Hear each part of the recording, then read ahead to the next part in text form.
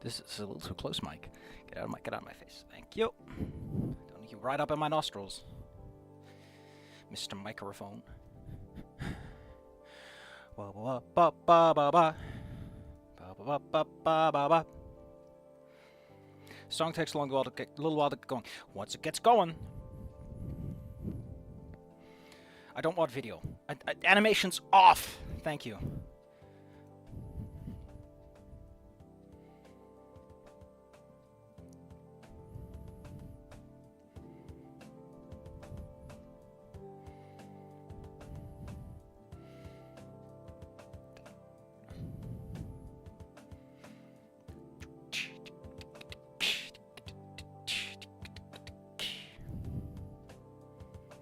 Soon, we enter Ending 2, Electric Boogaloo. Hope you're ready. Hope you got what it takes. Hope you got your little fists up. Put up those little fists. Come on. Give me a left, give me a right. Give me one right down the middle.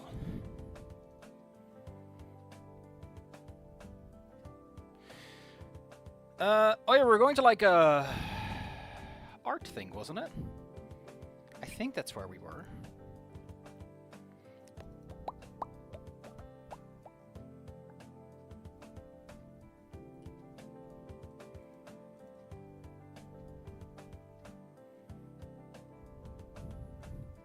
Why am I looking at... No. Okay.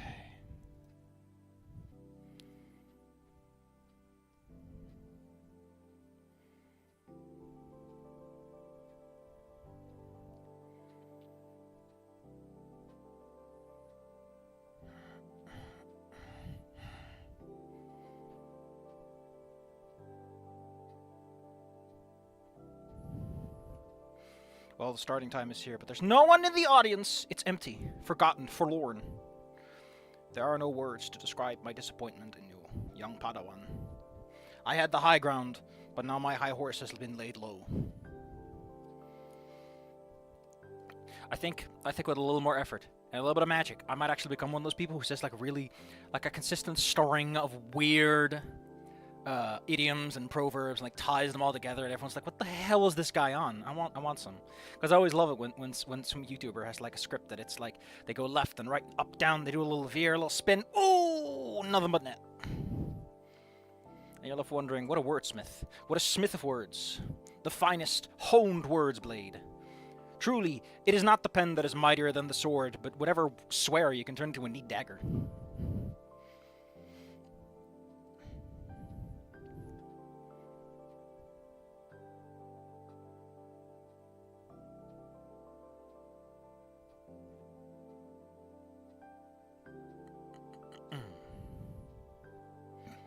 Well, you know what they say. You can wait on the perfect opportunity, or you can try to find one yourself. I think I've had enough. I think I've had enough of waiting on you lovable losers to pick up the slack for me. Just imagine me squatting there like a sloth and putting my little hands up, going, "Oh, come on, have at me." You squat. I gotta yell at Como to the stream stream though if he wants to come.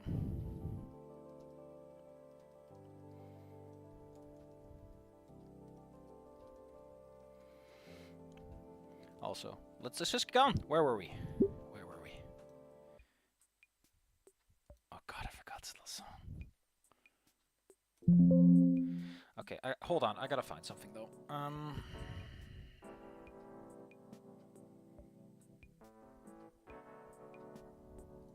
Oh, we're in 17B? Oh yeah, that was like the just want to have this off to the side so we can, so I can look from time to time for some cute little things, because it's very easy to, you know, see about some deleted, because there's a lot of stuff that is just missing that makes me go, you know, you should have put that in. Don't know what to tell you, buddy. You should have put that in. Oh god, I forgot about the immensely, but we have to have this camera statement out here so the sound can function properly. BG Metro, need to look into it with Olivia. Oh man. I love these dev commentaries. They're great. I think I'm about to hit the part where I should stop, because then I'll start seeing new text. And I just want to see the old stuff. Oh, face. Apparently, the writ implies Olivia hops onto the train and shoots googly eyes at Inco. Inco, no! Oh, that's not good. That's not good. That's really bad. That is the sound that my recording software makes when it has decided that I fucked up. No. No, it... Hold on. No, I think it's... It's you, isn't it? It's you, isn't it? No. Who's complaining? Hold on, we gotta figure something out. Because it can't be the video game. No, I think it's you. Okay, well, the sound is there. We'll just pretend everything is fine. Yeah, now it's okay. Whatever. I guess it's Windows that was screaming at me. All right. But yeah, Inco's smiling like a dork, which doesn't happen on screen. It is invisible to the reader. But I love this. Olivia hops onto the train and shoots googly eyes at Inco. He just gets fucking murdered in broad daylight. What a poor man. South Volca, they were central. And where's his oops? Where's his oops? God, there's so much text I missed. Inco thinking corner, I ignore. Ignore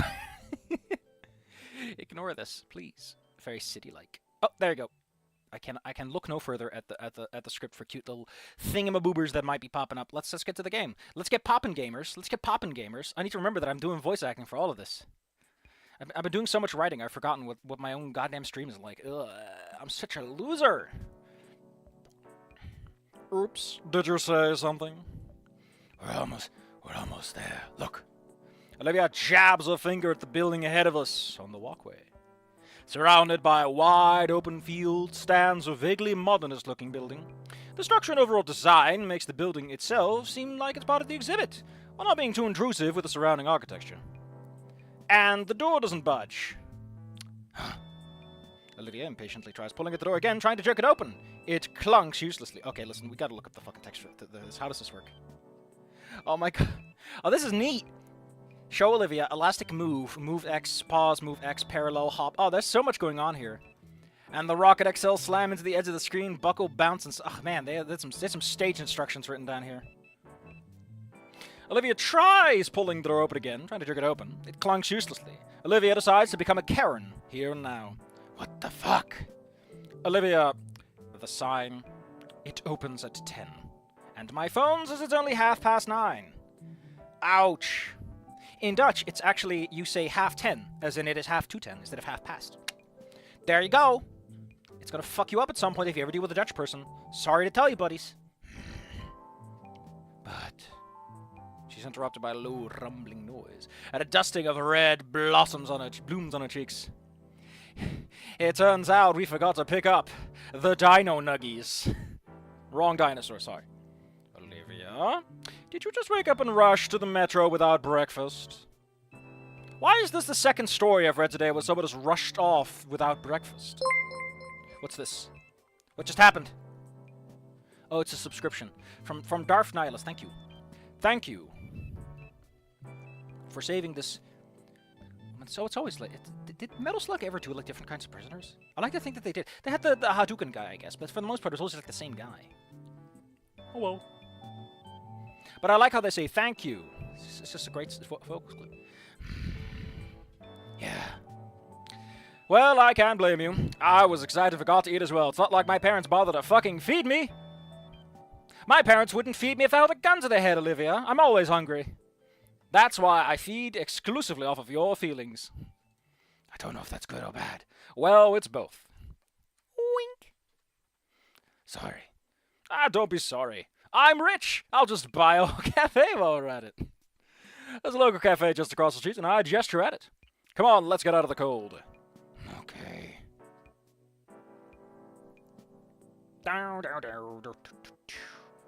Hello? Video game?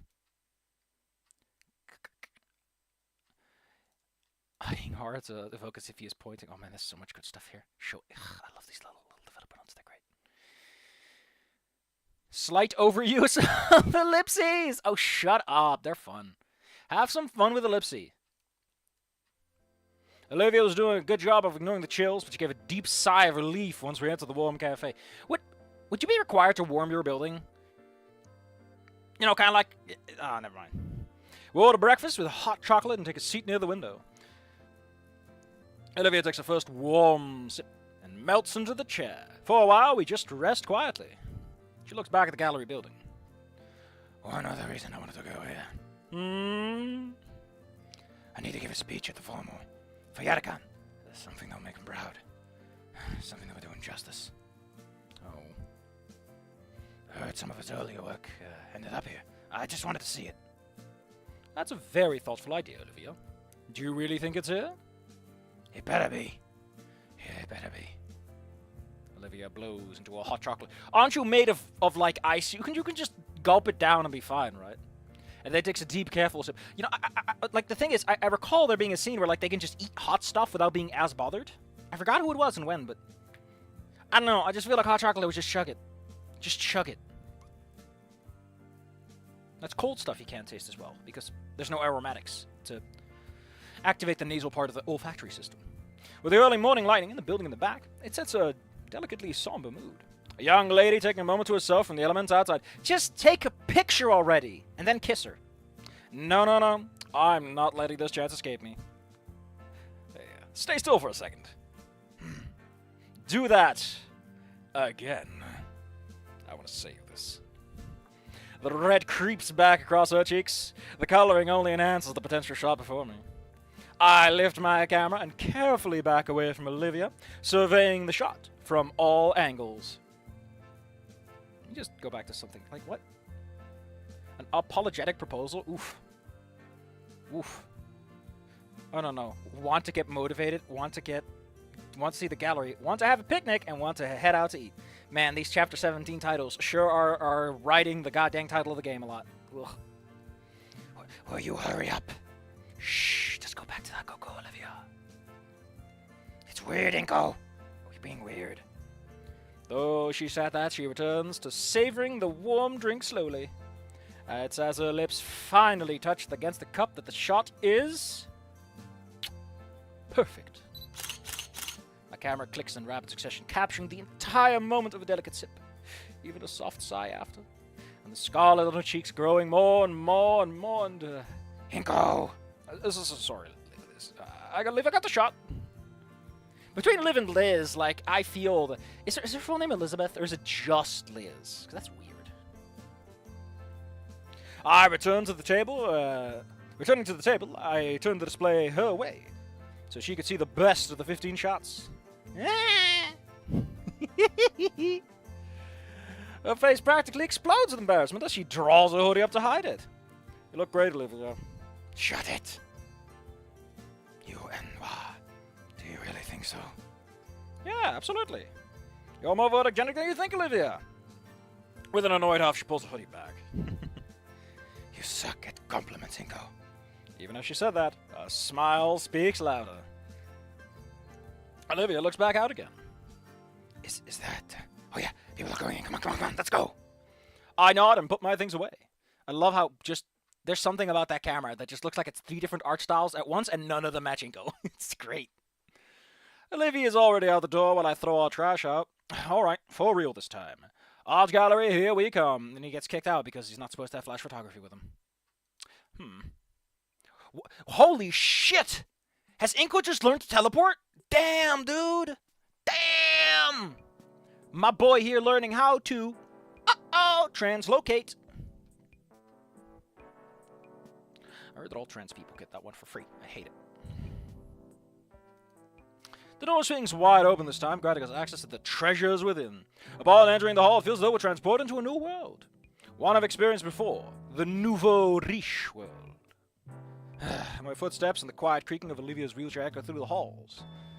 There's already a few others. Some older people and college students. We're definitely the youngest people here. Olivia waves me to come close and speaks in a quiet voice. Alright, they got sculptures that way. Those are cool, but what I'm looking for is in the regular painting halls. Which should be... She looks around for a bit and jams a finger down the corridor. That way. Got it. I wheel her down... They just mirrored the image, didn't they? You sneaky buggers. I wheel her down the direction she picked. Let's... Yeah, that's a fucking mirror. it's just great. I love it. I just love it. All right. I just fucking love it. All right. I think it's great. I went down the direction she's picked into a large room. It's definitely what she was looking for. Paintings adorn the walls, evenly spaced apart and displayed with all relevant information. If the Archon's work is anywhere, it'll be here. We start searching, and man, this building is beautiful. I end up taking lots of shots. Of a building? Ugh, you nerd. You little architect. Let me ruffle you. Oh, he doesn't have any hair. I can't ruffle him. Well, Olivia's a bit nervous. I made very clear if I used the flash even once, she'd nibble my arm off. I'm taking shots of Olivia looking around the building itself and the occasional sculpture or painting that I find neat. This is really fun. We definitely should make this a recurring thing. At some points, Olivia stops and talks with one of the other visitors. She's actually hitting it all pretty good, introducing herself. She even gets to make a couple of connections with the local artists. A few even give her a business card. I didn't even know that artists use those. And the art itself. Some of the paintings are beautiful landscapes. A child having an interest in things their parents do, how dare he? Oh yeah, his parents are architects. I forgot! Sorry! I forgot that he's a nerd. It's been a bit, and his parents are such non-elements. It's like saying, what do Fang's parents do? I don't fucking know. Like, I barely know that Ripley is a cop. Some of the paintings are beautiful landscapes. Some more abstract. It might be that modernism thing that Olivia bum-rushed me with on the way here. God damn it. Some, though, are just trash. Overly pretentious, just wrapped ugly figures or meaningless arrangements of colors. I can do better than this. You can just tell. You can just tell that Inco has no points. He is not winning in this ending. What a dork. Come on, man. That's not what art is. Olivia stares a bit at some of them. Don't know what for. So far as I know, the stuff is mostly used in money laundering. Ah! Oh, you poor little man. He's such a poor little man. We search on and on, but none of these paintings we see are by Atacon. Even after an hour, even after splitting up to check some of the smaller rooms, we find nothing. Eventually we take a break in the main hall, even when the benches are sleek. So far, all the modern art stuff has been, well, to be honest, they felt like absurd jokes. Between the very questionably shaped statues to just things glued onto hanging canvases, it's just all bizarre to me. So, no luck? Nope.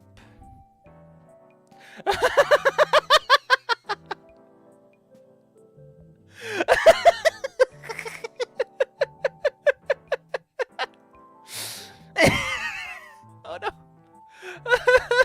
What is this? Hold on. Oh, I found it. I fucking found it. Oh, this is fucking great. Yeah, I found it. Oh, there's a fucking mask for this too. I found the animation. This is the best. Behold the golden throne.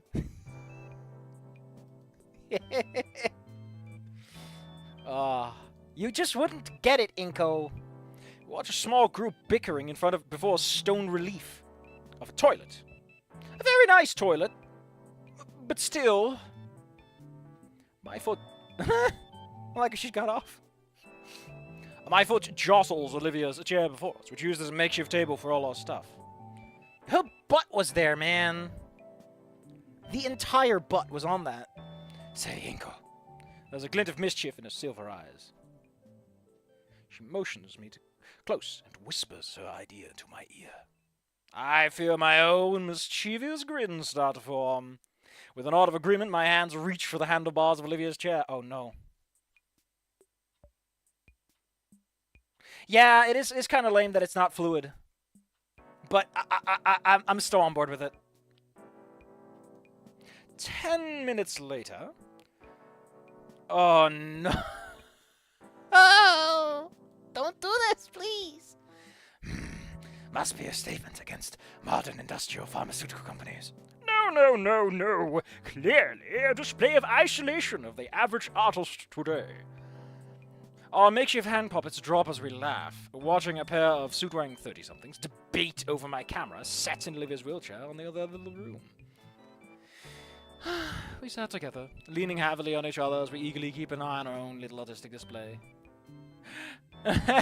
Oh no.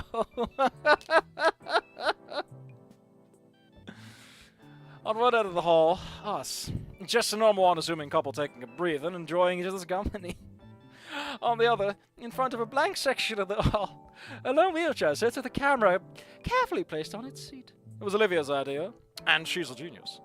Every few minutes, patrons will come waltzing down the hall to take a pause and to stare at it. It's like the most profound thing they've ever seen. Some journalist-looking guy took a knee just to get a picture. Took all we had not to burst into laughter. It worked on everyone that passed by, without fail. Every time. Eventually, the flow of people slows down, and I feel Olivia squeeze my hand. You okay? Yeah, I'm having a lot of fun. I'm sorry I haven't found what you're looking for yet. It's fine. I'm still seeing a lot of neat stuff. It does kind of suck at the problem out here, though. Yeah. I hear ya. I got some new buddies I saw. Yeah, we're not the only artists here right now. One of them is here to check her work, since it's been recently displayed. Wow. There's a lot of great stuff here. Yeah, nice, I'm glad. I really like the, Oh, man. Whoa! Who is this abstract-looking woman? What the fuck? How do you end up looking like this, right? How do you come into existence and this is the form you've taken?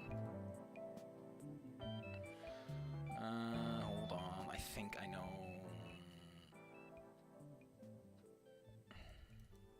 Yeah, I found her. Elena. I remember this one. That's a neat dress, though. Nice job on the patterning.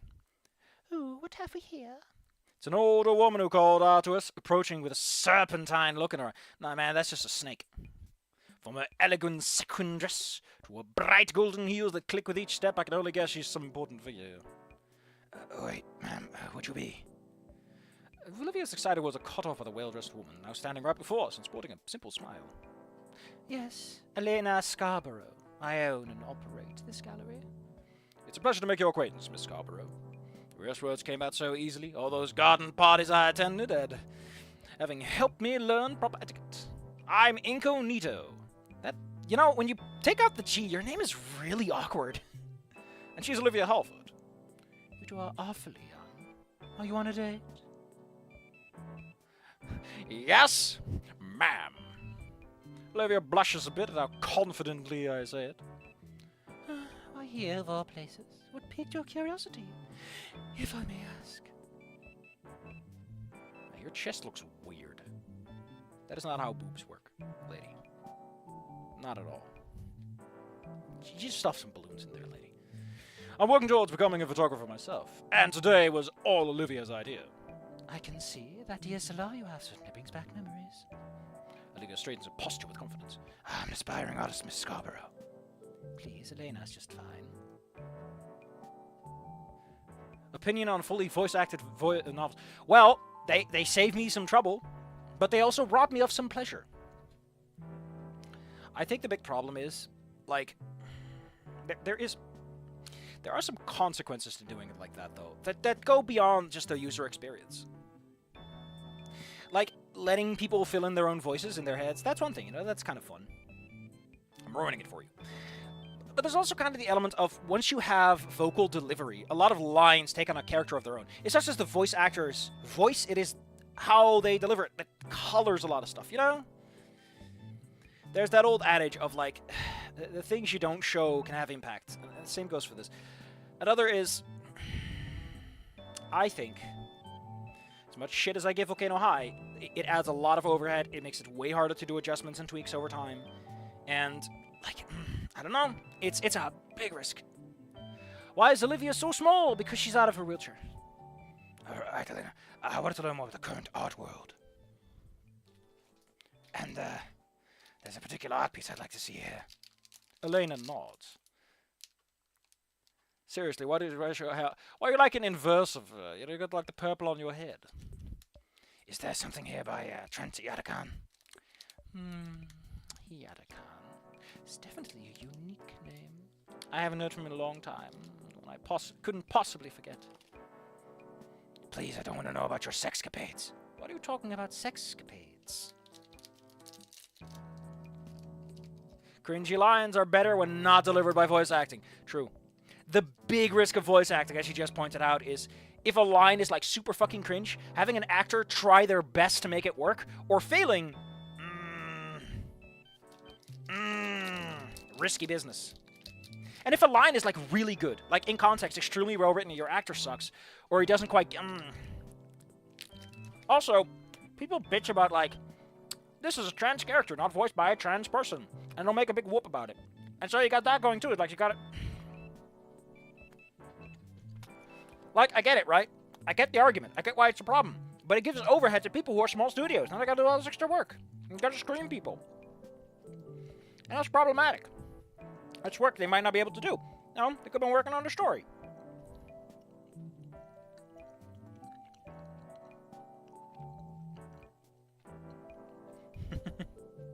Incredibly cringe. Oh, I forgot that line, sorry. You mean? Yes, I'm certain we still have some work of him around. Oh, yeah, we're getting led the way. Yes, please. What the fuck do you mean? What do you mean facility? Why would you call a gallery a facility? The facility is a place that facilitates something, you know? Like a construction building.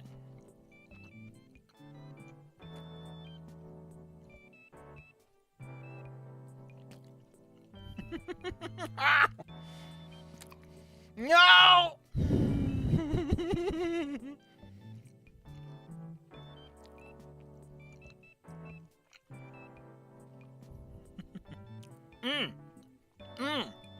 I love that word.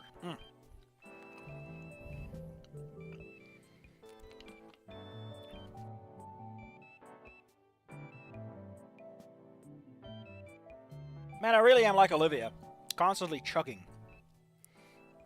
Oh, well, aren't you two rambunctious? Well played. Being little rascals is a lot of art is all about. Hell yeah. I start pushing Olivia, following the gallery owner. Dang, that's a long dress. I like how you are no species at all. You're just whatever. Like hell, man. Olivia motions me to come close and whispers in my ear. I like her. Yeah, she's fun, yeah. What do you need? What do you need to catch up on, Scary Dave? Elena rounds the corner and clears her throat again. So, Olivia. Another hit against Goodbye for Wild ability to miss basically all character development because of low affinity levels. That's an interesting point. That's an interesting point to make, Cloaker. Yeah, because without affinity, you can't get the card scenes. And the card scenes are kind of where a lot of character development. You're sure looking to be a better artist? Do you mean professionally? Yes, actually. That's wonderful. I'd love to see your work sometime. If it's good enough, we can even feature it here someday. Really? Yes, this place is... Oh, no. Why is that? A non-profit. Ooh. Whoa. Ooh.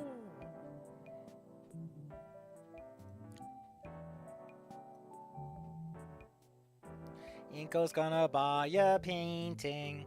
That's amazing. I'm definitely interested. Great. I didn't even know there was a place like this. You know, do you know the other advantages that could work for you then? Advantages? No, I don't.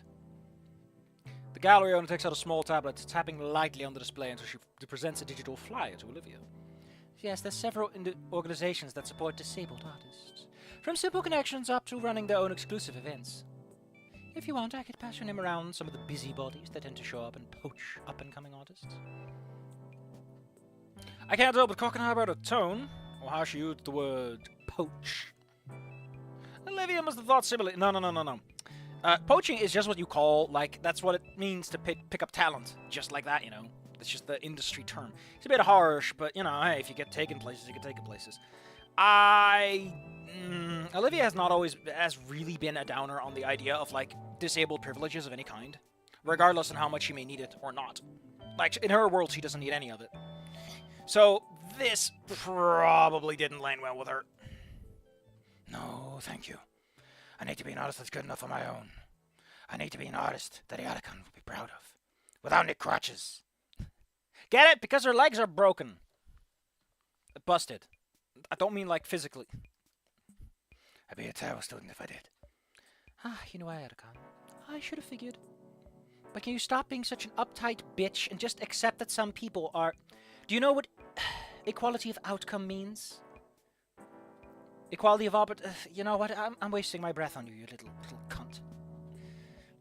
You're making such a big deal out of everything about how it's always about your injury, but at the same time, why don't you build up a reputation and then let... Are you afraid it will contaminate you? Are you terrified your entire world will become forever tainted by a thing you were at some point in the past? Because of that mentality, you'll never get anywhere. You'll always be doubtful, looking at opportunities and people with this eye of distrust. You can't trust anyone anymore. And at some point, the golden opportunity will fall right into your lap to be the artist you always wanted to be, and you'll just be a little smarmy bitch going, well, at least I have my principles. And you'll be sleeping in a gutter. And I can tell you, no one will think you're cool for doing that. They will be sad for the art of yours they would never get to see. How is... Oh, no! She doesn't know. What species? No, she's a Doritosaurus. Sponsored by Doritos.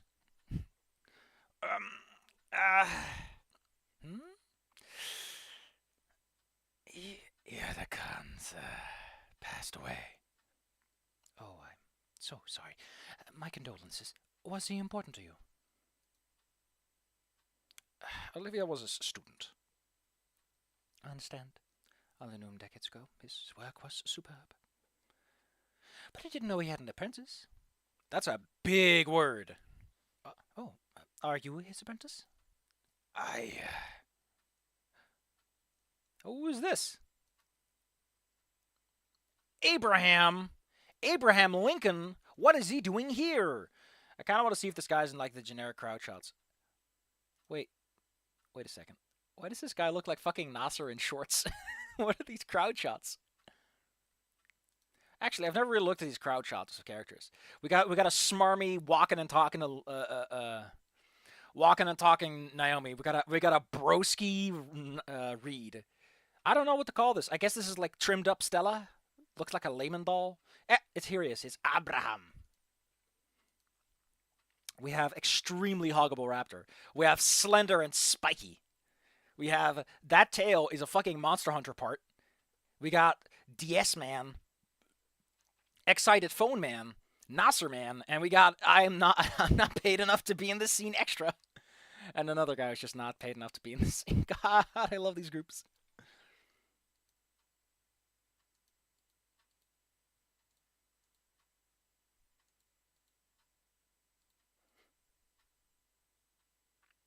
If they don't show this painting, I'm going to be pissed. This is one of those things you either need to show or heavily imply. Yeah, let's go and see it. We enter the small display room. The lights are kept intentionally dimmer in this room to create a calmer atmosphere. Along the walls are more paintings. There's a lone bench in the center of the room. Which one is Yarakan's? Maybe there's more than one. Ah!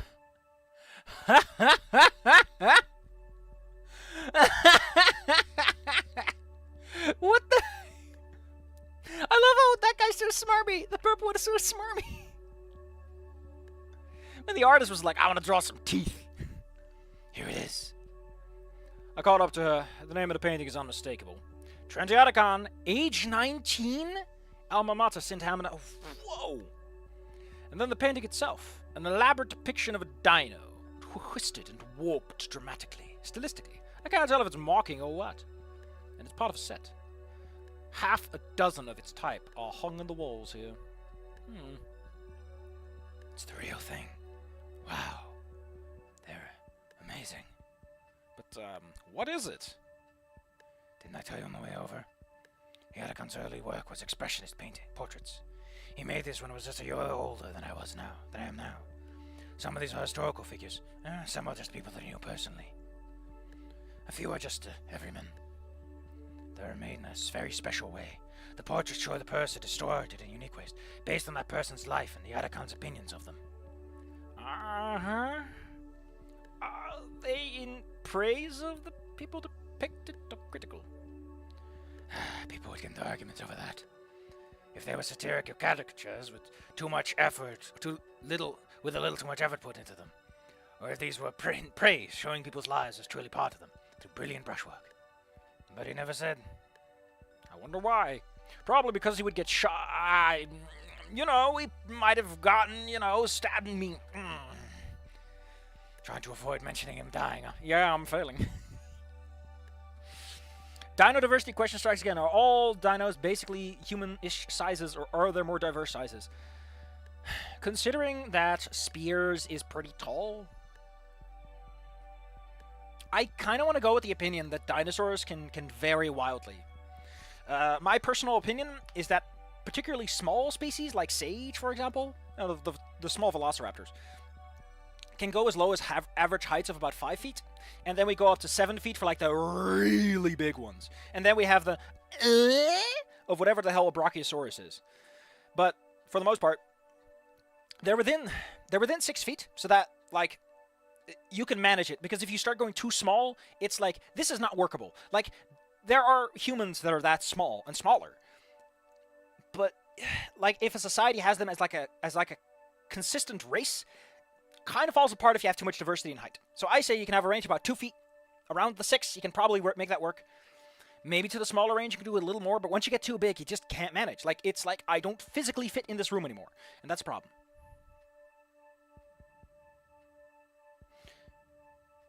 Well, we can see, the problem was, I think my voice was really messed up that Friday, that Saturday. So I just couldn't do it. Maybe this Saturday, though. If you ask me, I think it's both. It's not about how good or bad he wants to depict people. It's brutal sincerity, an urge to embrace your flaws and strength together. People either disregarded one or the other in their interpretations. It's like he created a proverbial half glass of water. It's amazing, right? I mean, I'm failing my ending, Olivia. I literally don't have enough points to get my good ending, so I'm just gonna be a stupid idiot. I think. Honestly, to me, it all just sort of looks like unironically ugly distortions of characters, painted in a very skilled way, admittedly. I like your interpretation. It's really deep. Thanks. In all honesty, I don't understand what the purpose of these paintings is. Swirling some colors around a person's head doesn't really do much to express their personality. I do wonder what people would say about Olivia's paintings if they were hung up here. Wish you would get that chance. It's a lot harder to get into the mainstream nowadays than it was when Yatagan was a rage. Yeah, it's entirely possible that Yatagan is actually kind of meh, but art is so subjective that people have this expectation that it's good. Speaking of, hey, Olivia. Why'd you reject Alina's offer earlier? I said already, I want to be a good enough artist without all that stuff. If I'm Yatakan's legacy, I need to live up to his accomplishments. Yatakan didn't need any benefits to get where I was, so I shouldn't either. You are a fucking moron! That's not how it works. Listen, like, 50 years ago, you could buy a house on, like, an easy salary. But you bingus, that's not how the housing market works. You dingus. Things change, times change, conditions change. You can't just pretend that because this man was capable of making a rocket in his garage on his own, that you can do the same. Come on. Times change. Live in your own reality instead of adopting someone else's. That's what Adam Savage always said. He rejects your reality and substitutes his own.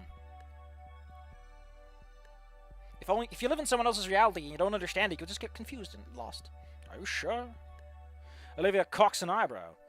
It's just to kickstart your career. It's a safety net. It's a guarantee that later you can live up to a skill. It's an even better chance to even surpass a claim. But it's not the one I want. Well, then don't bitch if it falls apart. If you start complaining, I'll be angry. Trust me. Yatakan passed on what he knew to me. It's not right to take these. It's... Like, the story really... Like, I know that in this world, so far, this has been presented as a negative thing. Like, so far, there is definitely this implication that disabled artists are given privileges they don't really benefit from. They're just told they're good because people want to feel better about themselves. Which, that kind of parading, fair. But, like... You know... You can have your cake and eat it too. Like, you're not excluded from it is the problem, right? Like, you still need to survive as a human being in these times, you know?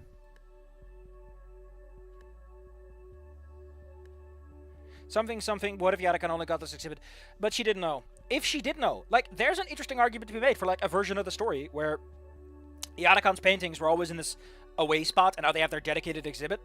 And it's like, no, he died of cancer. That's why we're doing it, you know, dead artist and everything. And Olivia gets pissed. She's like, but I wanted to have my own fame and fortune. It's like, no, nobody gives a shit about Iadakon. But now that he's dead, he has a reputation. And she doubts. Like, she's like, but he's good enough to hang in a gallery. He's like, no, he's not. And she has this crisis of faith. It's like, Iadakon needed the help. Iadakon needed the help to get into the gallery. To, like, he needed to fucking die to get up in here. You know?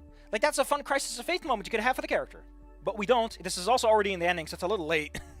It's a little weird to be doing that now. But there's something you can do there.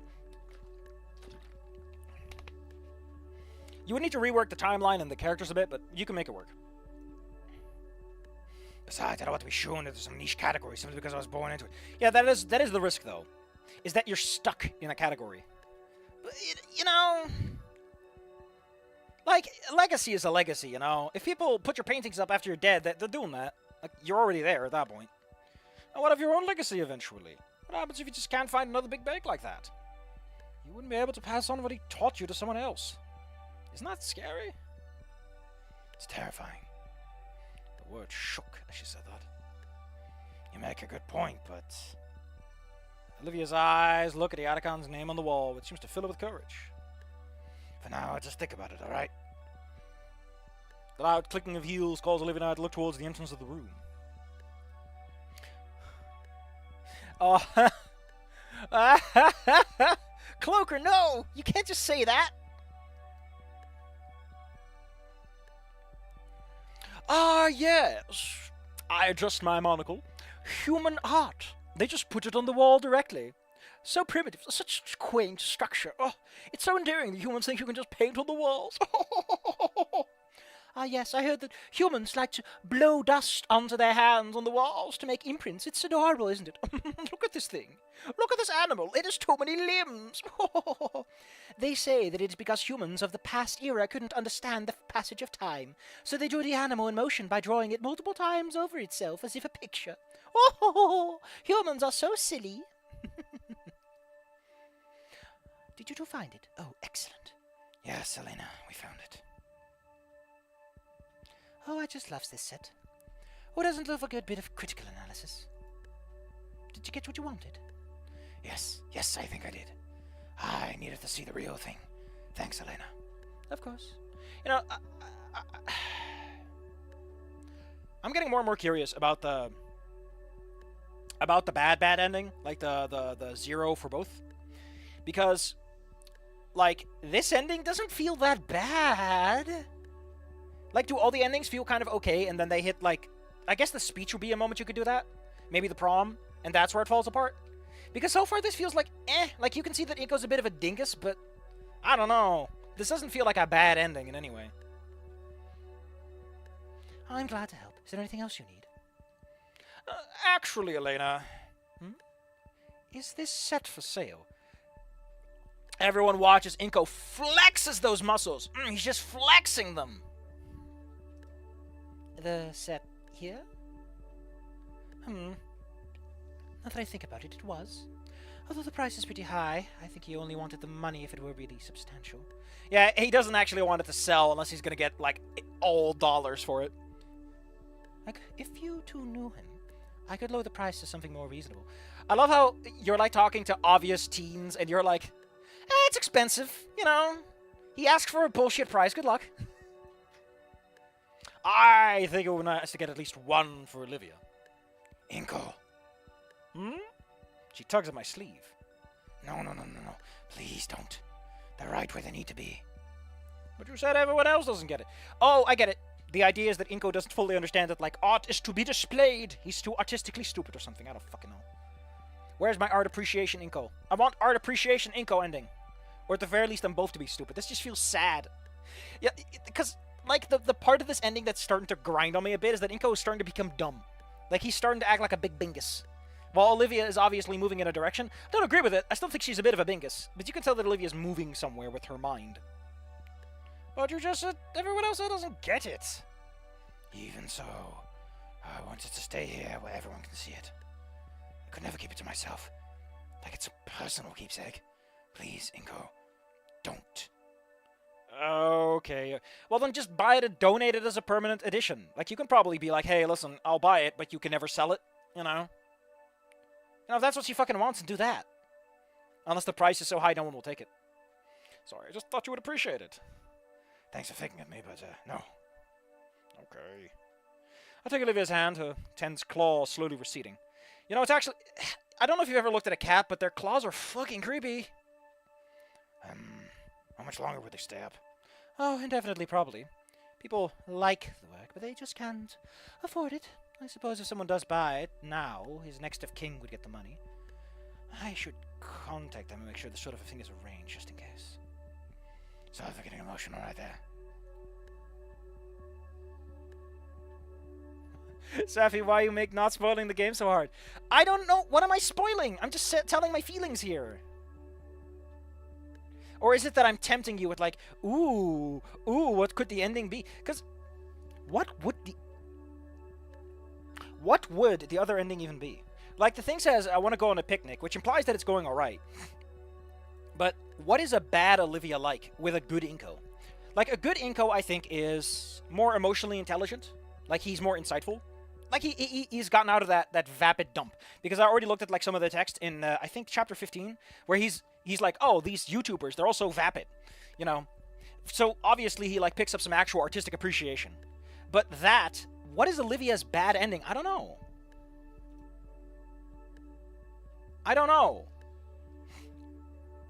What is Olivia's bad ending? Let me think about that.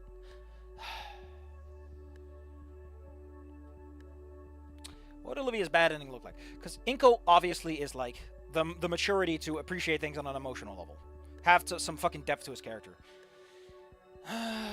Olivia was coming out of her shell first. Standing up to Mia to some extent. Is Mia ever gonna come back as an element? Because, like, I guess maybe at prom. Like, that seems like a good point for Mia to have, like, a final showdown. Unless the scalar thing was meant to be it. Actually, I think... Considering the gallery is limited to ending 2, and ending 4 is both of them having a good time. Like, they all have full points. And the gallery isn't in the other 2, it seems, from the titles at least. It could be that Olivia doesn't get past Trent's death and gets caught up in it, or loses some artistic like confidence and just recedes inward.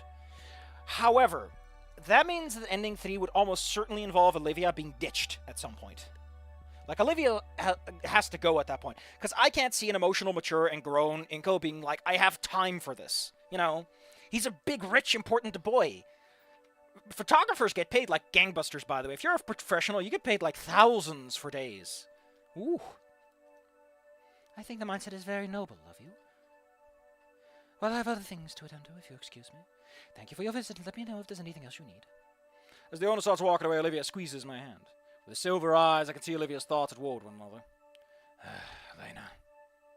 What was this? Oh, there was something here. No, sorry, I just thought everyone was phasing in and out there for a minute. Let's take a quick look at the script and see if there's any fun developer notes in here.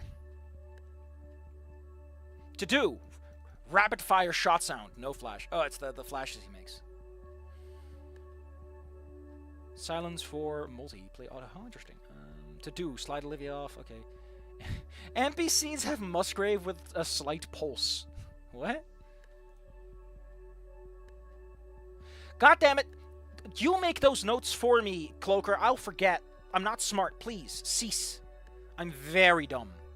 I have like 2 brain cells, and they are very scared of what you said. She stops and turns again. Yes? You asked before if I was the Attican's apprentice. Ah, yes. I got cut off. My bad. Are you? I am. This has got to be it. This has got to be the Olivia moment, right? This is where Olivia... I think I know what ending 4 is going to be. So, the way I see it, alright? The way I see it... Hold on. Olivia's big problem is that she has too much pride. Right? I'm Yatakan's apprentice. She doesn't want help. But, like... Inco said it himself, breaking into the mainstream is hard. I think, bit of a guess here. The Inco ending is Inco strikes out on his own because he doesn't have time for Olivia. Ending 4 is he helps Olivia not get caught up in her own fucking asshole. And, like, do what needs to be done. And sort of embrace things. Like, they can keep things going. Right? Because as it is, Inco's turning into a bit of a wuss. You know? He's like, oh, yes, your opinion is very valid. Very, very interesting. You know? There's no good... Like, Olivia doesn't talk to a lot of people or communicate much. So, there needs to be that counterbalance to keep you in check. Especially if you're an artist who is like, I'm someone's apprentice. Just say... Go to your head if you'd let it. We'll see, though. We'll see. I don't even know where this ending is going, so...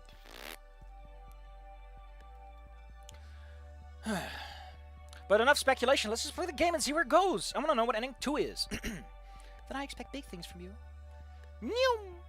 Well, Olivia said I couldn't buy Atacon's pieces. I could still give something to Olivia.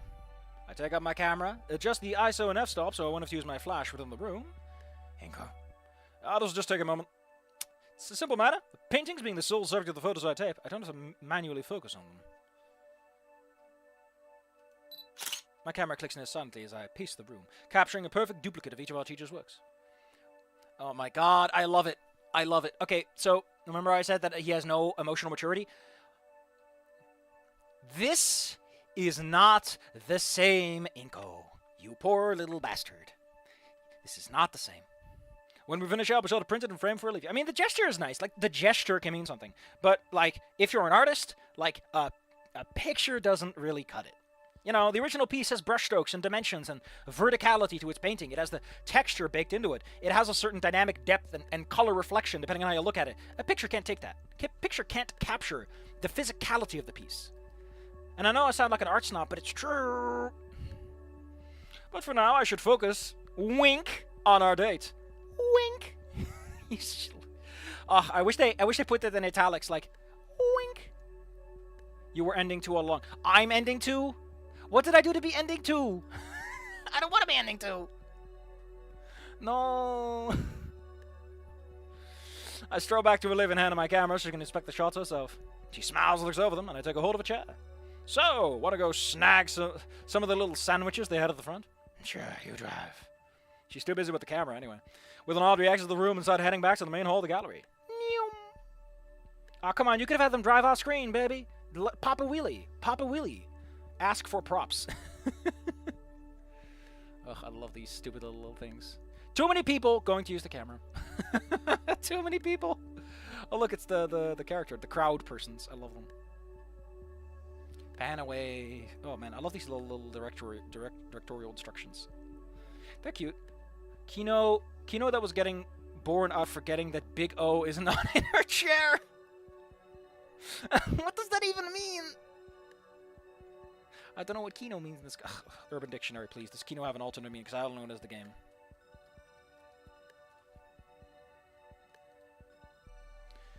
Superb, excellent quality. Referring to films and oh, that kind of Kino. Yes, cinema. The person I love the most. What? Highest tier of motion pictures. Joins flicks, movies, films, cinema, and Kino. Well, I'm glad to see you're very proud of it. Kino that was bored out of forgetting that Big O's not in her chair. Oh, so they made a whole thing that didn't actually work.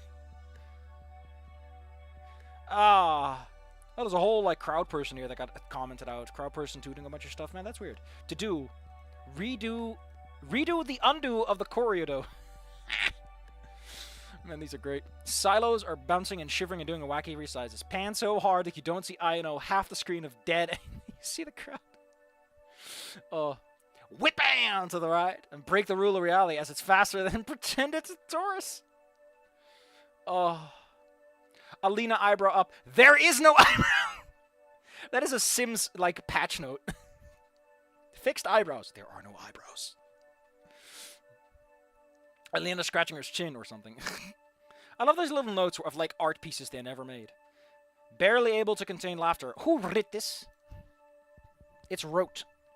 Break the space rule and have Inco somehow get the chair real quick. What does it mean, space rule?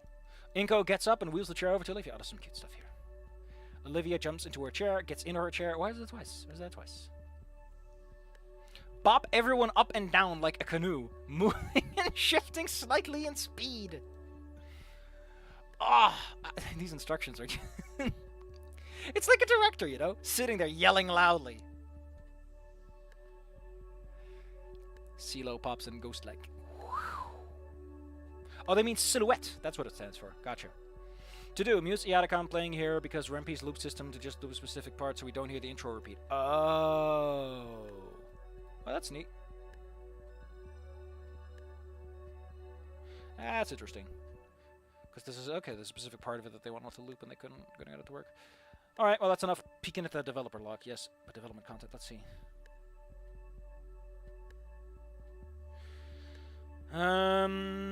I didn't have the time to say, but Cloaker, if you know Judy from Drop It Pal, she is small, but for her size, she's considered adult. Oh, that's pretty cool. Yeah, but that's fan content. Like Cloaker said, it doesn't really count in that regard.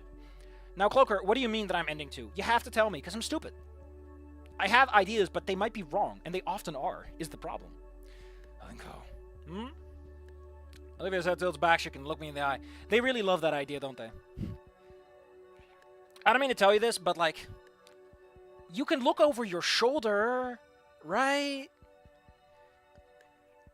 Like, leaning your head back like that isn't all that great. Just saying. Sorry, this wasn't the ideal date. Oh no! I'm enjoying it, Olivia. You sure? Absolutely. I totally understand all the art. That is an art piece, and that is a picture. Inco, that's a sign for the bathroom. Yes, very artistic. In fact, I want to see more galleries like this. Just the two of us, critiquing fascinating new pieces, giving our honest thoughts. You just fucking love doing like a little, you know, what's it called, a riff tracks? You think I have all the answers to what I say? Oh no, I've been beaten by your own mind.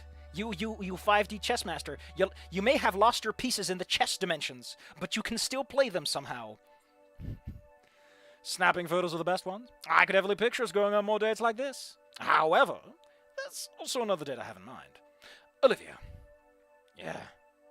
About the winter formal, Pop, I hope he has like a little like envelope and he goes like, will you go to the winter formal with me? It pops out the little tickets like a pop-up book. Ah, Inco, it's the perfect dork move. Do it, do it! Do you still want to go with me? I stumble over her now, wagging tail.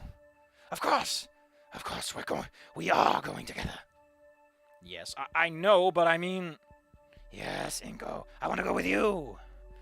Ego words on the wave of easiness.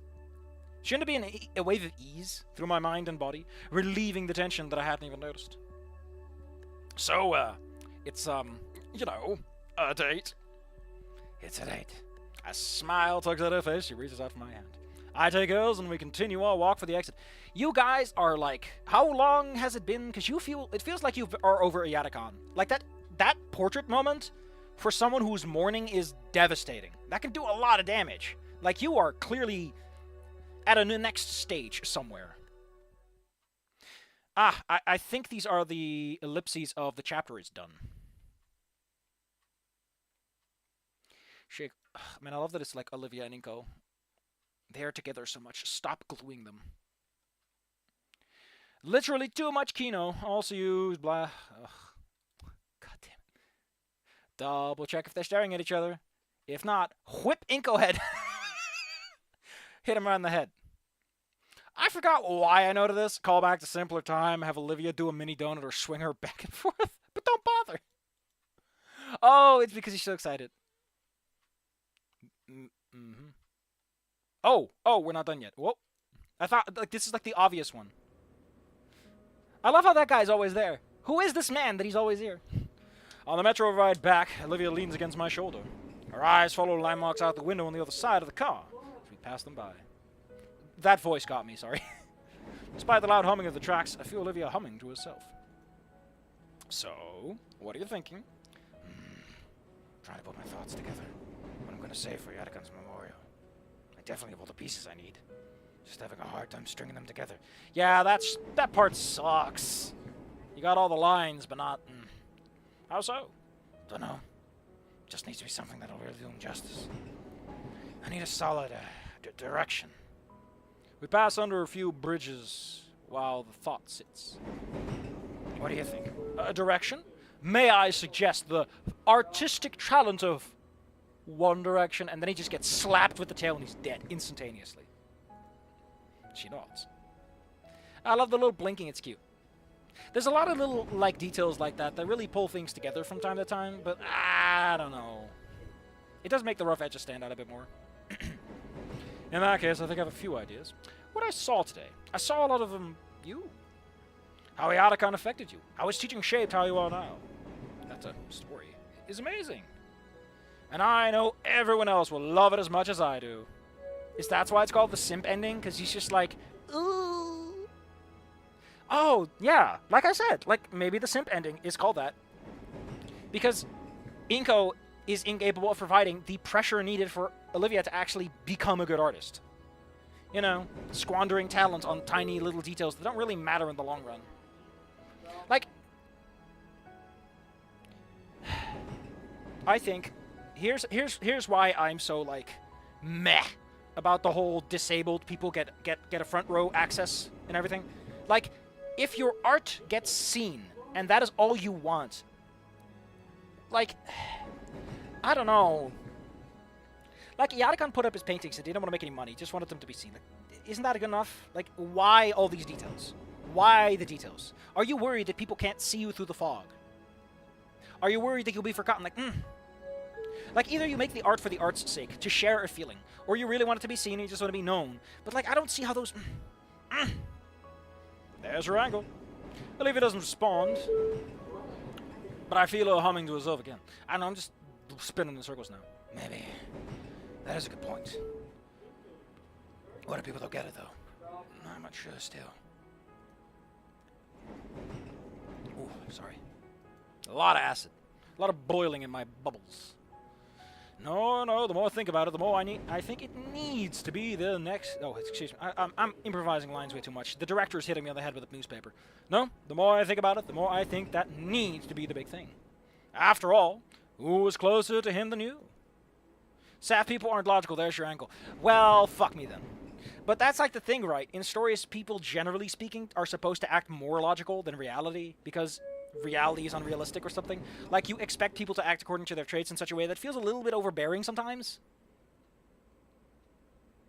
Like, you see the arc coming, and it's like, why are you splitting up in a horror movie, you know? Like, I get what you're saying, though. And I do think a lot of good writing comes from the idea of, like, people being themselves, but being... The choice should always be between the character traits, right? The idea is that a character can be irrational, but they should be irrational in choosing the wrong choice based on what they would have chosen otherwise. Like, Olivia can swallow her pride or not, I guess, and that's... let's just read the thing. Let's just read the thing. Even if you say you're his apprentice, doesn't that mean that you're the end result of his life's work? Let his work live through you. I'm sure he'd love that. That's actually a fair point to make, you Bingus. Good job. You did it. She smiles to herself. Yeah, I think you're right. Thanks. This really helped. Also, I love how her eyes have some dimension in that. That's really nice. I'm glad to be of service. Probably sitting there with that big old grin. Little Bingus. The rest of the ride goes quieter. Just us enjoying each other's company. I try to escort Olivia back home when the time comes, but she insists she can get her out there on her own. Oh, wait, I forgot there are 19 chapters, and this is 17. I'm a little scared. I'm very scared, actually. Because I imagine 19 is going to be the future. It's going to be like the future section. And 18 is going to be the winter thing. Which means we are very close to, like, shit going down. And I want to see... Oh. She offers me one last hug before we part ways for the day. As the metro races towards my stop, I think about the future. Olivia and I are going to the winter formal together. I mean, to be fair, even if I didn't know the chapters, like, it's obvious that's what's going to happen next, and after that you usually get an epilogue, so... I need a good outfit and a bouquet if I want to impress her.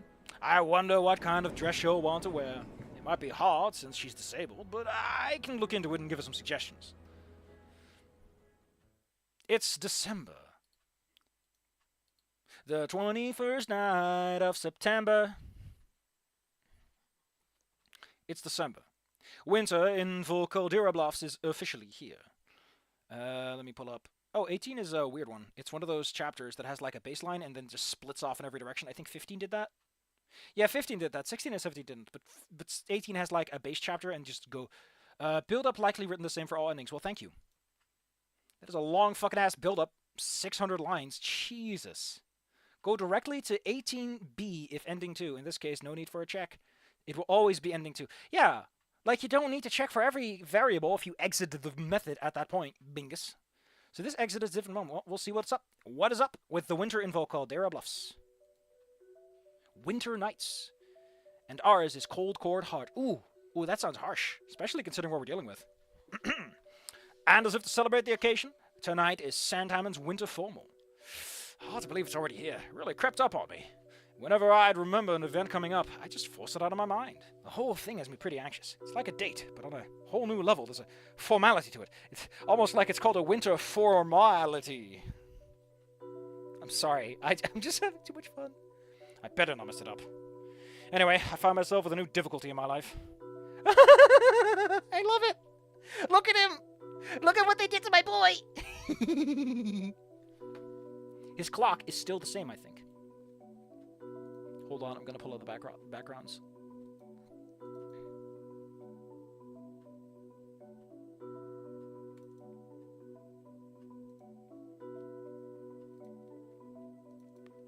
Yep.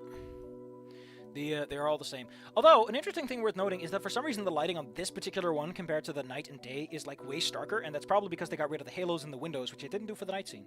But enough looking at backgrounds. Look at my boy! You can't go like that, Inco. You gotta wear a tie or a jacket. You can't go with just the shirt. Over and under and around and under and tug. Ah! I really want to loosen the lethal neckwear from my collar. Ah! Tossing the devilish cloth onto the floor in frustration. Scanning over the step-by-step instructions once more, try to find where I went wrong in my last attempt. You should look up that guy that's like the YouTube dad. I love how your dad is so shit he's not even willing to help you with this. Ugh. Come on, you could have asked him when you saw him, buddy. How busy can an architect really be? I consider going timeless, but damn it, it brings the whole outfit together. I want to look good for Olivia, because she's going to be doing the same. Picking the slim fabric back up, I notice just how badly wrinkled and ugly it is.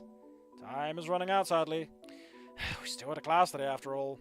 Forget it. I have another shirt that works without the tie and still looks good. What the fuck? No, you can't do that.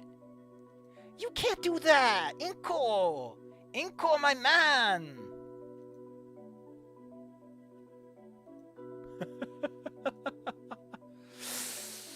I don't know which Inco is worse, fucking stagehand Inco or Snuggy Inco. Place your votes now.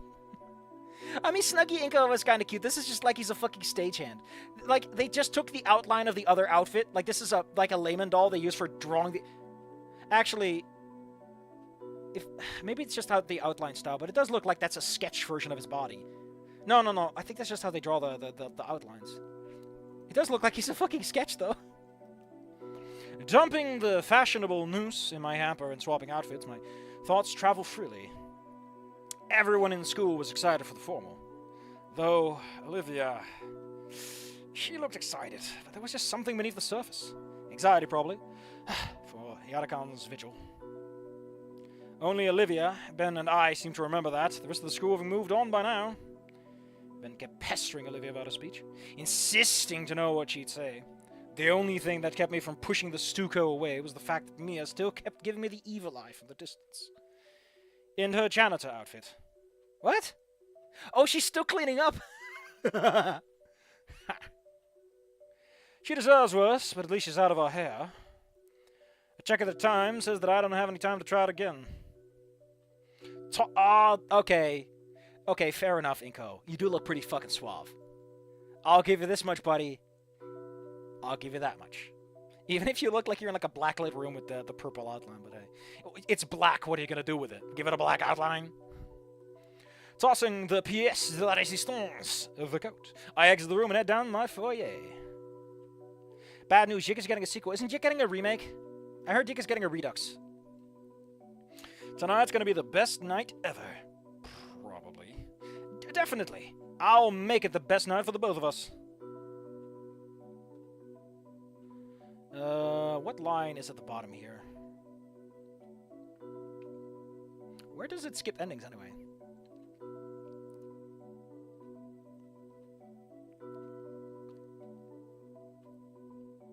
Oh, recovery ending. Goes to ending 18C. Oh, that's where the exits are. The killer ending goes to 18A. But where does ending 4 exit then? Where does ending 4 not even get into the section? Ending 1. Oh, wow. Ending 1 is another exemption. We'll get to that. It is... Guess who put up those up to?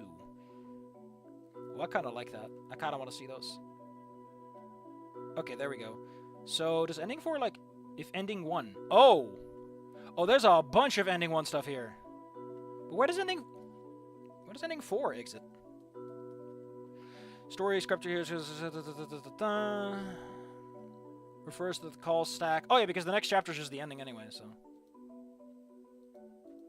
But where does it go to ending 4? Like, I don't see anything here that goes to ending 4.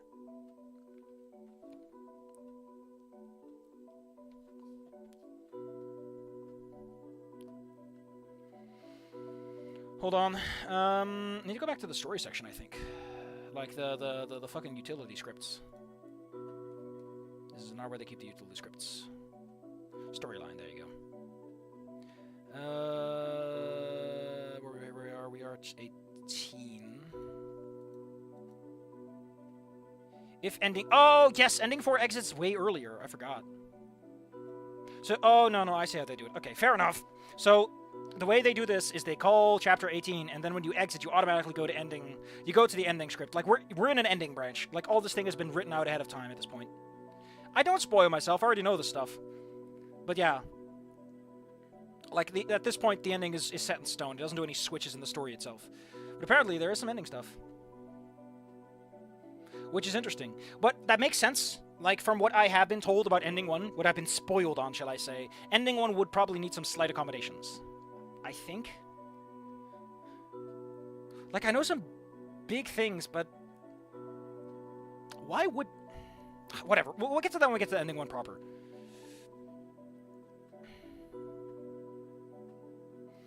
Let's just enjoy ending 2.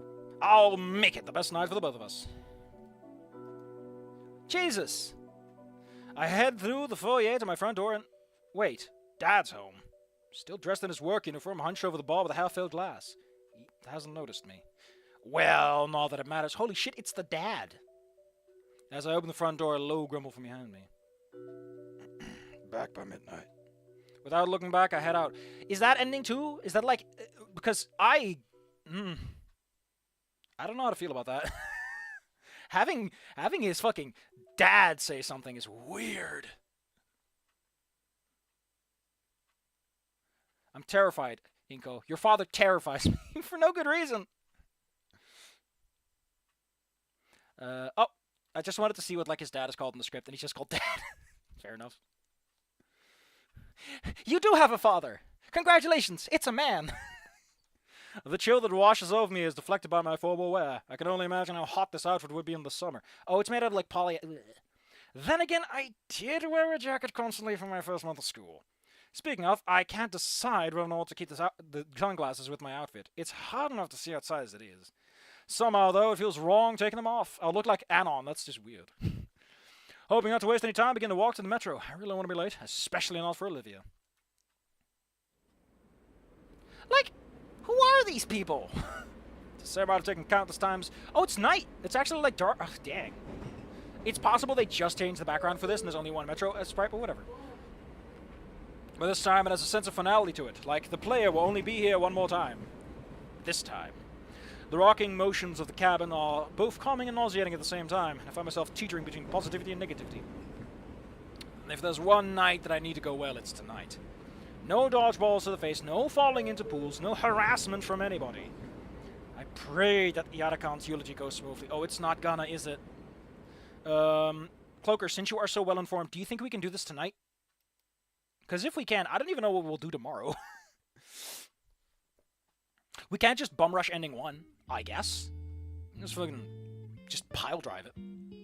I find the comfort in the routine walk from the metro to the Payne residence. So stand outside the house if I realize I forgot to bring any flowers. But this isn't prom yet, so I think it's okay. It's December, and that means festivities. The house is adorned with a row of colorful Christmas lights. Guess where to put those up to. It was worth it to see Olivia and Vinny smile like that, but man, this one I'm gonna get jacked from doing these chores for them. You're already getting jacked from PE, Bingus. You already mentioned that specifically. After a quick knock at the door, I wait patiently for an answer. I hear some voices on the other side. Something about it being too cold, I think. It's pretty funny the first time, but if they keep doing this every time I being swing by, I don't think the weather bothered them. I didn't think the weather... Oh, excuse me, I thought that was one big sentence. It was pretty funny the first time, but they do this every time I swing by? I don't think the weather bothered them that much. A moment later, Damien swings the door open.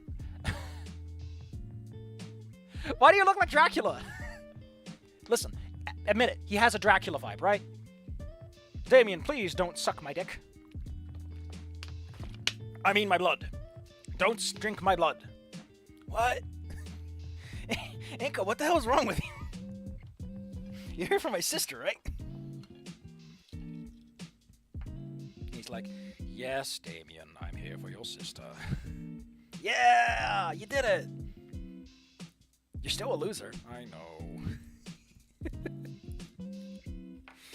Hold on, I'm just getting some chocolate heads out because I need the sugar to keep going. It's gonna ruin my sleep. It always does. But I gotta do what I gotta do. A man's gotta do what a man's gotta do. I like him though. I like how there's little folds in him. I love how the sleeves are a little thick. Hey, Inco, you're looking snazzy. Oh, thanks. This is all new stuff. You think Olivia will like it? Probably, but she'd be just as excited seeing you wearing any old suit. You know, like that Anon guy from 3 years ago. What? Well, it's there for the counts, right? Yeah, like, I wanted to wear a t-shirt that just looked like the real thing, so I could be cozy and not have to deal with ties or anything stuff. Oh, you want it to be fucking... Okay, I'm gonna... In Goodbye Weekend Ohio, one of the flashbacks shows prom, and, like, Reed is dating Alvin, and Alvin is wearing this beautiful outfit. This fucking gorgeous outfit.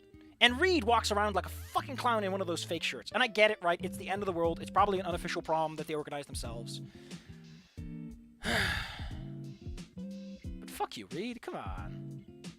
Have some damn pride. Let me see if I can find the picture. There it is. Fucking... God damn it.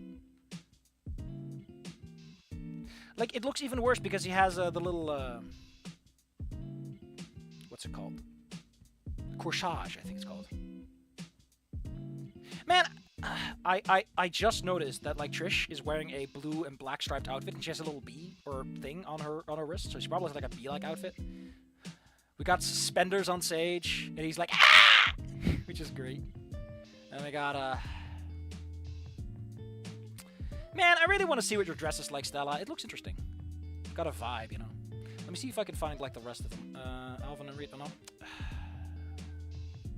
Probably have to look up Fang specifically to find the other prom image.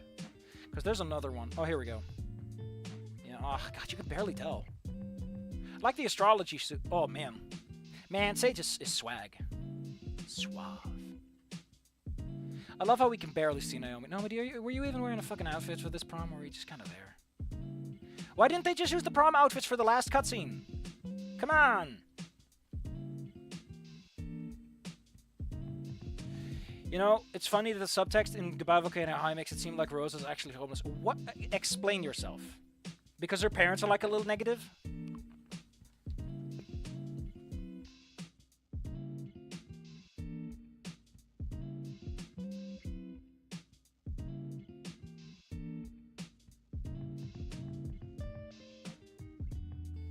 Ooh.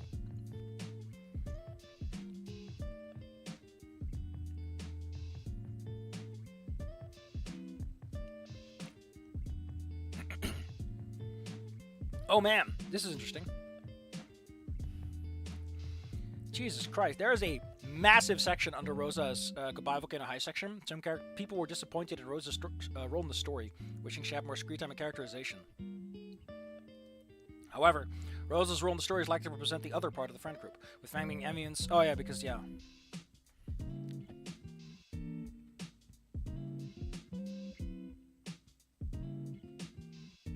Ironically, it could be seen that Rosa's lack of character is her point as a character. Arguably. Fuck off, you already said ironically. If the developers spent a lot of time characterizing Rosa, trying to make her seem more focal to the story, then yeah. But you can't do the fucking Snoot game story of, like, everyone is fighting their own goddamn battles in a story that barely has battles for the main characters. Like, you have a whole thing with Sage, and you don't even do it for Sage. You bingus.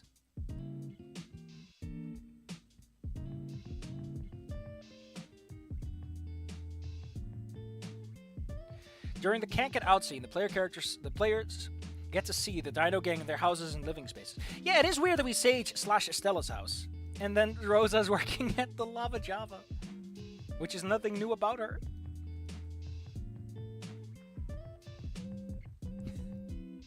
This could be seen as a moment of fridge brilliance when the context is considered.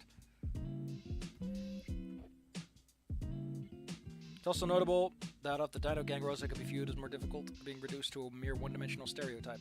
Some of the characters share some stereotypical qualities, such as being introverted punk, emo goth, upbeat student, overachiever, Reed being a show guy who smokes. While Rose enjoys gardening, she's far from being a caricature of a gardener. Jesus Christ, this just shows how messy the story is. Like, none of this adds up. It doesn't work as well as it should, at least. Appreciate them put more goddamn effort into the outfit, getting like an evolution in the LNL than anything fucking else. Like, good job there, buddies.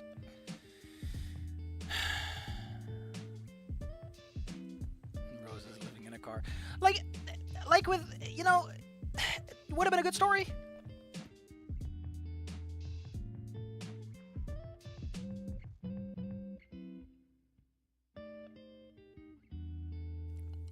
Oh yeah, it was Fang's birthday yesterday, 21st, 2023. Congratulations, Fang. Your birthday was on the release date of Dragon's Dogma 2. Good for you. I also found some of the most uncomfortable to think of in the greater context. Okay, go ahead, Cloaker. Fuck me up as I go on. But Mom threatened to beat the snot out of me if I did it for some reason.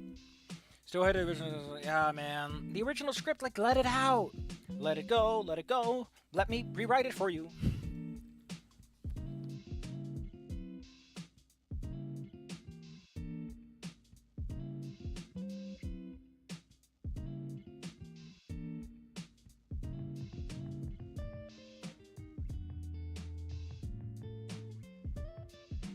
Oh yeah, the relatives. Like, I get what they're going for, but holy shit, is that just a weird-ass line to have? Like, what relatives, Fang? We barely see your goddamn parents. Why should we care about your cousins? I thought I'd get away with doing it anyway, but then Liz threatened me with the same thing. Girls, right? Anyway, come in already, it's dang cold. I mean, you shouldn't stand at the doorway anyway, dude. He slams the door behind me when I step in. The subtext is that apparently in this beautiful Pangea idyllic world where characters barely seem to suffer and seem to have some family frustrations, apparently Fang's family will fucking kill them. Which comes out of left field compared to a lot of other things. Fuck!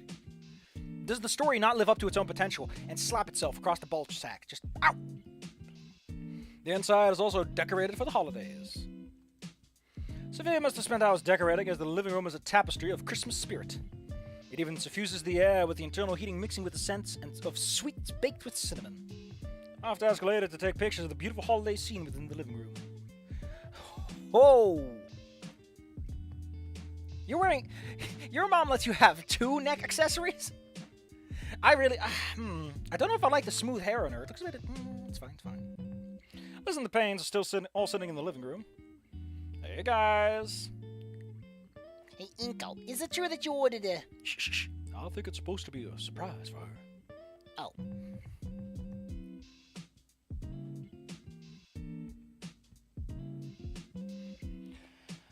Fang looks like her mother. Like their mother, excuse me. Like, I know they swapped it around, but Fang does look like Saba.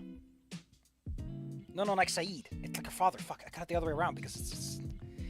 I mean, I know it's not a one-to-one, but I can see it being within, like, reasonable variances. That being said, it is really weird that neither of Fang's parents have feathers, but they do, you know? Just gonna put it out there. Oh, no, wait. I forgot. We have the references. No, the father definitely. It's definitely from the father. Kind of weird that Nasser got the crest, but you know that's diversity for you from the genetic perspective. But yeah, the father has the wings and the colors and everything. It's just that Fang probably came out with some of the blander parts of the mother. God, I love how just absolutely drab and boring the father looks. Like, holy shit. He is just... They put like 2 spots of colors on this man. The natural red hair. No, she's ginger. She's just an albino. It's fine. I mean, Fang being adopted would have been a great story. You're not just a non-binary person and your parents aren't just having difficulties, they adopted you. Maybe, are you afraid they'll try to put you away? Or is it like they love you so much and in spite of the fact that you're really weird, they're putting up with you anyway? Did they adopt you because you were non-binary and it was making it difficult for your parents? I don't want to talk about all the better versions of Goodbye Volcano High that actually fucking bothered.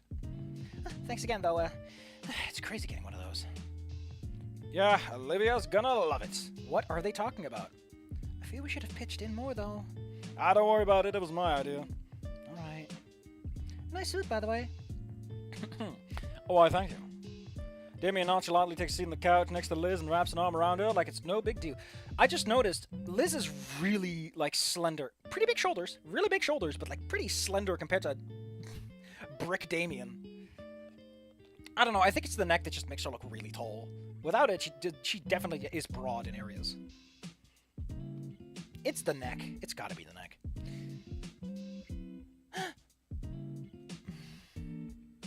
Damien looks at me and flickers his eyebrows. He knows what he's got. What a player. I should try that with Olivia. Yeah, get fucking smacked.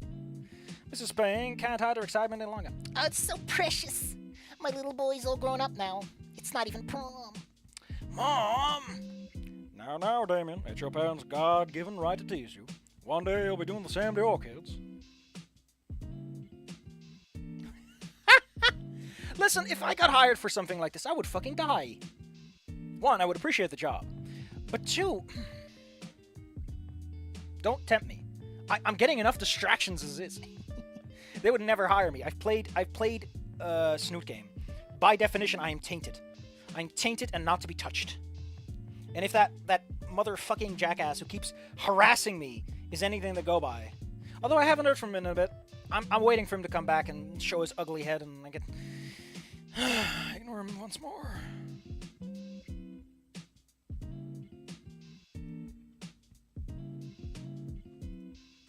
I want to try something. Because I have been wondering about this functionality for a while. Okay, so that doesn't delete them from everywhere. It just removes them out of my inbox. Alright.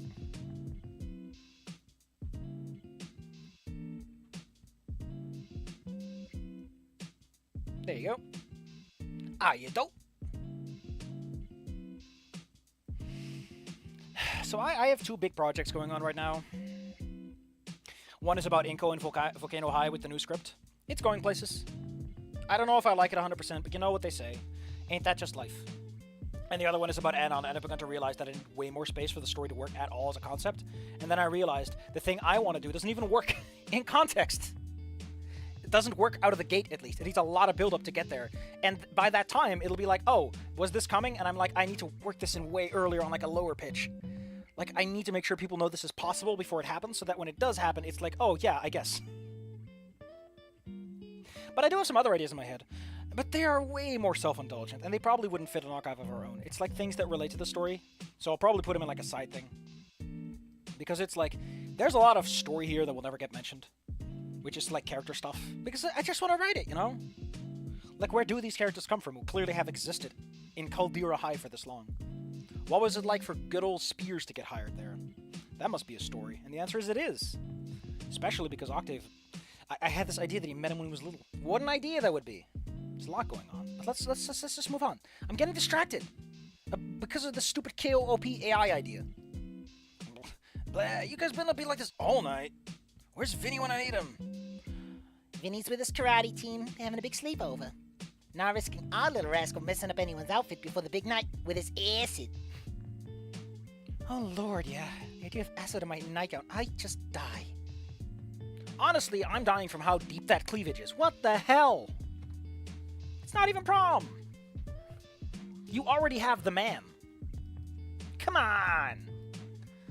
I still love how Inco looks like nothing. we got Damien with like the thick sleeves. We got Liz looking like she legitimately wants to like set up a business deal. And we got these two buggers, and then Inco is just like black and a little bit of red, a little bit of burgundy. You had all these creative ideas and dreams, and you chose to make him a white human male. What are you talking about? What are you talking about? The problem with Snoot Game is that they didn't like the fact that someone made a pretty decent game out of it on a shoestring budget. Like I said, the voice acting fucking killed them.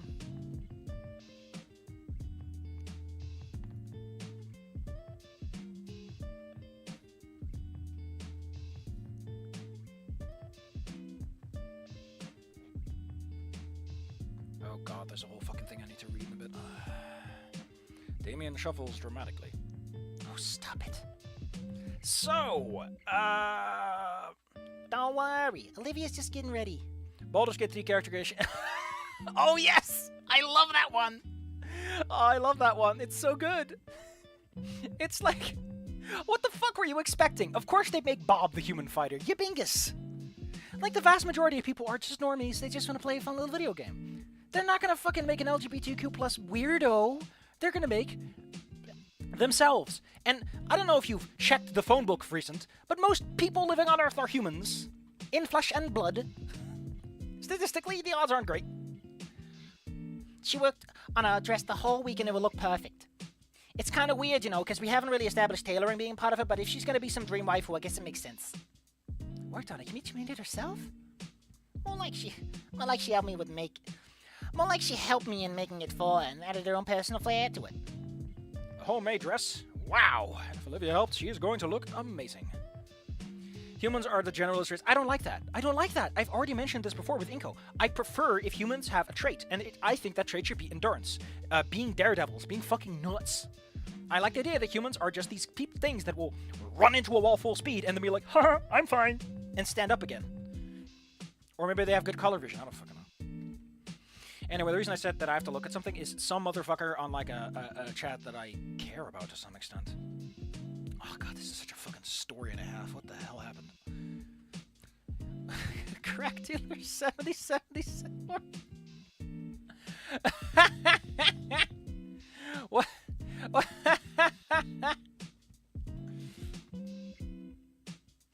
Oh.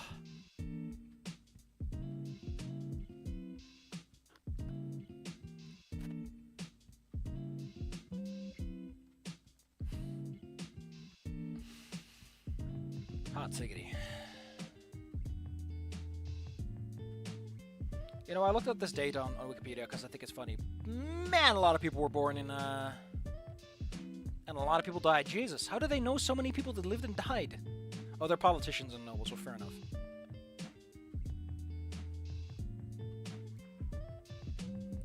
Date unknown. To avoid severe flooding, Martinsburg, North Carolina is moved to higher ground 3 miles west. German cobbler Johann Birkenstock creates the first Birkenstock sandals. Fucking what? A revision of the laws of cricket introduces a leg before wicket rule. You know, you learn the weirdest things looking up the weirdest dates.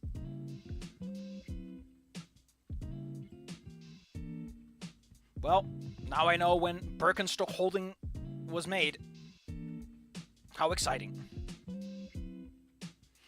Chicken police. Where would a giraffe wear a tie? Where would a snake wear a necklace? For more absurd, semi-furry visual. I don't like where this is going. I don't like where this is going. I don't like where this is going. I don't like where this is going. Chicken police painted red. Let me take a look at this. It's on Steam apparently. What the actual hell am I looking at? Oh, I like this style. Ooh, what is this art style? Fuck. Man, I love how they're using like leather with this strong highlight on it. it really pops on those backgrounds. I really like this use of like animal heads on obviously human bodies. There's something here that just works. Damn, two whiskeys and no horsing around. Seems to be some sort of detective game. Impressions. Detective meter. Get a load of this fucking cat though. Ugh. I don't know if I'm much good for what this game seems to be doing mechanically though. Is that a fly man playing 2 guitars at once? Damn! I love it. What more could you want out of a man? Holy shit. The little gifs down below are painting a vivid picture of what this game is. Jesus!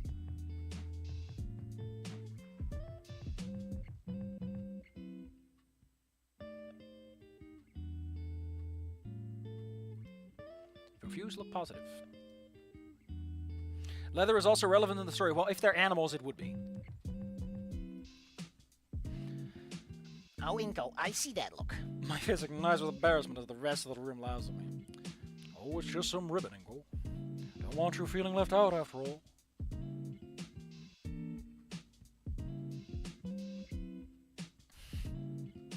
Gee, thanks, Randy. There's more laughter, but I can't say angry at the pains. You want to know like a really goofy idea I've had? For my writing thing is sending Inco back to... Listen, we'll get to it. I can't talk about this until ending 1 has happened, because I know something that happens in ending 1 is relevant to what I'm thinking about. Stop me. Thank you for stopping me. Thank you. I'll shake my own hand. Investigations have shown that I'm not an idiot. Verified by me. Instead, I take the last spot on the couch and lean back, mindful not to crease my suit too much. For the next couple of minutes, we simply wait and relax. Well, Damien and I relax. Blush is spread across Liz's cheeks and down her neck. It goes down her neck? Kinda reminds me of a thermometer. I wanted to see that. Why did you draw it? Damien shuffles closer to her, and her red face comes down closer to him. There's a lot of weird repeats of late. He whispers something into her ear. And whatever he said makes the Lizmometer hit 1,000 degrees with an alert yelp. His parents are just grinning as she squirms under their gaze. Considering they're all sitting on the couch, right? They could hear that, right? Don't feel too bad for her, though. This is what she wants, I think. As we all know, Damien is incapable of having sex. So he's really talking about how they're going to bake some mean bean burritos later. I'm sad. I wanted Damien's mean bean burritos. They sound delicious. Still, we'll take the Damien tell her. No, scratch that. Is Damien even doing this on purpose? Why are we staring at that red garden hose? Reveal! Reveal! We're getting the reveal! I turn to Olivia's voice and... I made a cut in the recording, so they have to wait a whole nother day. Right on top. Oh, that's a bit bland. That's a little bland. I mean, like, when it was like personal touches, I thought there would be something. But this is just, you know, a nice dress. Maybe that's the point. There's nothing you can impress Inco with, so I bother, because he's just a flat cardboard cutout of a man. Oh, wow. Oh. Okay, it somehow looks better and worse like this. I don't know why. Oh, I know you look amazing, Olivia. But to go so far... A hand slaps my back hard enough to make me stand and yelp. Randy grins unapologetically and motions me towards Olivia. I do like how these two characters, by the way, when they're close together like this, it really looks like they have their heads like leaning against each other. There's a really nice detail. I don't know if it's intentional, but it looks like it. Olivia, you look... So many words fill my mind to describe her. I can feel my mouth flapping uselessly as I try to pick one. I look, why? Gulping in a breath of air, I finally pick... Beautiful. A single word is enough to make Olivia's blush reach as far as her shoulders. Well, it's an open shoulder look, you get that benefit. And yet she smiles, twirling her chair side to side as I can take in all the angles of her dress. Except the one that is sitting down, of course. Sophia said, you helped make it? More like she helped me. It's quite a vibrant in color. Something I've come to realize when it comes to work, Olivia.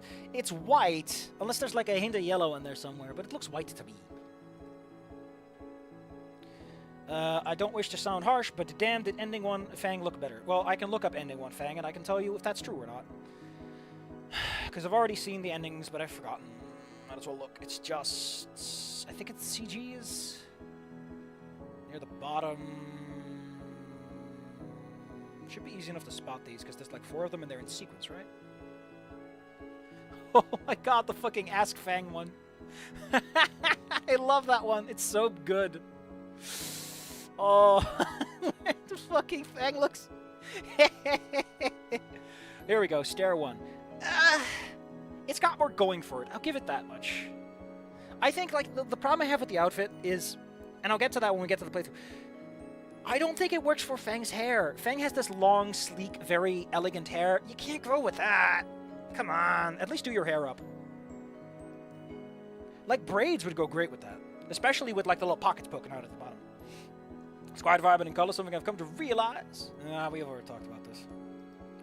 So, what are we waiting for? Traffic's gonna suck like hell. Should we be getting to Liz's car now? About that. Oh, he got a limo! Honk, honk. What the? Honk. That'll be our cue. Thank you again for having me, Sophia and Randy. Now then. Oh, they even made a little hand sprite for him. If my hands were preoccupied with rolling my confused date to the door, I would have waved back at the parents. I don't know why, but for some reason I thought, oh. Damien holds the door open, so Olivia is clearly able to see our ride for the night. Oh, we don't even get... whatever. Minor detail. Oh, awesome. The pristine white limousine is parked out front. The pristine white limousine parked out front idles, waiting for us. Our chauffeur exits its seat and rounds the car to hold the door open to us. Mindful of him, I wheel Olivia as close to the entryway. The driver moves to assist Olivia, but I hold my hand out to stop him. I'll help her, if you can handle the chair. Of course, sir. He holds the chair in place. If I may? Yeah, I get it. Okay, we didn't get to see the exterior, but I much prefer the interior shot. This is great. This is everything I wanted it to be. With all the care necessary, one arm snakes around behind Olivia's knees and the other... Oh, he's going for the fancy moves. He's got those moves like Jagger. I lift Olivia from her chair with a princess carry, feeling my legs shaking as I take the vine over your steps. Olivia tucks her head against my neck, her hot breath making my skin tingle pleasantly. Oh, finally I set her down on the soft leather seat with him, right next to the tiny fridging bar. Okay, that looks pretty cool, though. Damn. Looking through the back window, the driver's finished securing her wheelchair in the trunk. He gives me an nod and returns to the passenger door window where Damien is guiding Liz in. Oh. This looks so... You know, I was kind of mad about the dress, but, you know, being wide at the bottom really does make it look a lot better. God, this is cute, though. How is this ending, too? Things are so cute. They are so cute. Wow, it's even nicer than on the website. There's something about this head, something about Liz's head in particular. I like how she has, like, the slight shut eye. The more, like, calm, relaxed. I really like it. Hey, Inky, the bar is free game, right? I throw Damien a thumbs up. All expenses paid. Inco, we didn't agree. It's fine, Liz. I cover the extra cost. Awesome! Damien has already pulled 2 glass bottles of cola out of the tiny frizz. Because they can't drink alcohol. I mean, the second worst dress for the second worst ending. Okay, which has the worst dress? Ending 3 or ending 1? Tell me. You have to legally tell me if you're a cop. I'm not gonna spoil myself. I'm really tempted to go look, but you know what? I'll let it speak for itself. That was with his tooth, and he cracks open a second one with minimal effort. For you! He waves his bottle over to me in offering, and I decline. Leaning over, I manage to snag 2 bottles with a fancy bottle opener. All bottles open up. I hold mine for all the... I like how he had to pay extra for fucking soda. Ugh. Ending 1 has the worst dress by far. Oh. Ending 3 might have the best dress, but you're biased. You're tempting me. You are so tempting me, Cloaker. Please. I don't need this right now. A toast before we get there. To what, though? Ah, crap, I didn't think ahead for this. To a good night. And to Yarakan's memory. Yeah, what she said. Our bottles cling together loudly. Now proceed to drink our frothy, caffeinated beverages. By the time we reach the convention center, the fridge has been thoroughly emptied of its contents.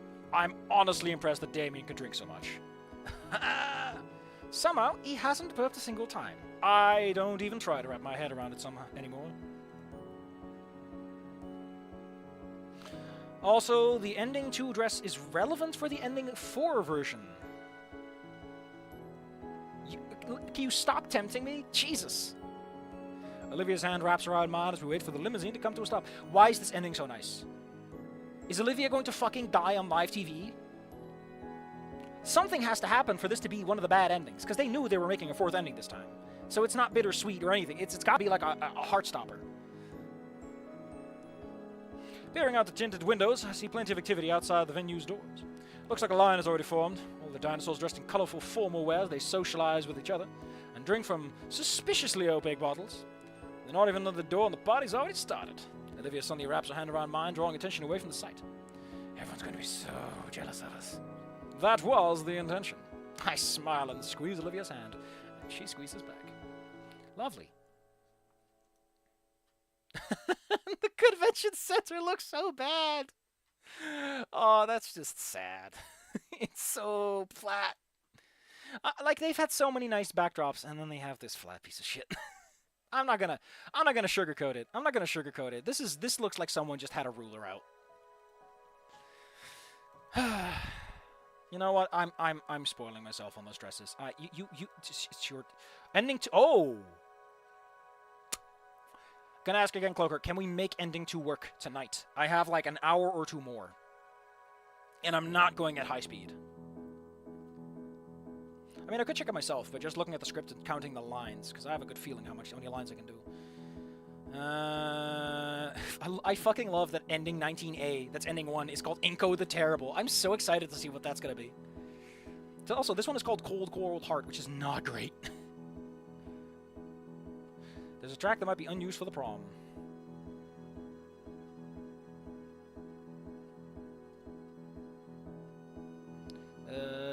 18B appears to be about 3,000 lines. And 19, I think, is like 1,000 or so.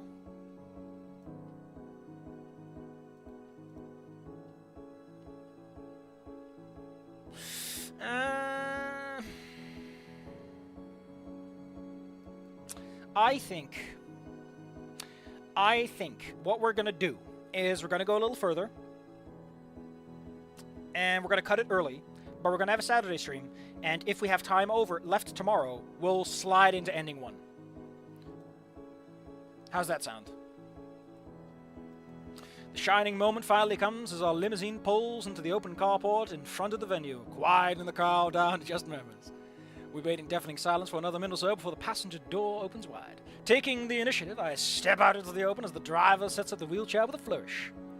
Our ride makes a great set piece and naturally draws the attention of everyone nearby as I ease Olivia into her chair gently.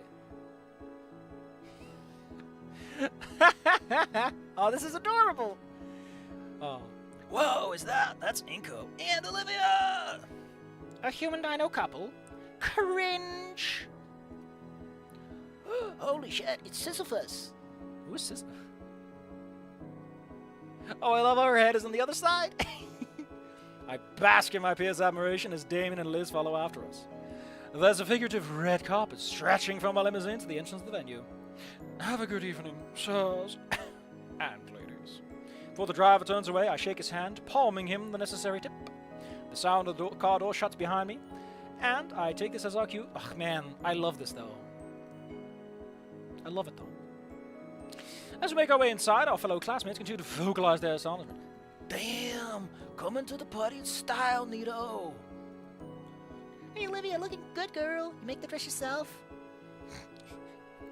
Is it me? Or Inco and Olivia look kind of cute together. As much as I hate to admit it, What the hell am I saying? I'm loving this. After months of feeling regarded as the school's outcast, the spotlight is finally shining on me and I'm reveling. Oh, that's bad ending. That's bad ending juice. He's self-absorbed. And it feels good knowing that Olivia was getting the attention she rightfully deserves. Me and Mike Cadre slowly move past the crowd with our head held high. Well, unlike Damien, I am burping. We approach the sign-in table where more people in line look our way. Figures. Think we could cut them? Why would we be allowed to? Let's go, Inco. I nod. With a nod, I push Olivia around the line and directly for the table. Looking back, Liz frowns, but Damien simply nods in understanding. Our peers beside... My peers in line beside us are watching as we casually roll up to the table where... Oh my god, Ben! What is this pink? What is this fucking shade of pink you've picked out, my man? Why did you pick this version of pink?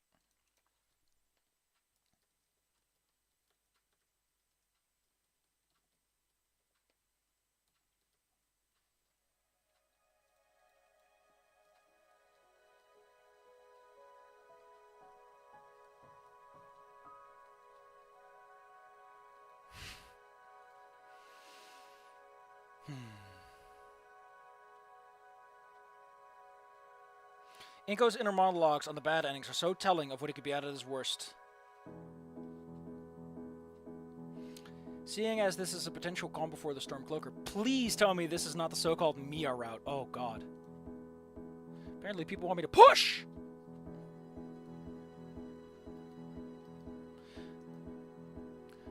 Olivia, Inco, you made it. Hey. Ignoring Olivia's clipped tone, I smile back at Ben. Of course we did. In a limo, no less. What better way to start off the night? Ben moves a clipboard to Olivia and she quickly fills in her name. I mean, I wanted to end early so I could do some more writing, but fine. You gotta push it to the limit. Yeah! You gotta give it all your best, they say. He signs himself into. Alright, you guys are good to go. What about the Archon's memorial? I wasn't even told when I'd be speaking. Oh, wait, no, that's Olivia. Whoops. What about the Archon's memorial? I wasn't even ever told when I'd be speaking. He hands over a slip of paper to Olivia. We'll be doing it at the end. We want everyone to enjoy the night first. I figured you would want it that way. Looking at the sheet of Olivia's sword, I see that it's just a list of bullet points. I see that it's a collection of bullet points related to Yarrikan's eulogy. Olivia scowls and crumples the sheet into a tiny ball between her palms. Okay, so I remember that Ben really wanted to be like, Olivia, what is the memorial going to be? Did he just write one for her? Olivia. Suspicious. Fuck off. I have a speech ready, Ben. Look. I know, but it is just a backup. Just in case, alright? Nothing can go wrong. Even in this pose, she's fucking done. She tosses the balled up paper into a wheelchair compartment, which we never get to see. Let's go, Inco. Alright, see you inside, Ben. Below her breath, Olivia mutters. Hope not. Wow. Just Dunyan rings. I still wonder what the Ben story variable is, because it just doesn't show up in this one. We move... Something about this just looks... I like the background.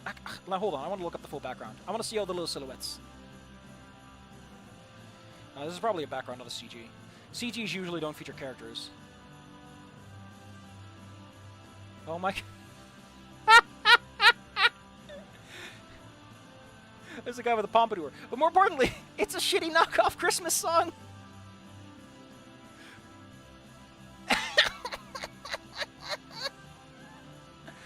Oh no.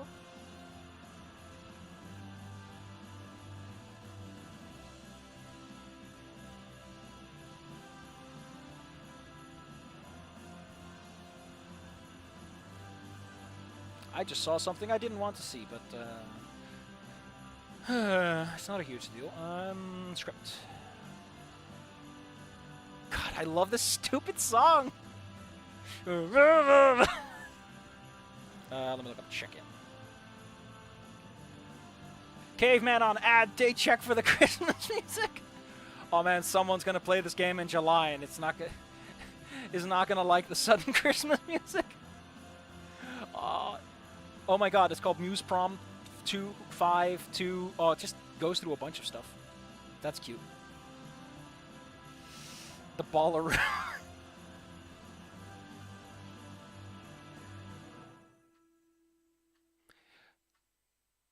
We move past the check-in, venturing deep into the halls of the venue.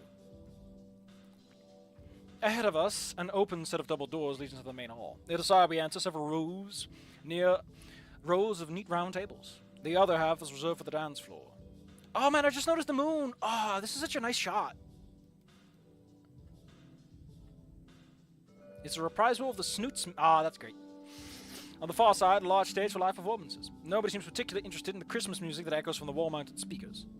Not over here. I didn't think they take the winter part so seriously. Drapes of white and blue hang along the walls. Yeah, sure, see 'em, buddy. All the table's centerpieces look like crystalline statues shaped into snowflakes.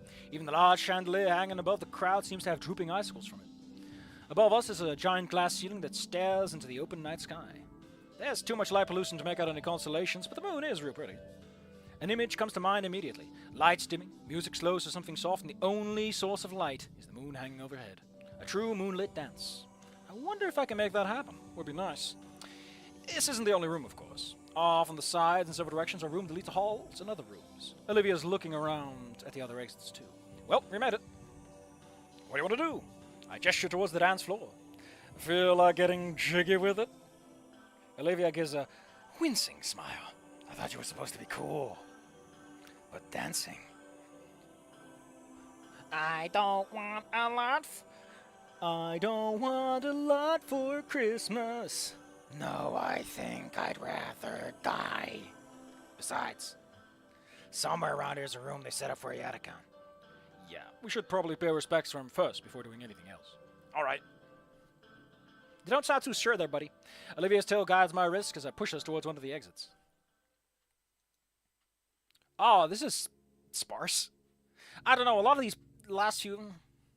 The memorial room isn't hard to find. Like, it doesn't cost... Like, hang up some drapes. Put up a fucking banner or two. It's really easy, and it really helps make the walls feel less bald. The memorial room isn't hard to find. It's a smaller room well lit with little furniture. On the far end, a framed picture of Yatacon. That's a pretty cool picture, though. And some of his old pictures from his classroom. Some are from him, and some are from his students. There's a few other students here, paying their respects. Olivia taps my wrist with her tail, and I let go. I walk alongside her as we approach the portrait. I wonder where this one's taken. Couldn't have been that long ago. He looks just like he did earlier this year. Olivia doesn't seem like she's ready just yet. I'll give her a bit of privacy.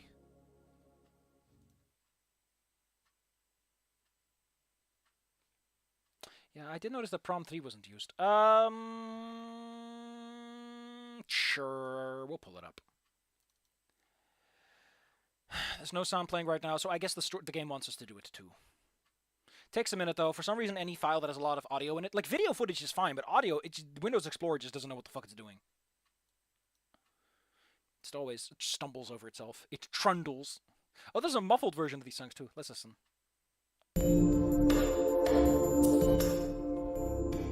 Oh, it is!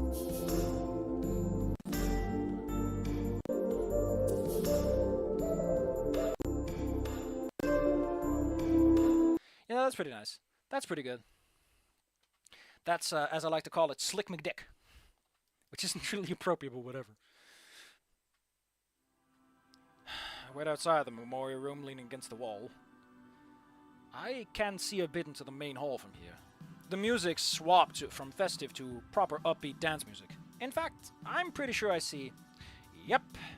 Liz's head towers over the rest of the students, spinning and bouncing rhythmically like a metal spring. I hope Damien's doing his best to keep up. They must be having a blast. I'm glad. Man, it's still so surreal to even be here. I never thought I would have ended up on a date with someone at an event like this. I've seen all sorts of stuff like it in the movies, but to actually experience it gives me the jitters.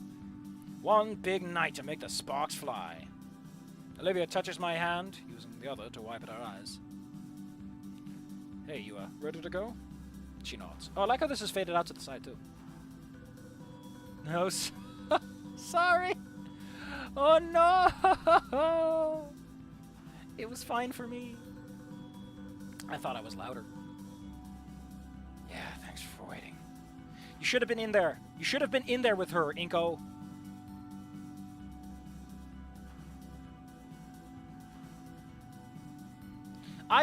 When am I coming back to fucking Snoot Game and get the other endings? So I can give my heartfelt expression about ending 1.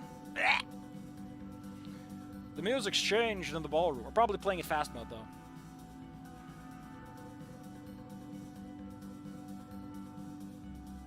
Beach chill out. The music's changed in the ballroom. Olivia looks over and smiles. Tempting. Very tempting, but, I didn't actually eat lunch today. This is turning into a bad habit. I know. I spent all day writing, reading, rewriting, rereading, and on and on. I get you. Come on, I think I know where they're serving food. Passing through the main hall once more, Olivia's hunched over something. A phone. I crane my neck over her shoulder to get a better look. She's carefully studying pictures she's taken of a written speech.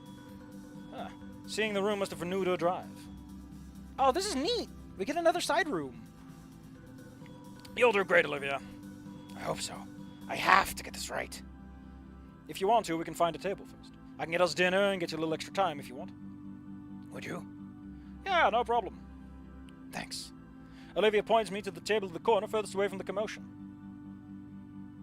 I still like to imagine an alternate version of prom where they got... Well, this isn't prom, Cloaker. Like, this seems to be an official venue, a convention center. I don't think Worm Drama would ever show up, even if they were good and, like, worth it. I could see Fang doing a solo performance as, like, a local musician, which would have been cute. Like, hey, look. But the problem is, that implies an ending. I mean, you could go with, like, it's not ending 1, because of course it's not ending 1. Because ending 1 would have shaped this game. And, like, pretty much every other ending, you can totally have Fang 3 years later be doing a musical stunt gig thing or anything.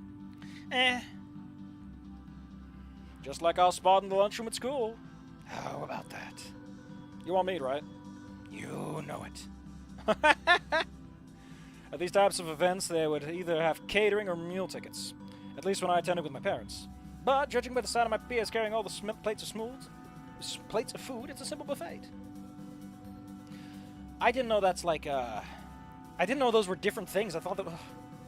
Of course, catering with 100 active seniors is bound to go wrong. The scent of spiced meat wafts through the spacious hallway. I can only imagine how Damien would feel right now. I follow the movement of the crowd, letting the finer-nosed dinosaurs pinpoint the location of the buffet to me. As the ambient music dies down, the chatter begins to grow louder. Oh, neat. Man, there's a lot of custom backgrounds for this. I can see why they're sometimes. I turn the corner of a hallway and find myself exactly where I want to be. Buffet stations run parallel along each wall in this cafeteria's room. There's even a chef and grill in the corner, preparing personally selected cuts of meat to specification. Most of the dinosaurs struggle to remain civilized in the presence of this food. Having skipped a meal, I don't know if Olivia would have fared much better. Nearly every station is swarmed with high school seniors. I walk over to one of the few tables in the room that's still open.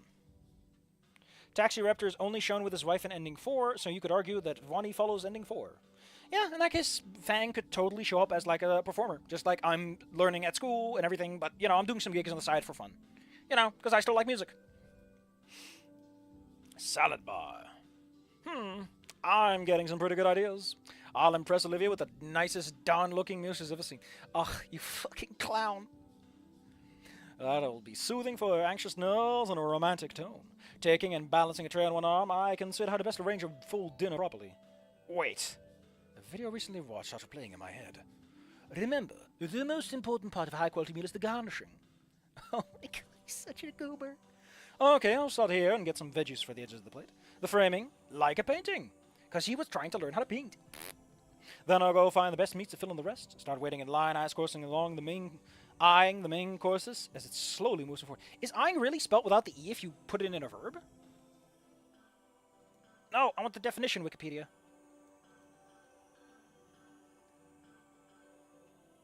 No, if you eye something, the E stays.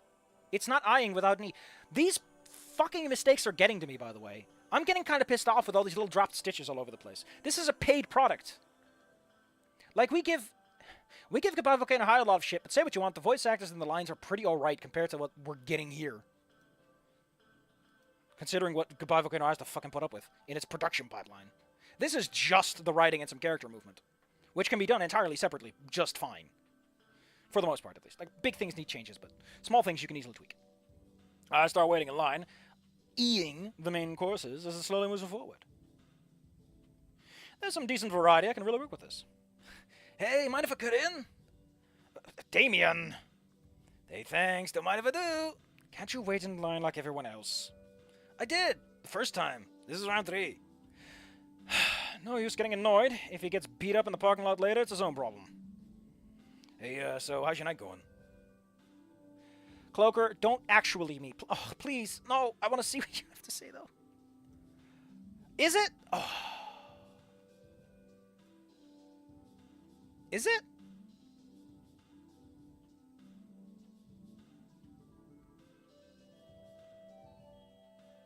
No. Wiktionary usually points that out.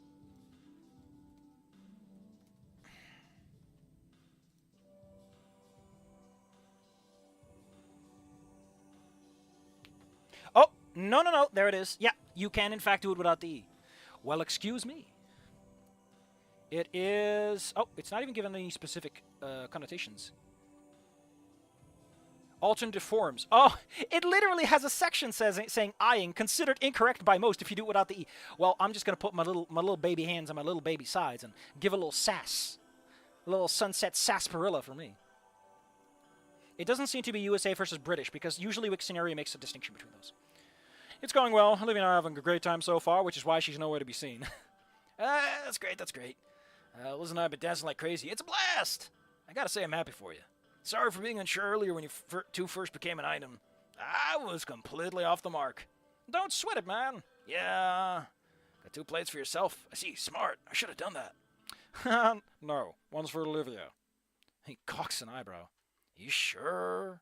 Yeah. I'm putting everything into prettying it up. That's her before food, son. It is now. I know what I'm doing. Because he doesn't have the meat yet. We're finally at the front of the line. I start carefully picking out the best cuts and strips of the various meats on display. Do you even know what they are? Oh, that's adorable. I saw a guide on this once. It'll look crazy romantic. Jesus. I love how superficial he is. Like, yes, this is... No, what makes a good dinner is that you care. It's not the presentation. It's the gesture. It's the effort. Romantic, huh? She likes turkey more than duck. I dropped the roasted mala with the tongues and grabbed the preferred bird. You'll see. It'll be great. Yeah, man. I mean, you literally don't know our fucking favorite food. You fucking suck. I'm sure it'll be fine then. Damien just loads his plate up with stacks and stacks of briskets and fillets, nearly forgetting to use the tongs at all. Once he has his plate stacked high, he gives a salute and slings back out of the room. I, however, still have a mission to do. There's a few more lines for things like side dishes. This is gonna be perfect. 20 minutes later, and 2 trays of perfectly picked meals are balanced precariously in my hands. It came out great, I think. I even used condiments to my advantage, leaving perfect dots of flavor. Everyone, please call out Inco the dork. Please. Everyone, you are legally required to point and dork. It's adorable. I get it, right? It's a cute gesture, but it just makes me giggle. I hope Olivia likes it. Here we go. Let's go. Here we go. No, I don't know. I can't do the here we go. No, it's... Never mind. Let's not do this here. Ta-da! I slide Olivia straight before her. A part of me is irked that she has her elbows on the... Don't be fucking... Even resting her head on her hands. Sheesh, Inco. Took you long enough. I thought you were going to be back like with an entire cow or something. She smiles and rolls her eyes when she sees the tray. Oh, very funny. Where's the real one? Uh-huh. The smile fades. This is it. Were the lines really that bad? What do you mean? Like, were there a lot of people? There's barely anything on this plate. What is she talking about? That is a cut of rare cooked filet mignon and turkey breast with scallions and asparagus, plus some slices of salmon sashimi on the side. All properly garnished, of course. My plate is exactly the same. And it looks and smells delicious. Did I... Everyone point and laugh. Everyone point and laugh, please. You are Come on, laugh at him. Yeah. Lines out the door. I'll run back for seconds. Hopefully it'll clear up when we finish this. I'm sorry, I tried to arrange it nice, like we're at a fancy restaurant. She nods and stabs a fork through a piece of salmon. I appreciate the thought. It does look pretty. Thanks. But she needed food, not pretty. Like, Olivia doesn't appreciate food. Like, did you remember the whole scene with, like, the salmon at the dinner table? Like, Olivia specifically didn't give a shit about the presentation. We already established this. Like, I love that we had a scene that's like, Inco, if you paid attention, you would notice this doesn't matter. Once more, recalling proper etiquette, I slice my own steak into tiny morsels, savoring each small bite as... Ugh, you fucking nerd. Olivia doesn't seem as enthusiastic about the meal as I do. I always believe the presentation helps elevate the flavor of the food, but the sight of Olivia picking us apart with the look of disinterest leaves a sour taste in my mouth. As I continue eating, I notice the coal in my glass has started to ripple and fizz a lot more than usual. Is this an earthquake? Holy shit! Damn! My man looking suave tonight, buddies. Man, I love that he's wearing gloves. The gloves really pull it together. Damn. It's Mr. Ferris. Wow, I haven't seen him since he gave the bad news. He glances over Olivia. That's right, he had to tell her too.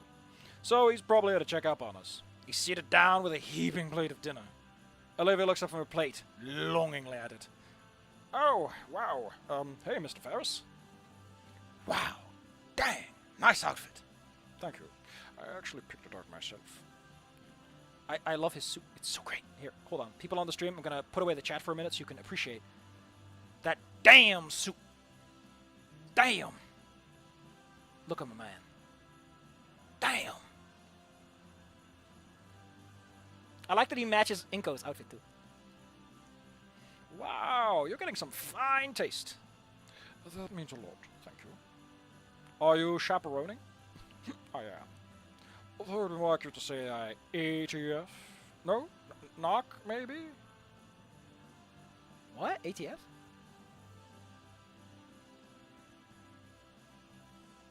Turns out, when you organize an event for the 100 teenagers, some of them decide it's not enough and try to bring their own fun. I lost count of how many brand new flasks I've confiscated. Between you and I, the other staff are planning to make sure that doesn't go to waste when the party's over. They're gonna drink it. Ferris, that's what I mean. He looks like fucking Agent 47. Please tell me that in the bad ending, he pulls out 2 guns and just starts blasting. That's the real ending one we all want. Oh, bother. Oh, brother. Taking a short break from my own meal, I saw you hidden away here in the corner. So, how goes it? Is the night treating you well? Yeah, we're having fun. It's going good. I'm just trying to memorize my memorial speech for later. Of course, I should have guessed. Oh my god, it's his teeth! Holy shit, he has the balines. What are they called, actually? I don't know what they're called. A baleen.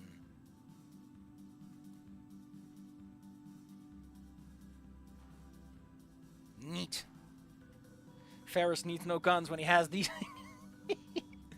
The wheelman proceeds to bite into... Oh, Damien was right. This is hard to watch. When I last saw you two, it was a terrible occasion. I'm glad the two of you have bounced back. Thanks. It's a pretty stern look you have, Olivia. It's nothing. Listen, don't worry about your speech. I'm sure it will be great. No need to overwork yourself. Relax a little. It'll be a fun night, not a stressful one. It should be a fun night, not a stressful one. All right. Yeah, Olivia, don't worry too much about memorizing a script. You should speak from the heart. If anyone knows how to pay respects to Yatacon, it's you. Thanks, Inco. You just unlocked the bad ending for me. Yabingus. That's kind of the problem. No one here would understand most of what I wanted to say. They don't know Yatacon like I did. How am I supposed to memorize everything it meant to me in 5 minutes? Good evening, Agent Inco. Your target is a local taxi driver that's going to get married soon. Oh no! In order to facilitate the assassination, we provided several cameras. They're actually disguised rocket launchers. You might say, why not guns or poison darts? Because, Inco, a real agent knows how to use a GEP gun.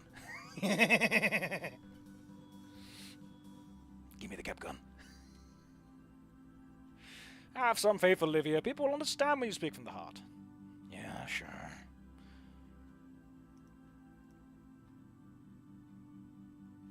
Inco's right. People are genuinely apathetic after all.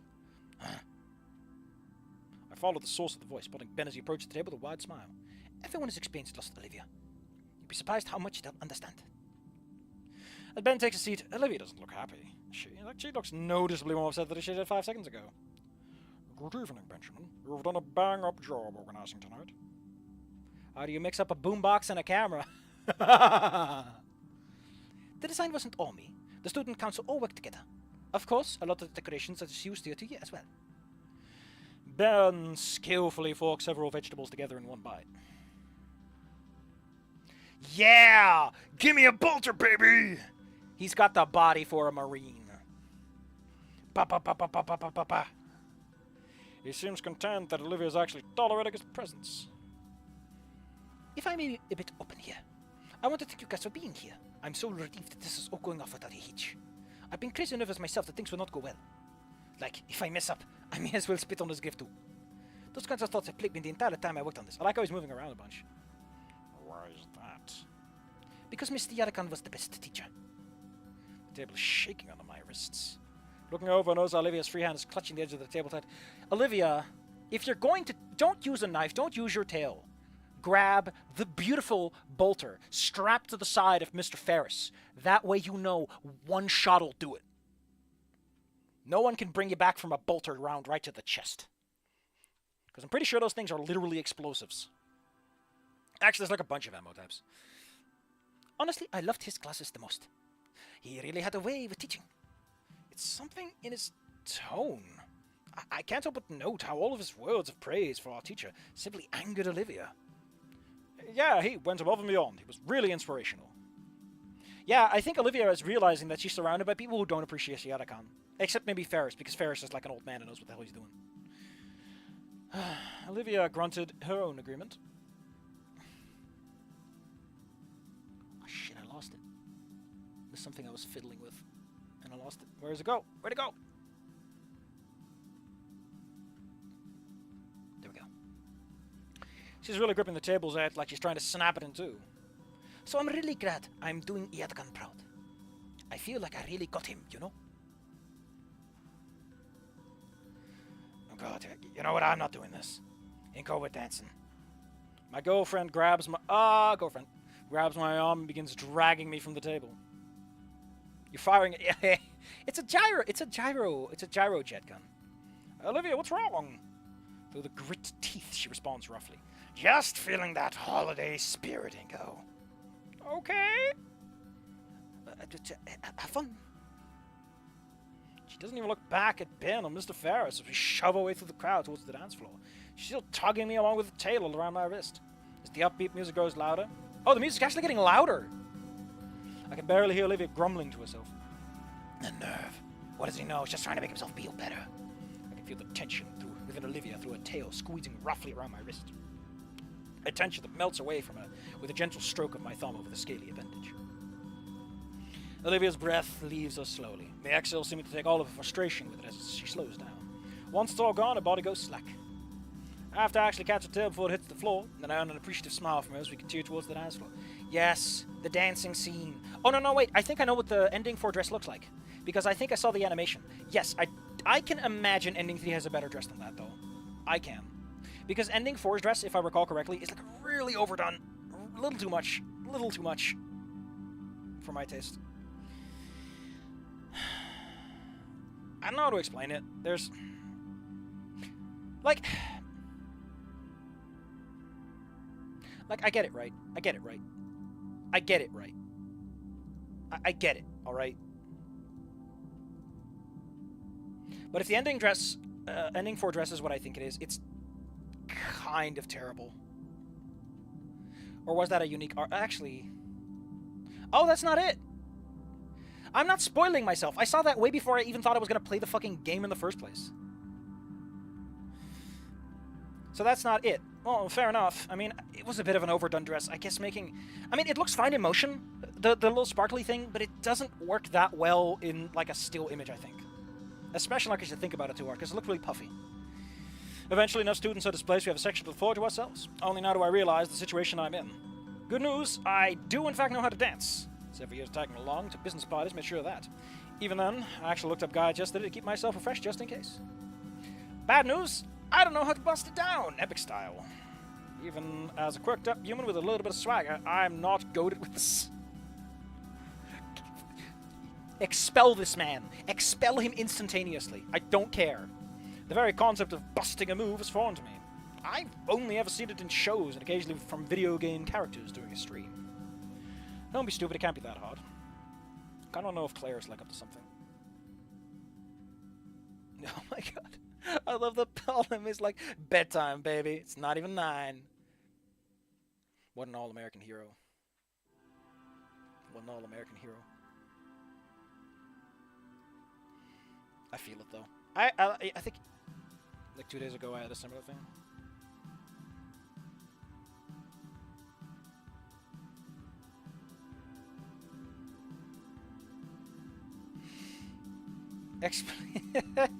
Hey. Olivia is moving and grooving, bobbing her chair and rolling her shoulders. Wow, I'm an idiot. This is just how everyone dances when they're jamming in their car. She paused a second and notices me staring. Oh, come on, what are you waiting for? Don't tell me you're too refined for this, rich boy. Wow. I'm messing with you, I know you're not. You're just a dork. Doesn't take long for me to match her rhythm. Yeah, baby. As we dance, her smile slowly evolves into a... Yeah, we're picking it up. Listen, this isn't the worst ending. It's got to be somewhat worthwhile.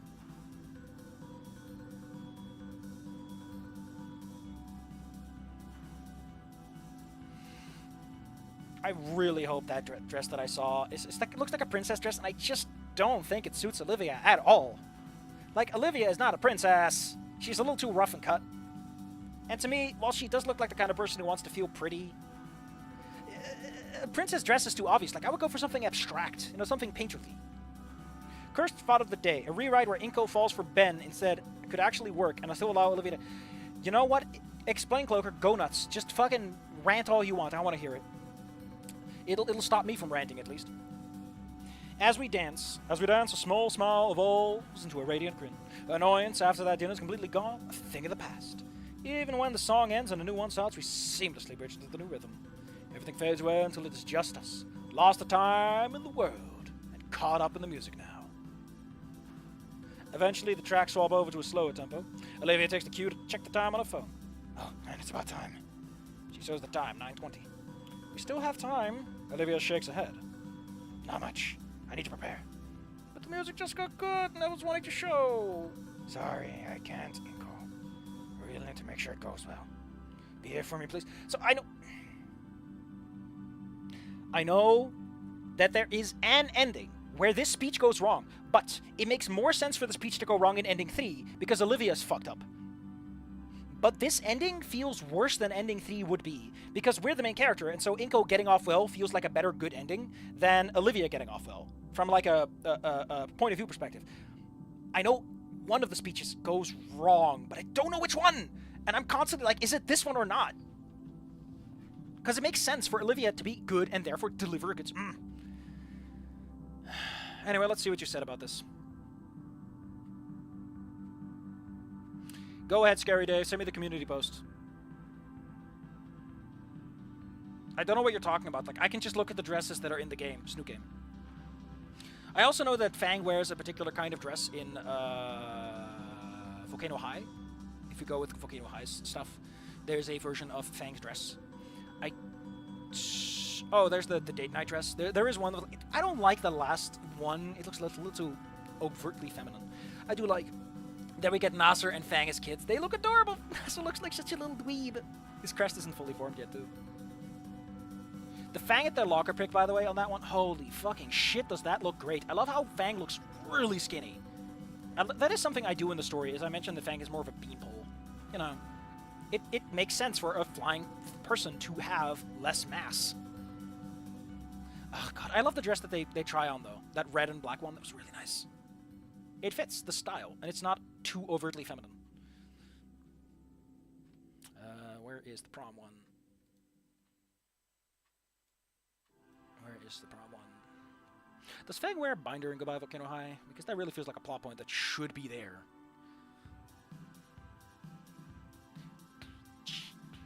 Yeah, they wear that really weird red thing that I can't fully analyze. Let's see. Given the previous dialogue, Inco is the definition of don't choke a butch by its cover. First to push over a guy who now uses money to his advantage. Yeah, he's learned to be a money boy.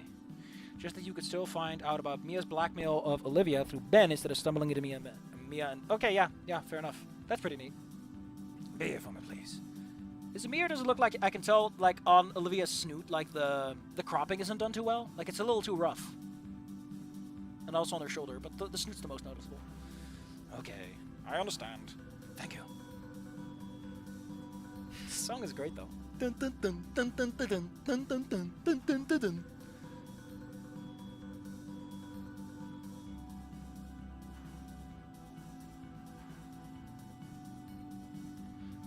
Where are we? Takes both. We are about 2/3 of the way through. We might be able to finish this tonight, yes. Let's keep going. Olivia takes both my hands in hers, waving our fingers together tightly. I can feel the pulse through our linked hands. She must be feeling mine too. Her eyes close softly, and I can feel her heartbeat slowly fall in line with mine. Finally, she gently lets go. She turns the wheelchair. Starts off in another direction, not breaking eye contact until she's nearly lost in the crowd. Well, that was it. That was amazing. Shame we couldn't get a proper slow dance, though. Yeah, a shame. A few people glance my way. Oh, everyone thinks you got stood up. Oh crap, I'm just standing on the dance floor like a chump. I cut through the crowd and reach the sidelines. This chance set up. Yeah, get a rest, man. Am I being selfish? We danced for what, an hour? It's not like we can dance. Not like we can't have a dance again. Olivia's responsibilities. She needs to take them seriously. I love that you can tell that he's trying, but isn't there. Dun dun dun dun dun dun dun. It just sounds like a Mario song. You know, like a Mario Star song. Dun dun dun dun bum bum bum bum bum bum bum. Scary Dave has sent me top secret information. Top secret. Do not tell. Do not. Illegal. Illegal information for you to know. I put my hands on my screen as if this somehow helps. Please. Also, I know that Cloaker responded to that one thing I posted. What I meant is that when I draft future chapters, I often go, this should get mentioned. And I'm like, I should have mentioned this earlier, and because it's a draft of a later chapter, I can go back and edit things done. That is why you do, like, you're completely done, and you can, okay. Let's see. People who don't play Snoot Game. I don't know if I like it. I think my problem is that Fang is already white. Wearing a white dress is really weird. Like, don't wear your skin color. It's weird. And yes, I do think those African people who wear, like, black leather when they are a very stark black skin color is kind of weird. On top of the fact that they are fucking melting in those things. Like, leather is warm, and they're walking into the African goddamn sun with that on. Jesus. Madmen. Madmen. Nothing but praise and, like, astonishment these people are willing to put up with it. You want to suffer for the aesthetic? You wear a full leather biker outfit into the fucking African sun. Damn.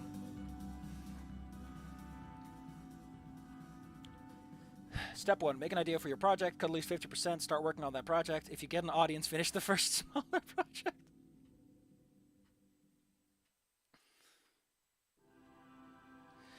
Add the other 50%. I mean, that is kind of what I want to do, actually.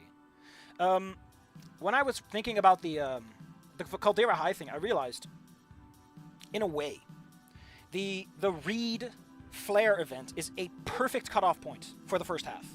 Because it is the point where Anon does a massive Chad thing. For selfish and stupid reasons, but he does a massive Chad thing that connects him to the next arc of his character.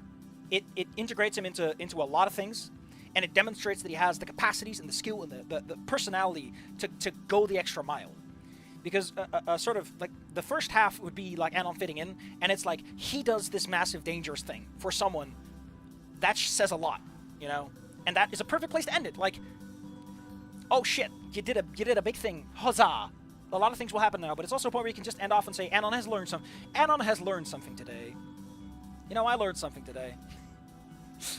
And then the rest would be like the add-on to that. The same could be said for the Inco thing, because that kind of could just end at the Battle of the Bands. As like, oh, you did a professional thing. But I think that worked better as a whole story anyway, because it's supposed to basically be a lot. Anyway, let's move on. That's what makes her so great. She wasn't like that at all at the start of the year, was she? Across the dance floor, I catch sight of Damien with his date. The two sway along, carefully stepping around each other. Damien's actually struggling, but Liz holds him tight, taking him through the motions. When the song goes on, he gets more confident in his strides. More impressive is how he seems to handle a neck, which makes the girl head swoon and melt in his embrace. By the end of it, it almost looks like he was the one teaching her. After a few songs, the light faded out more. Looks like my guess. I was right on my guess earlier. This must be the last song. The fireworks above the building burst into bright flashes of color. That was a nice effect, though. The iridescent sparks fall away. Oh. With each cacophonous boom, some into colored shapes, mostly just a kaleidoscope of fading embers. While the song is eclipsed with a burst of fireworks, I see a couple's lost within the gentle melody. Even Liz and Damien are still dancing, ignoring the fiery display overhead. The last song fades out, and the lights are starting to get warmer. It stings a little. On stage, Principal Scalar, forgot she exists, steps out with a low microphone and gives a thumbs up to have it turned on.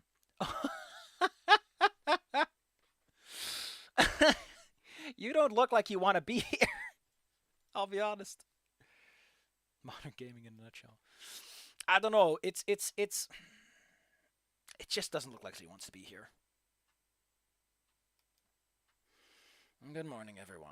I hope you've all had a wonderful night. The remaining chatter gets quieter.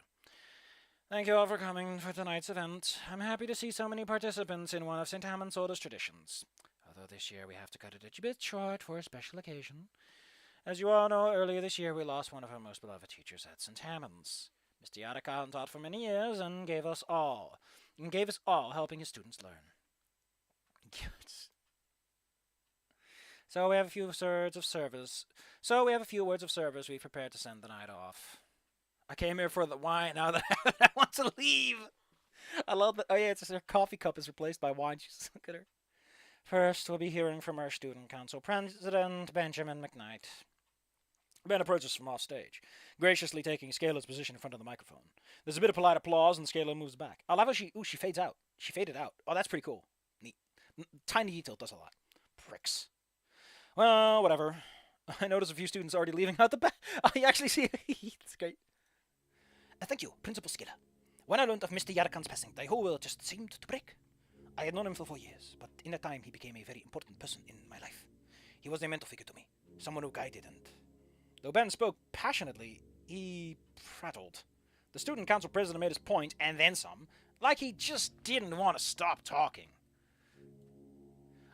Enough so that the next speaker, not Olivia, but a familiar white and black raptor girl, only had a few minutes left for her words. Oh, that's weird.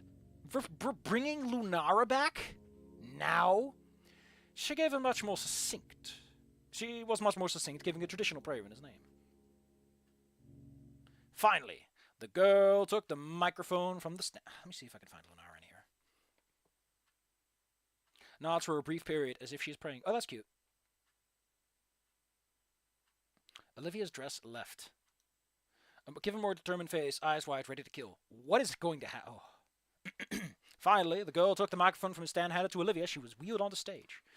Olivia moved into the spotlight with a look of determination on her face. She takes a moment, breathing deeply before scanning out over everyone still in the room. I flash her. Oh, I just noticed there's some overgrowth on the skylights. That's pretty cool. I flash her a thumbs up, although I don't know if she can see me under that bright light. She finally brings the mic to her mouth and begins. Sorry, I'm a little nervous. Hello, my name is Olivia Halford. So, many of you know of me, the quiet girl in the wheelchair at school. Why does she have no winter formal dress? I'd never noticed, but her dress is fine, I guess. But for the longest time, Yadakan was the only person to actually show he cared. The only teacher to truly teach me. The only one to really reach out. In a dark, lonely world, where I thought I was all alone, he was there for me. And not long as Olivia talks, absorbing the genuine words. That's part of why I asked to talk today. I can't hope to say this I can't hope to say I was his favorite student, but he was definitely my favorite teacher. From a child, I was always had a passion for art, and I've had so many teachers through the years of learning. After so long, I just had the impression none of them actually liked art. Rather, to them, it's another subject to teach to equally disinterested students for throwaway grades. And I can say none of them went above and beyond what he did for his students. She takes a short pause to catch her breath and notice her eyes are still half-lidded as she peers left and right. The spotlight must be poorly angled. It looks as if it's aimed straight at her eyes. Yadakan was one of the best. Yeah, he was taken from us too soon.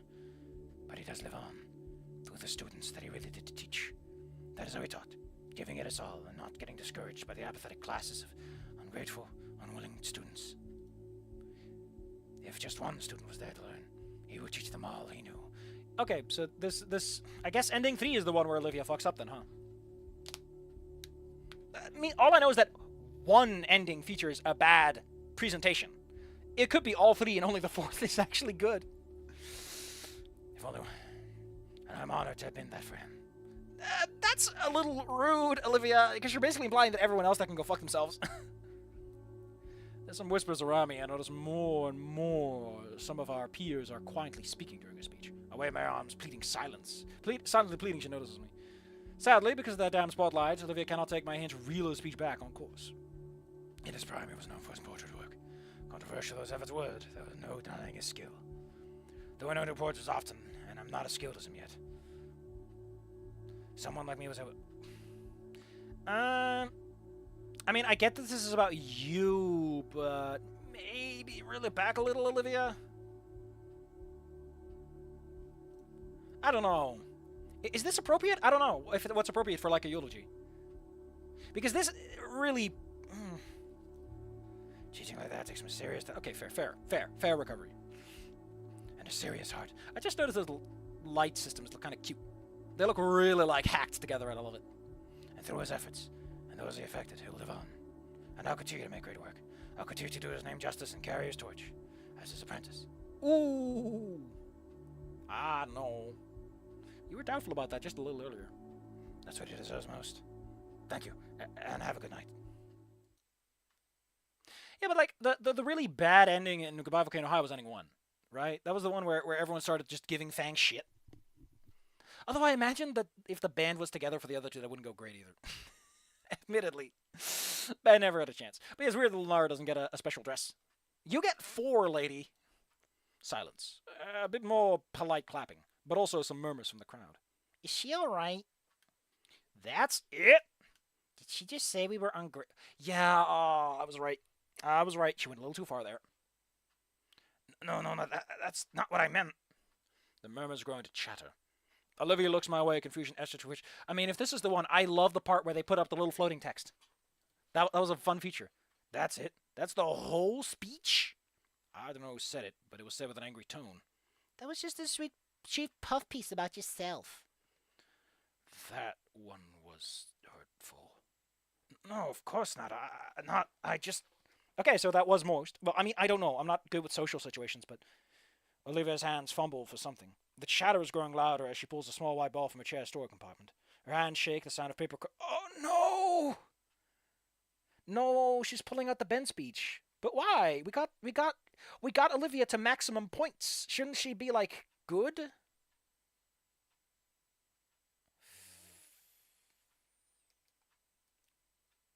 Ben's notes. To continue, Yadakan was an important member of the community, and... Oh my god, that really was the whole thing. Are you serious? How insulting to Yadakan. You should be ashamed. Woman moment. My mind is scrambling. What can I even do? The damage has been done. Yeah, if only you had enough points to pull together some kind of help. No, it's fine. As long as she calms down, she can have a good comeback. I got to do something. This really feels like a point where a choice moment would show up, but the choice is the ending we got. You're doing great, Olivia. Keep it coming. She instantly rips the paper in two. And according to this, there was going to be a sound of paper tearing. Uh-oh. Who was that? Are you mocking me? What is wrong with all of you? Oh, shh. Oh, no. Oh no. Oh shit, that's not what I meant. The principal rushes on stage. Olivia bats her arm away. No, let go of me! Oh god, we're gonna see this one, huh? That is unflattering as hell. A vicious growl permeates through her clenched teeth. Silver eyes glare daggers at every person in the room shouting back at her. Enraged, she smashes the paper in her hands into a ball and chucks it at the crowd. Fuck you all! None of you knew him like I did. You ought to con men more to me than any fucking one else. Olivia, please. The speakers let out a terrifying noise as the microphone is tossed aside. Olivia turns away from the angry crowd, rolling herself off stage and towards a back exit. For a moment I can see Damien and Liz among the churning sea of bodies. They looked at me with utter confusion and shock. Coming back to my senses, I run out of the hall and chase after Olivia. Pushing the side exit open. Shit! I might have hit a button there that I didn't mean to hit. Excuse me, I gotta make sure that something is not happening. Okay, no, that won't do any damage, I think. Let me know if something goes wrong. Pushing the side exit open, the frigid breeze of the outside air hits my face. Where'd you go? I catch a glimpse of her turning the corner of the building. The snow must slow her down, right? Because wheelchairs in snow don't play ball. Olivia, wait up! Olivia, wait. Fucking hell, hold on! Takes me a moment to catch my breath. What the hell happened back there? We're by the carport. There's crowds of people exiting the building. Some are waiting by the curb, probably for a valet or some other transportation. Why are you fucking giving a shit about them, Inco? Your lady is here right now and she needs someone! Her eyes level on me. Eyes in a mixture of pain and anger. Olivia? You just blew up out of nowhere. What's wrong?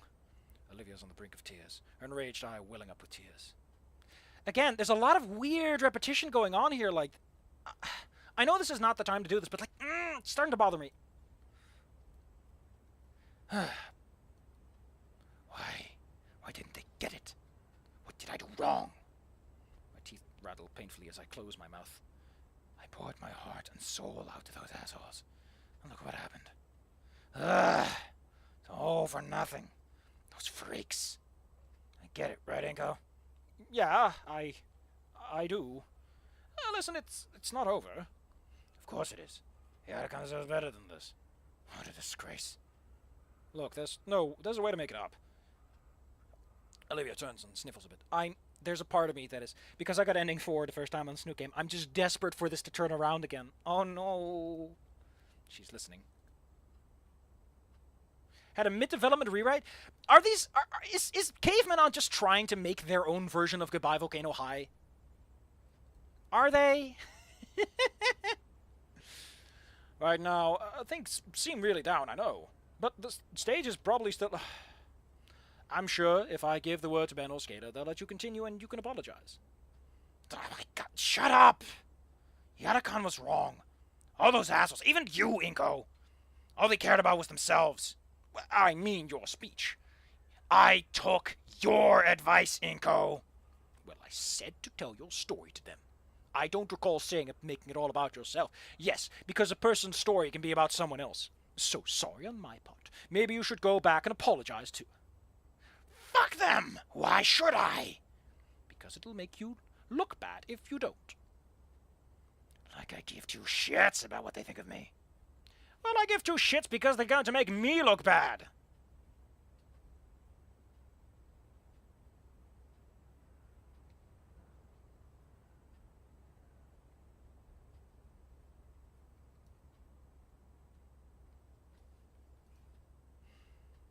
I really shouldn't have said that. But I'm right though, aren't I? Are you seriously making this about you? It's not about me, but I'm trying to help you, so it affects me. She tries to yell something, but her voice cracks and breaks into a miserable growl. I watch as tears begin to stream from her still vicious eyes. Oh, come on, Olivia. That's all I've ever wanted to do. How is this the simp ending? Well, maybe I don't want your help. Her voice is deep and stern. You really don't really want... Oh, excuse me, he's starting to turn around again. You don't really want that, do you? How do you know? You think you understand me? That you have me all figured out? That you know what I want? Fuck you, Inco. Hollow feeling resonates through me. She doesn't mean that. She can't. Can't she? Look, Olivia, why don't we just go back home? We can talk about this. Maybe on Monday you can... Yeah. I think I'm going to go home. Here, let's call... No. I'm going home alone. Seriously? Yeah. It's over. Over? What do you mean over? Like on the radio over, right? On the radio! When it's over! She turns a chair away from me, rolling herself down the sideway. Walk away from the venue. You can't walk home alone! She can't walk to begin with. Olivia, listen. That sound is unmistakable. I nearly lost my hand. Fuck off. I want to follow after. Desperately try and reason with her. But my legs refuse to move. Part of me forces myself to watch as Olivia slowly moves down the sidewalk. As other students pass her by and toss hateful words her way. As the world itself seems to throw all of its vitriol at this wheelchair-bound girl, a Fediger with a blistering cold gust.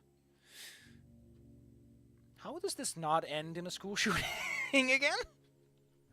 Fuck, this has that ending one potential, though. Of like, what is the... How is this anywhere near a good ending? Did I accidentally get, like, the bad one? No, we're on ending 2. We're definitely on ending 2.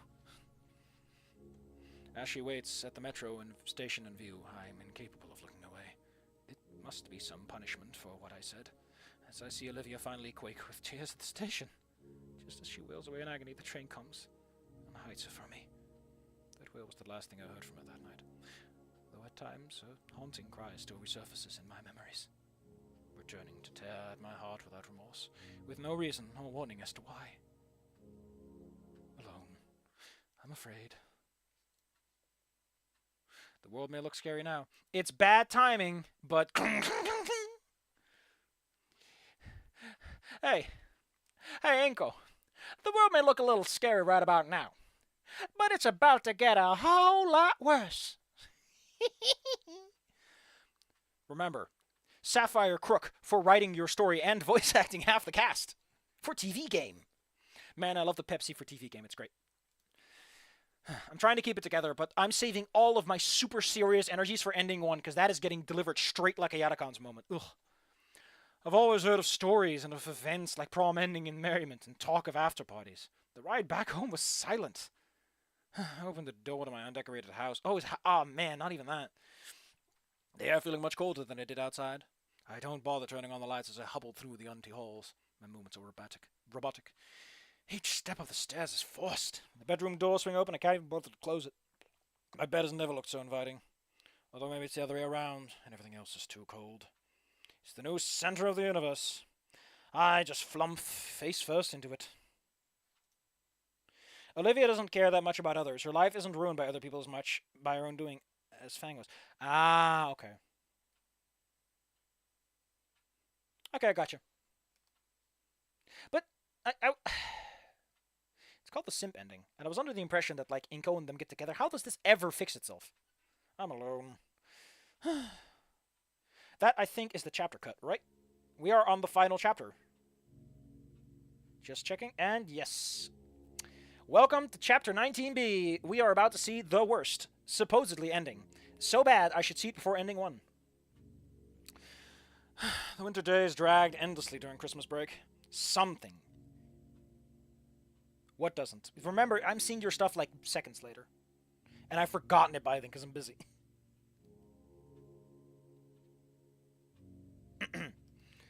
Something inside of me just sapped any and all of my strength from me. Wake up whenever I can't sleep anymore. Eat whatever my stomach wouldn't hurt. Stare at my computer's monitor without really acknowledging what was on it. The bare minimum of existing. Well, we'll see. But ending one makes you feel nothing. Oh. Oh no. The one singular thought that pervaded my mind was... No, I'm not talking about Olivia being fixed. I'm talking... Never mind. I want to see her. I would find myself looking at my phone's messenger app. Eyes glancing over the old pictures and messages I sent. All those doodles she sent that meant nothing to her now. That meant nothing to her now meant the world to me. Yeah, I mean, to be fair, Snoot Game has some endings. Fingers tapping the digital keys with whatever words I thought. Asking if she was okay. Asking if I could see her. Asking for forgiveness. Only for the words to vanish when my thumb held down the delete key. You know how a lot of, like, movies and stuff try to do, like, this dramatically? This is decent. This is actually pretty decent. In this cold and lonely room, I desperately want to reach out to Olivia.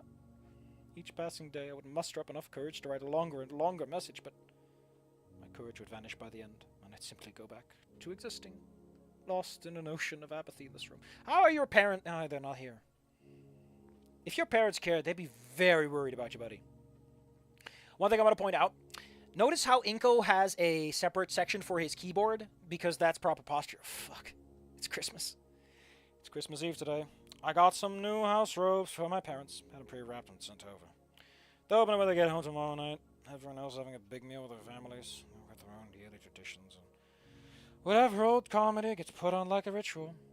Man, if I ever make a ritual like this, it's gonna be the Naked Gun movies, baby.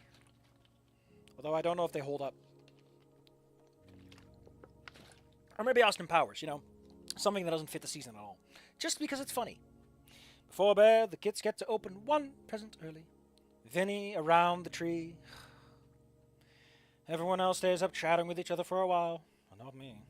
I'm just in my pajamas watching a show I don't even like. Oh man, no, Inco.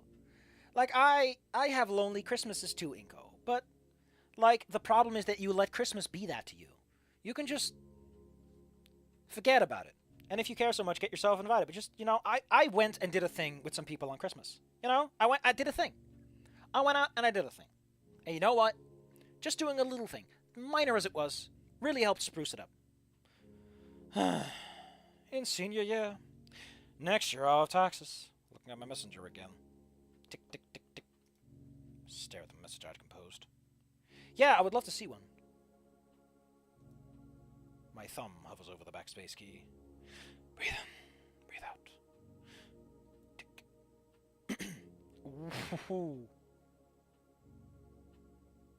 I love how you still didn't get your phone fixed, but whatever. Did it at last. I mean, I want to be honest though. As someone who's been in a situation like this, fuck. That's real shit, man. That's real shit. And my heart thumps roughly as immediately I see the typing animation on my screen.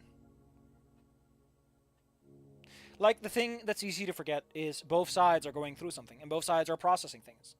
At some point, both of you are in deadlock, and someone has to make that move.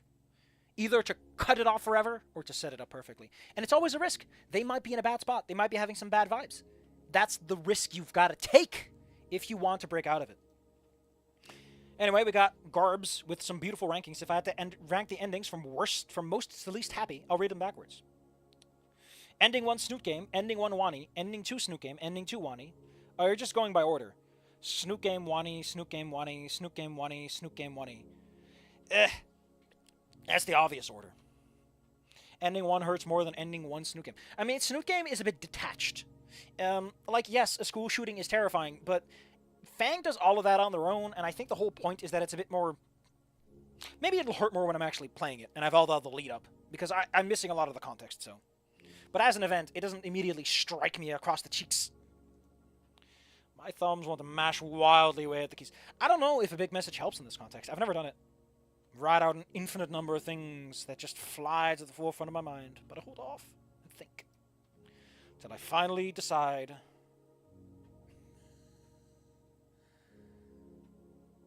You know, he tried. Merry Christmas Eve. Right, Eve. Well, at least you're being a dork. I lost track of time. Same. Yeah. Like, considering she's in a wheelchair, going outside is probably a bit more of an event. And that can really keep you indoors. What have you been doing? The most literal sentence in the world? Nothing. Nothing, really. You?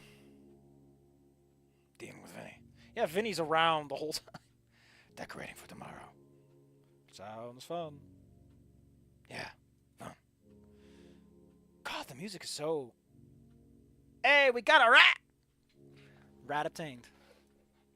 She included a drawn guts looking depressed. Strange sensation overtook my face. It was my smile.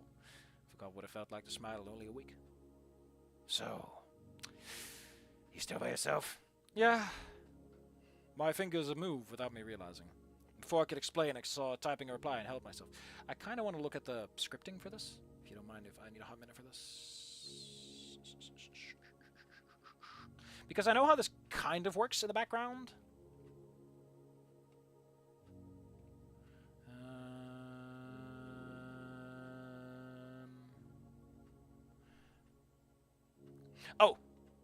Oh, that's pretty cute. Okay, that's actually pretty cute. They just activate it and go on with the text. That's neat.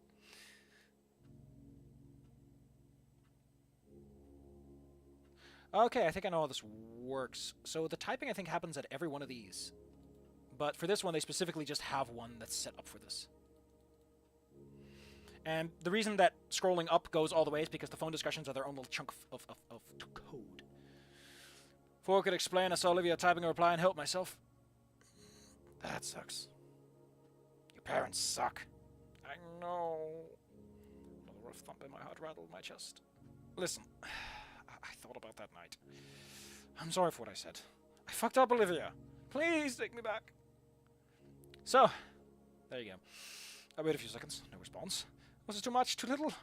What am I even doing? I let my phone fall to my chest and rub my eyes. Idiot!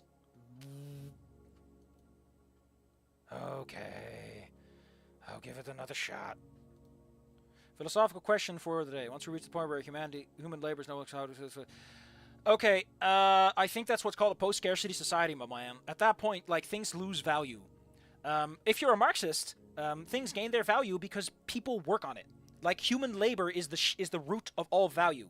Thus, once human labor is effectively minimized, there is no market, and we gotta kill them billionaires. No arguing about it. Either we get rid of money or we do something else, because at that point, we got problems, man. We need to think really hard about how we're gonna do things. I'm not saying a planned economy necessarily, but I think a lot of things are gonna get weird. And I don't know how to think about it. It's a question that, now that I know enough, I know that I can't answer, because it's actually way more complicated than I'm making it out to be. Like, I talk about killing billionaires, but I don't think that helps. I think the root problem is just how humans see consumption, in general, and what it means to be alive. Spooky. I jerk straight. Oh, thank Raptor Jesus. So I'm going to church every Sunday from now on. Thank you. Can I come over tomorrow? Oh. He has no points, so he can't hold himself. He needs her. No. You probably shouldn't. There's a pause between replies, during which I feel my breath leaving my heart. That came out bad. Look, I'm mostly over what happened between us. But it still hurt. I need some extra time. Don't want to make things awkward. You know? What I like the most, by the way, about this, you want to know what I really like about this? Olivia has a really goofy avatar. Olivia's avatar is like the perfect representation of you're texting someone that you know that's your friend, and it's like, bleh. Some of that squeezing feeling is back. I really jacked my... really bad phrasing. I guess I deserve it.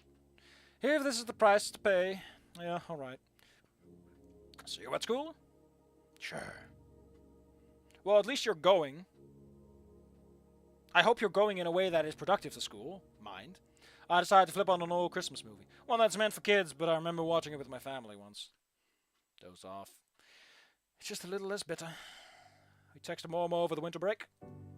By the time I saw her again at school, it almost felt things used to be. Oh, that's pretty neat! Oh, that's very good. Oh, that's adorable.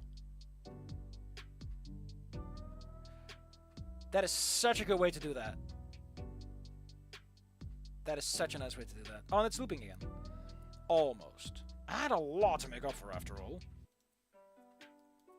But I was back in her good graces. It's more than I could have asked for, really. The rest of the school year seemed more like a formality. Instead, I put my efforts on just being there for Olivia. Like, I think the big thing about, like, if objects lose their value because there is no human labor involved, I'd like to think the humanities would turn to the arts, because, you know, expression is all there is to it. Playing video games and all that fun stuff. But I have started to shift on my idea that you can have a completely market-free economy, that you can have a world in which there is no money. Like, on some level, you need to have a system that tracks values. And back in the day, that was barter and debt economies and gift economies, and those worked. But I don't know if that works on a global scale anymore. And it's driven a man to think. After all, it was just us two versus the world once we graduated. I like how your parents are just kicking you the fuck out, despite being rich. Oh boy. Oh boy, here we are. I don't know, Inco. Beard doesn't look very good on you. I like how you got some new shades, though. The rest of the school seemed like a formality. Oh. Another day of work. Another walk home through this shit show that is urban rush hour. Sighs of our car horns continue to blare at each other with reckless abandon. At least it's... No, it's thank God it's Friday, buddy. The words linger in the air as a faint evening breeze washes over me. Experience has taught me that walking home from my office building is faster than trying to drive through this mess. I briefly stop to observe the source of the massive pileup. They've been construction at this intersection for the last few months. Damn it. I'm off work early today. Something about corporate reorganization, though that's usually code for downsizing. At least I'll get to see Olivia in her prime. We're always so busy these days. But tonight can be special. I don't even remember the last time we went together on a date night. Ooh, that's not good. I mean, that's why it's a good philosophical question, huh? Yeah. So she's sure to love a nice dinner date. Be like the old times. After another 15 minutes of dodging cars and homeless people, I'm finally at my destination. The Volcodera Gallery of Arts. Olivia had spoken with Elena. They come to some agreement to start producing and selling some of her work at Elena's gallery. Over the years, that arrangement changed, as Olivia became a part-time assistant to Elena. Oh, that's neat. It's a nice gig, but it doesn't pay the most. Of course, it's just a career, until a career really takes off. After that, it's the beachfront... Oh, no. He's in the dreamer's life. Oh, no. He's a dreamer. If the schedule she gave me is right, she should be showcasing her work right about now. I don't want to see her. I don't want to see Olivia. The inside of the gallery is cool and dry, a contrast to the hot and humid weather outside. And independent conversations echo throughout the room as I walk past the front desk. No one dares question me. I think a showcase is in the east wing, right next to Yatakan's old section. I follow my vague memories. I come over to an wide open section of the gallery. I spot Olivia not too far away. It looks like she's talking to someone. I approach her slowly to overhear the conversation, trying not to interrupt. You made several comments earlier in this interview about your inspiration for your latest work. Can you elaborate? She's holding a tablet, tapping away. She speaks. A journalist, then. Oh! I remember seeing... I remember someone showing me a character called Journo, and this is Journo. Ha! Didn't think they would be one of the future characters. Damn, Olivia. Just damn. Where did you get all the detail? Like how her face is so much more detailed, like around the eyes. I like what she did with her hair, though. I like what she did with her hair. I also like that she's wearing a poncho. Looks real nice. Really nice. Outside of Cope Fix. True. Yeah, I can. Recently, I've been looking a lot more into warmer tones. My usual palette favors cool tones that were evocative of an evening theming. But for this series, I wanted to tackle what comes out... no. At least from daybreak to noon. Olivia finally notices my presence and turns her head to me. Inco, did something happen? What are you doing over here? I wanted to surprise you. Well, that's nice. Is he your husband, Miss Halford? Oh, no, we're just dating. Would you mind if I got some comments from him as well? It may be useful. I don't know. I guess it'll be fine. Excellent. The woman turns to me, pushing a tablet well within my personal bubble. Mrs. Halford said you are Inco? Incognito, we've been an item for 3... Ouch! 3 years? Since high school, then? Yes, we started dating our senior year together. And since you've been here for a while, you must be very familiar with the process as well. I'd say so, yes. What could you tell me about Olivia's presence in the art world, then? Her work really stands out, yet her pieces are not that widespread. Well, I can see Olivia's head shaking. Can I be honest? I really like this Olivia. I really like the hair. It looks really nice. I legitimately dig what they did with her. It's so nice. I like the extra detail on her hair as well. It's just, I don't know. I don't know how to put it. I mean, Inco looks like he belongs on like a boring ass corpo billboard, comparatively. It's a personal talk we've had more and more these days. The tablet pushes further into my space, urging me to speak. I love how she has like a little tablet pen in her fingers. It's not that Olivia doesn't want her work to spread. It's just that the majority of people trying to approach her have been from varying advocacy organizations for disabled individuals. Oh no, it's like I said, her pride is in the way. I do not see how that can be a problem. It isn't, honestly, but before I can continue, Olivia forces herself between the journalist and I. Yeah. We are just dating is worse than we are just friends. Oh, ooh, ee, ooh, ee, ooh, ing, all the way. I think that's enough for now. Damn, I like how you look at those eyes, though. The reporter reluctantly nods, politely excusing herself in the presence of Olivia's Lear. Look, Olivia, Olivia pulls me aside and around a corner, whispering angrily. What are you doing? I told you. I've told you time and time again. I'm not going that way. Okay, sorry. You shouldn't even be here. Shouldn't you be at work? I got to go home early. Relax. I wanted to see you. Gentle puff of air slips from her lips. You've been dating for 3 years, man. Ouch. Thanks. We haven't been somewhere in forever. It's not really dating, though, is it? And now that I have some time on, would you like to go to a dinner someplace nice tonight? You seem stressed. Olivia untenses herself a little bit. Dinner. Wow. Guess it has been a long while. I melt seeing this one. It looks nice. Like this is a good good Olivia for a cope fic, you know. Like old and weathered, but you can see the diamond underneath. Wow. What even is that supposed to mean? Yeah, I think I'd like that. Great. Anyone in mind you'd like to go? She closes her eyes. She summons all the spirit energy for a spirit bomb. You should know this, Inco. I am obliterated on the spot. No, nothing in particular. I'd be glad to relax a bit wherever. All right. Getting off work at the same time today?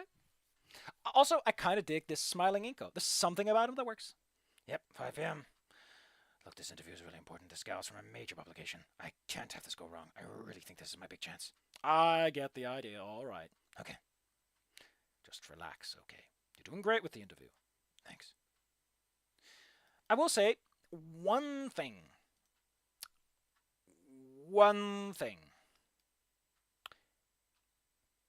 It's just a minor detail. The poncho does feel like it puts more emphasis on the wheelchair. I don't know what it is. A cope fic. Would I want to write a cope fic for E2? Kind of, but I wouldn't know what to make it about. Sorry to tell you.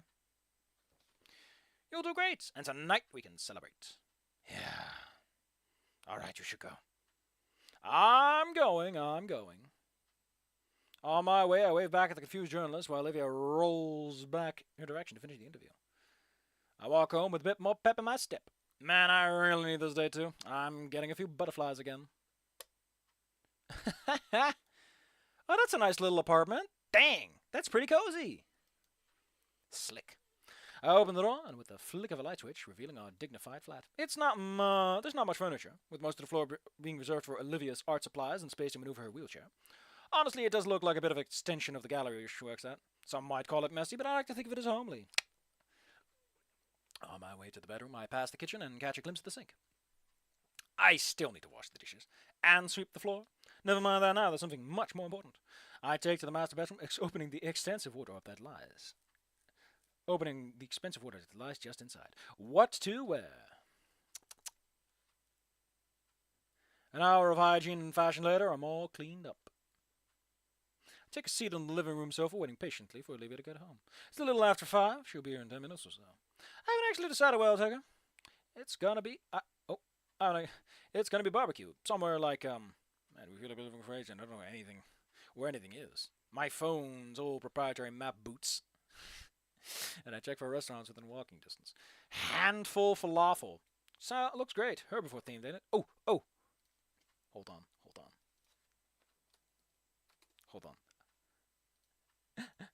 For some reason, they kept the original line in here.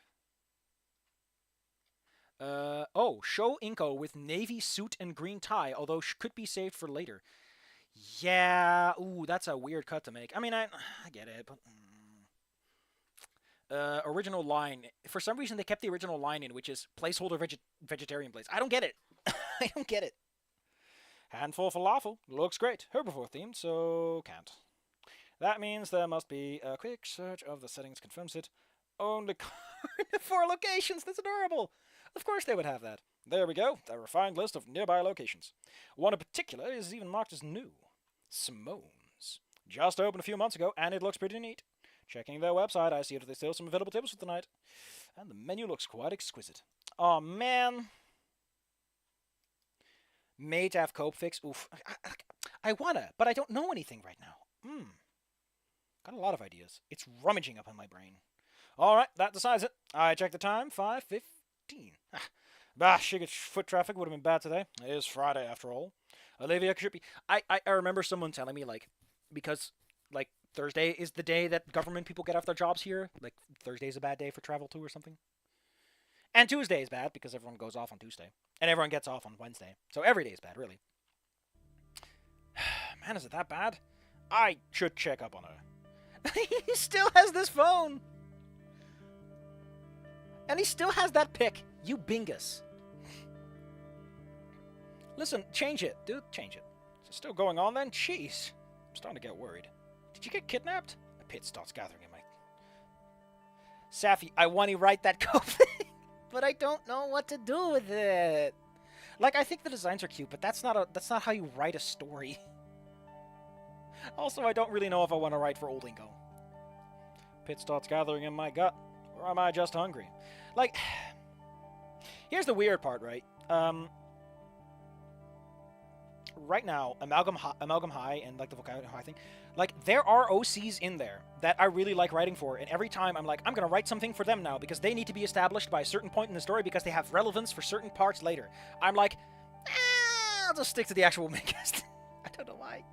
Like, I really need to establish some important details at some point. It's not pertinent, but they need to come up. For the Inco Gobava Volcano High thing, Ophinia needs to be established for one major reason, and that's because she's the one that slaps Inco around the ears. After he's already been slapped by LJ, it's like, hey, listen, Inco, you suck at this. You have no actual creative spirit. Like, you're just doing what people want, instead of making art and making good pictures. Well, LJ is probably more like, it works, I'm fine with it. And she just gives him the basic boost. Octave doesn't need to be established. I mean, Dr. Giegler gets established pretty early on. Octave doesn't need any establishment. He's a threat because he's part of the commission that will ultimately tell him that his camera work is shit. And that's why Ophinia comes to him. It's like, hey, listen, Octave and Misty are, like, talking behind your back, and they think your shit is garbage. And she's just warning him out of niceness. Because she's his homeroom teacher, so it makes sense she would do that. In the other one, there's a whole different reason those characters need establishment, and has a lot to do with the second half, if anything. Or just in general. They don't need any real establishment. I mean, Octave needs to get mad at Anon at some point. Like, a big plot element is that he is like, Anon, you keep getting yourself into this problem that you should not be a part of. Can you stop? No, I'm not eating before. Oh man, he's getting hungry. He wants the din-dins. Come on, Olivia, get home already. That's it. I'll just call her if it interrupts the interview. It interrupts the interview. I'll find Olivia's contact and... Shit. Oh, come on. Wow, sound effects. Forgot those exist in this game.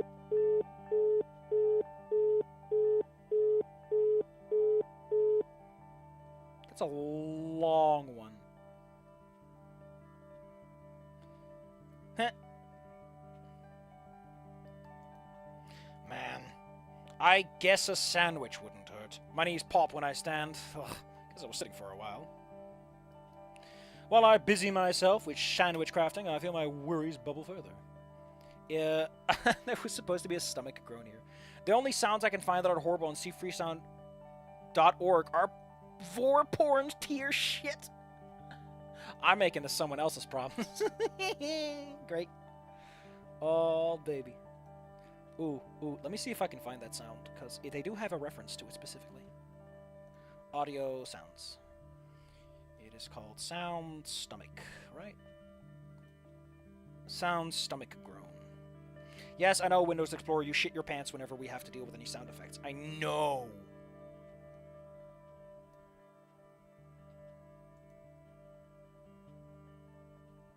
Oh, whoops. Wait a minute. What the fuck? Why? So I'm looking. I can't find stomach. But for some reason... What the hell is this? Why is ending 1 in here? There's like a whole bunch of ending 1 sound files here. My ears. Why is this in here? Maybe I should just go back to the gallery. No, if she'd left, it'd be way too easy for us to just pass each other. With nothing else to do, I flip on the TV. There's a new documentary series out that'll fill the noise nicely. I hardly pay attention to it, just getting bites of my little sandwich until it's all gone. Guilt pangs me. What else was I supposed to do? I sigh and look at the window. Outside, the unmistakable wail of an ambulance. Oh, fuck no. I already know what ending 1 is, Bingus. Yeah, for some reason they kept the ending 1 sound effects. There's like a bunch of shooter-related stuff. And Anon is mentioned, which is really weird, but I guess they didn't clean out their sound files. Which, fair enough, I guess. That's some weird share stuff, too. The sound effect must be experienced firsthand. Well, don't worry about that. No, of course not. That'd be stupid. Quit worrying. You all right? Dang it, Olivia, can't you have waited just one day? Ugh. What am I thinking? Knock that off me. Just need to have some faith. I'm getting worked up over nothing, so we can laugh about it over dinner. Yeah, I'm just worrying over nothing. I just need to sit back and relax until Olivia arrives. The monkey paw curls its finger. Holy crap! I flip around on the couch. Fuck! From the loud thumping, I can already guess she is not happy. Bone crunching sound. He's properly stands. Oh, that's great. It's fucking great.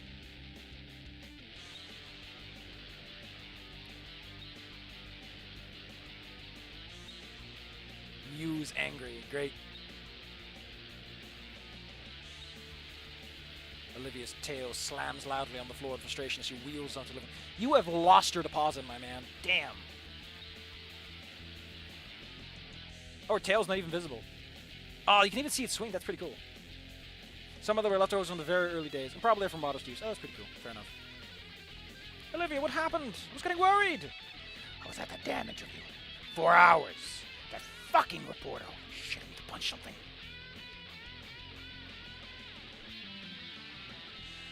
Just saying, if that's a poncho, it should hang more. Your interview didn't go well? What do you think? Olivia stops herself and exhales deeply. No, it didn't. She loved my work. We were right there ready to make this happen. And then she shows me her notes. You know what they said? A differently abled, passionately enabled. I told her to drop the angle. She says she's not interested in the article otherwise. She was just trying to make a shitty little story about a disabled artist to ride my situation to stardom. She tries to say it's mutually beneficial. So for hours, I keep trying to keep the conversation going to show her my process. Anything to get her to say yes. It's right there, Inco. Right there. All I needed to hear was a yes. For once. God, why doesn't nobody get it? This was all for nothing. I just... Fuck it. Sorry, I'm late. But we can get the goat. It's not how this works. At best, it's aftercare. At best, you're dealing with aftercare. Situation's shit. Everything's closed, Olivia. How late is it? She said 5 a.m. hours.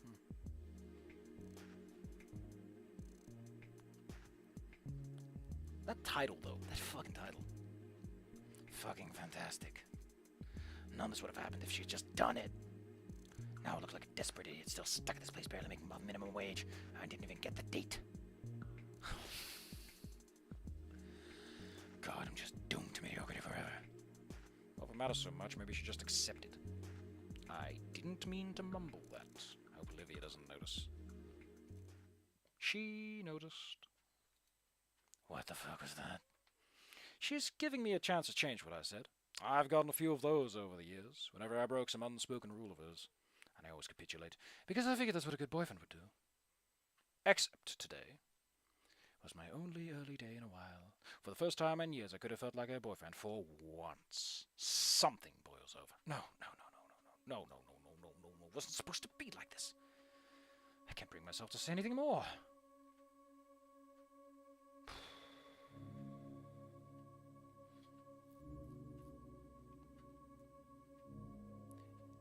Anxious ambience. Ooh. I just sit in silence while Olivia starts tensing up. What is that supposed to mean? You're supposed to support me. Ooh. We're here for each other. That's what this is for. I've been supporting you, Olivia. I love you. Then why? Her breathing is getting heavier. I can see her claws poking out, pressing into her armrests. Those scared me once, but she won't use them. Olivia, listen to me. This is the first time in years I could have taken you for a date. We could have gone anywhere we wanted to. And we would have been back by now, having fun. And it was spent on more than this stupid, stubborn nonsense. She sits aghast. Who are you? I'm the guy that's had to deal with this crap for 3 years by now. I like you, Olivia. I love you. I want to do stuff with you. Can't you make it easy to deal with you? Oh, would you like that now? Your fucking parents aren't even around. They'd rather get shit-faced every night than deal with you once. My parents didn't abandon me to some other poor family to raise. Here's the thing I don't get right. When you really get down to it, Olivia's father loves her, right? Like, Olivia's dad, is he paying for this place or something? Like, it's 3 years later, so they're like, what, 21? I can see if her dad is, like, particularly wealthy, would still be putting money towards her. I can see Inco's parents being willing to foot some of the bill. Especially if they're, like, rich architects. You know, because that money stays in the family for a large part of it.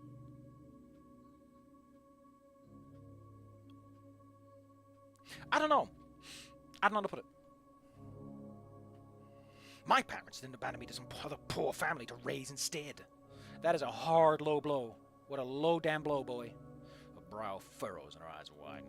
Before I can bother feeling guilty about the statement, she roars. How could you? You know the situation I was in, you prick. And I'm trying to make the shitty situation not shit. And it wouldn't be that way if you didn't demand for everyone else to play by your rules. You're no different than those so-called phonies that abuse their ability, except you're broke. Oh my fucking God. Is it too much to ask for one person who gets it? Am I the insane one here? I don't need you turning on me too, you spineless sack of shit. Is it really just the entire world conspiring against me to make sure I'm painting under a bridge with condiments and shit within the next few years? Is it too much to ask for one fucking person to not just use me to climb the social ladder? If you're so concerned about it, then let them. It's been 3 damn years, Olivia. Face it. Your career isn't taking off because you refuse to let anyone actually see it. You're so hung up about your fucking wheelchair. Fuck you, you useless piece of shit, Skinny.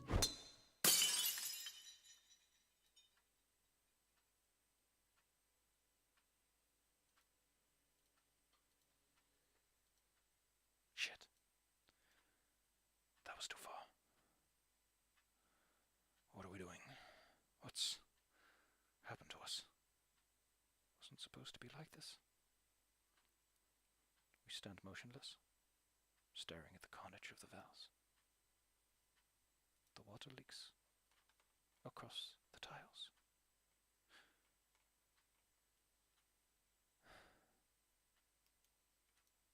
The flowers, a birthday gift from me to her, lay withered across the floor in pieces. Olivia finally meets my eyes. Your expression is a mix of horror, shock, and remorse. The fire has died. All heat is gone. In its place, simply two burnt-out individuals, and the reality we'd ignored for so long. Her head falls, and she rolls away into the office room that we had turned into a studio. The door creaks slowly before shutting softly. Grabbing a towel from the kitchen, I try to carefully collect the pieces of the vase. Not carefully enough, as my palm is cut on a jagged edge. Thankfully, the towel staunches the small cut enough that I can clean up the rest of the damage. I set the broken, damaged flowers in the sink, since there's a chance one of them can be saved. The vase is a lost cause, though. I look at it all and I feel. The sound of sniffling reaches my ears as I look to the closed studio door. An idea comes to mind. There's one last, undamaged tulip here. I could take it to her and apologize for my harsh words. Maybe she'd even apologize too. Maybe. But I don't even know anymore. Setting the last living flower in a cup, I fill it with some water. It looks horrible. Petals are damaged. The stem is bent. Some of my blood is mixed with the water and it's looking disgusting. If it were a picture, it'd be the perfect representation of us now. But I gave that up. I gave up a lot of things for Olivia. She doesn't even understand that, though. I placed the glass where the vase once was, and lay down on the couch once more. This is our life now. This has been our life for so long. I don't know where this life is going to take us.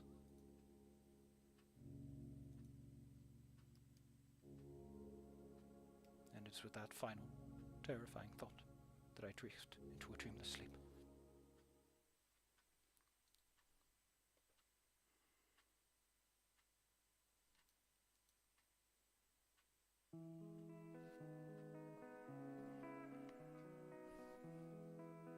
You know, I said that ending 2 didn't feel that bad.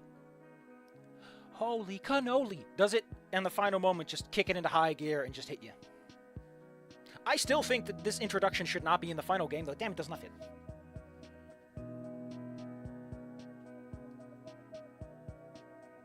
Who's that? Oh, look at that! Look at Damien. He's pretty cool.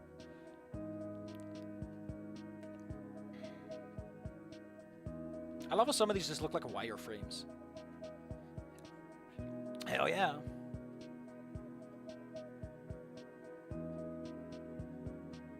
Oh man, it's guts.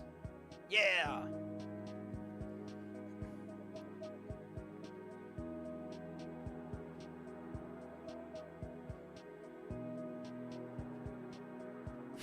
I love how Randy looked in that one. Oh, look at these houses. Why do they put so much into... Well, I mean, to be fair, it's a very important house. You want it. It's fucked up Livia. It's mega strong. We never saw those dancers, but I guess they're part of another ending.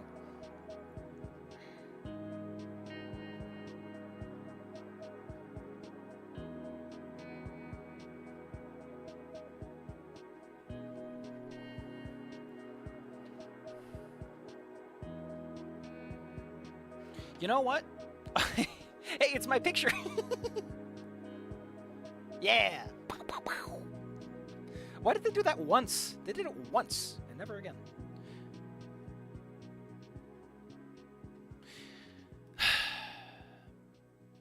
Ending 2 of 4. No title? Because you gave him a title in the original game. No? Oh, that's a really good picture for ending 2, though. Well, what a shit ending. Wow. Wow! It's a great picture, though. The end. Well.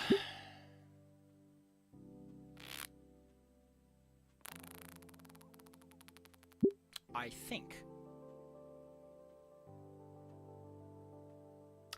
think I know what that copium ending is going to look like, though. Now I do.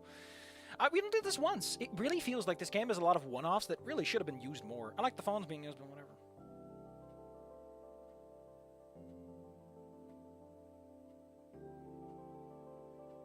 Olivia's the barely alive flower and Inco's the blood. That's a good analysis, you know. He's feeding her, but he's not helping. I mean, ending 2 of Snook Game is really him just showing up to pick up a pizza. And he's like, that's fine. Oh,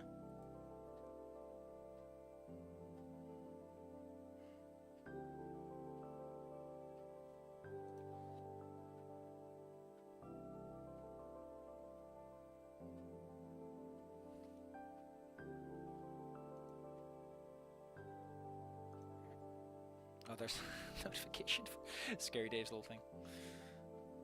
Whoops.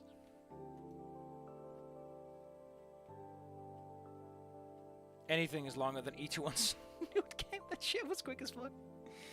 Oh, fair enough, fair enough. Well, I mean, I don't know what ending 1 is like, so I don't know how bad that gets.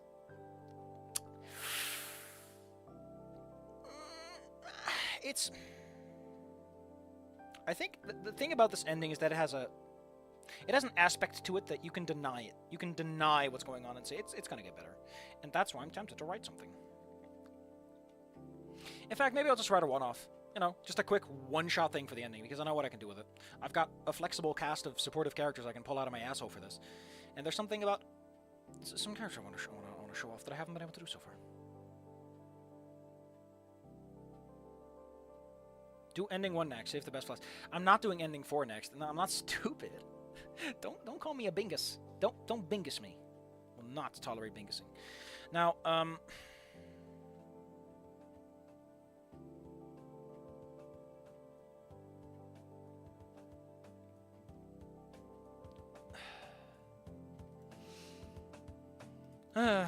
well, we made it, I guess. I'm impressed that we made it this far, but I did put the pedal to the metal and I hacked a little squid because I'm in the driver's seat and I'm behind the wheel. But, you know...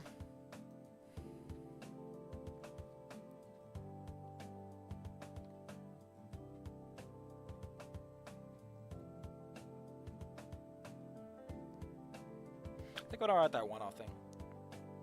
Sounds like fun. Otherwise, I don't know what we're doing. We're not doing the thing tomorrow because that was kind of what the vote was about. If we do tomorrow, and if we did tomorrow, then I would have done tomorrow. And then I would have switched to ending 1 and speedrunning that. But I guess we're not doing that.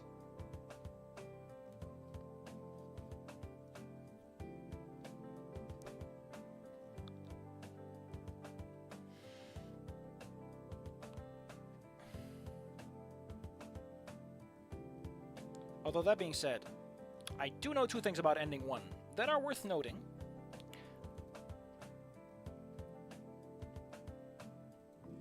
I happen to know that ending 1 for this game happens to feature... It's going to be easier on the throat, shall we say.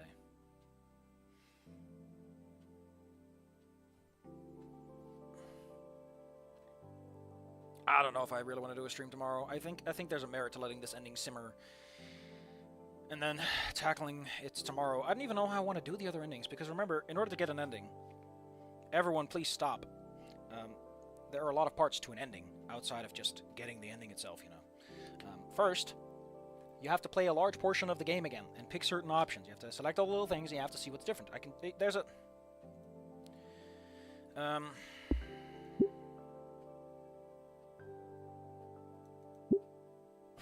Great. Auto. There is like a fast forward button, right? Yeah. You can skip unseen text. What is this even? How did these work? This just skips skiing text, right? I don't know how these work. Like, I imagine this just skips you to new choices.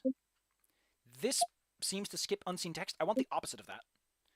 So I guess the skip function normally works? And this is just to make it do the other thing? No, I'm just asking how these function works. I'm just asking how they work. So there is a skip function, I imagine. Just a button that goes... And this makes you skip, after a choice, immediately all the way to the end, I imagine. This skips any transitions and weird things. Whoop, just ignores all of them. And this skips any unseen text. So normally, it just does what needs to be done, I imagine, is the point. What even is the skip button? Assistive self-voicing. Skip style. Okay, it's control. Oh, we can even use tab for this. Mouse. Oh. Rolls back, rolls forward later. Okay. Okay. So, I don't know how much that is, though. I don't know how much that is. But the reason I'm a little upset about this, if you didn't notice, I have looked at the scripts. I know what the script files look like. I'm not talking about the scripts themselves, I'm talking about the script files. The first 14 chapters are linear-ish. I think there are some minor changes that happen. There probably are, because, you know, the endings are a little bit different, and some interactions are different. So logically, there would be a couple of breaks. But once you hit chapter 15, it starts breaking you off into different directions. That is 4 chapters of content that it can be new or different or reinterpreted. And then you actually get to places. And as you can see, it takes about a stream or 2 to get through that stuff. Maybe 3.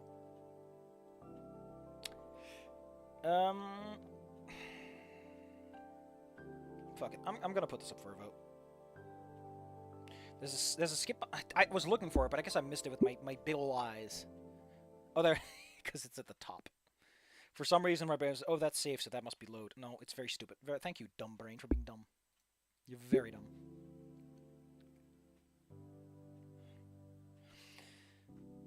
I got a question for everyone. How about we make this a poll? Nah. We'll just see how it goes. No, let's just see how this button works. Oh man. Oh, this is great. All right. I guess this is where we'll go next time. I am legally blind. So, I mean, to be fair, I don't use the user interface. I just use the right mouse button to open this window, which contains most of the same features that I care about.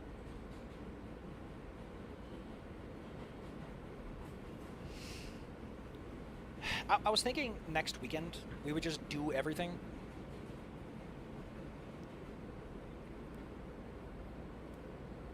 Why not start from the first important choice? You know what? Why not? Remain seated to do nothing. Was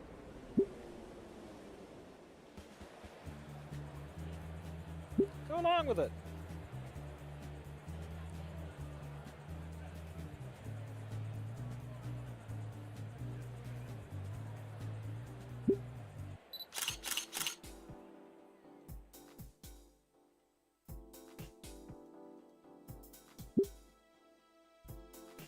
Man, we're going quickly. Oh, these are the transitions they were talking about.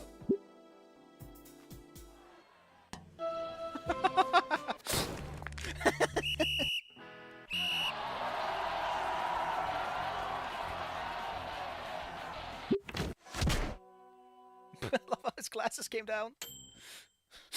This is actually kind of funny, for no good reason.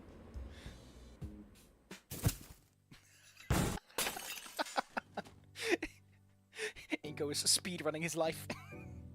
Any percent run. Any percent Inco run.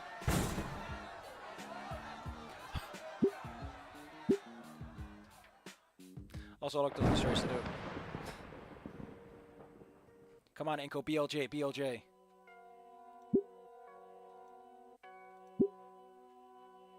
Oh my god, her head is just multiplying. I love that because of how her head works, it multiplies. I know, but it's gotta be big. Oh, I love how they bounce. The bouncing is hilarious. No balls were thrown today.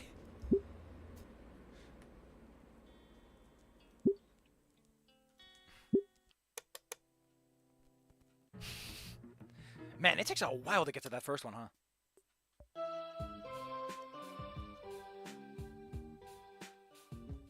Actually, I have a different offer. I have a different offer I'm willing to make. Because people apparently like having a Saturday stream. There is another game we can play that lets us sink in the ending without necessarily ruining the Wani vibe. Just a little thing I'm thinking of.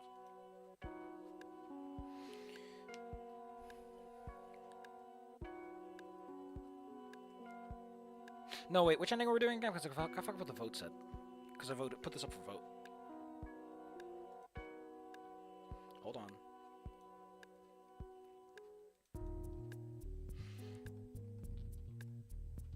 So I did that one incorrectly. I actually put down the chapters wrong. Other 3 endings plus bonus chapters. We voted on that. Well, what was the order I voted on? God.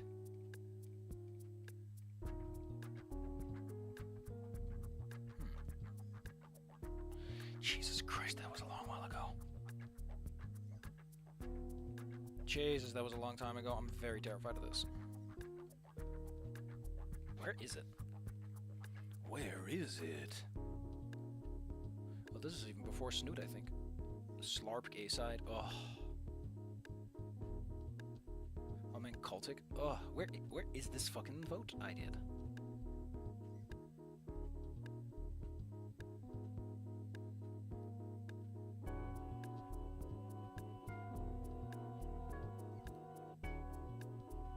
Can't find it. That's scary. As Olivia.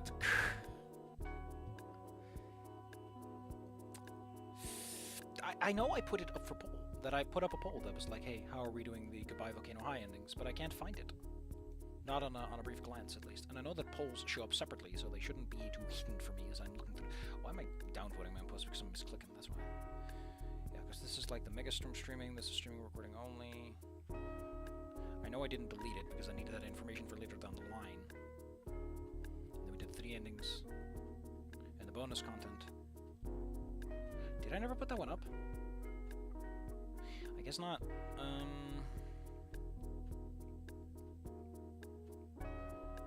So I think the fact that like there's no one on the street when little boy is going around handing out. But I recall, I know that I fucking put up this thing, right?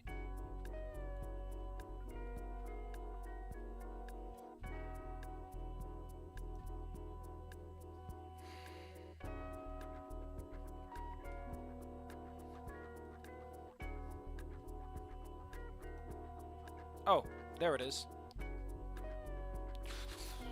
We're going 1, 2, 3. Alright, so my offer is... That's not a Q&A, buddy. That's not a Q&A. Get your head straight.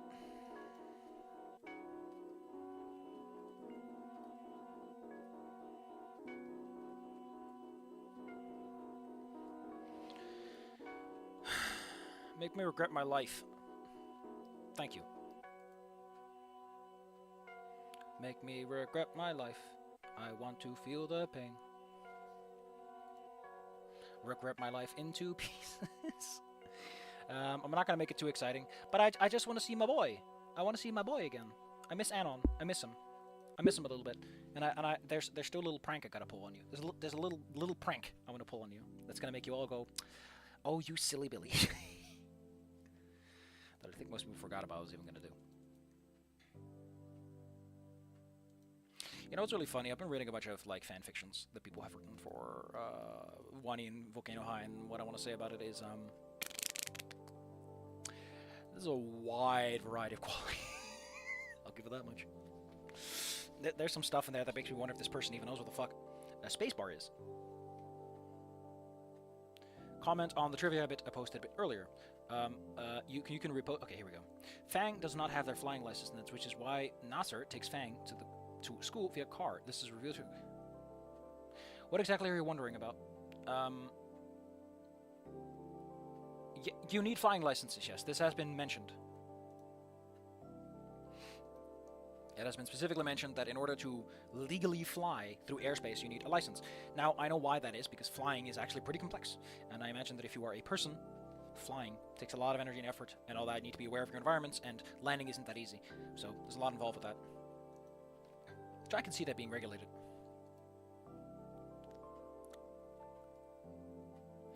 Actually, I might want to make a new one for this.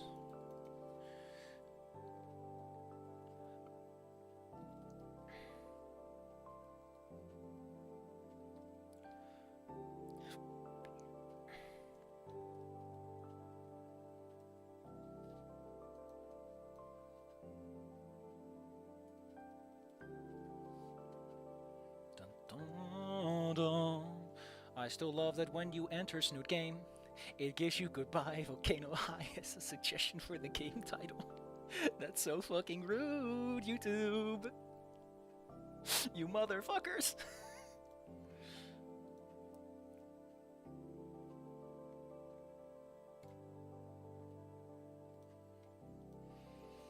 monetization off. I don't want that. Get that out of here. I will monetize. People can send me super chats if they want to. Otherwise, there's no need for me to monetize this stuff. These are my friends. I keep them in my computer.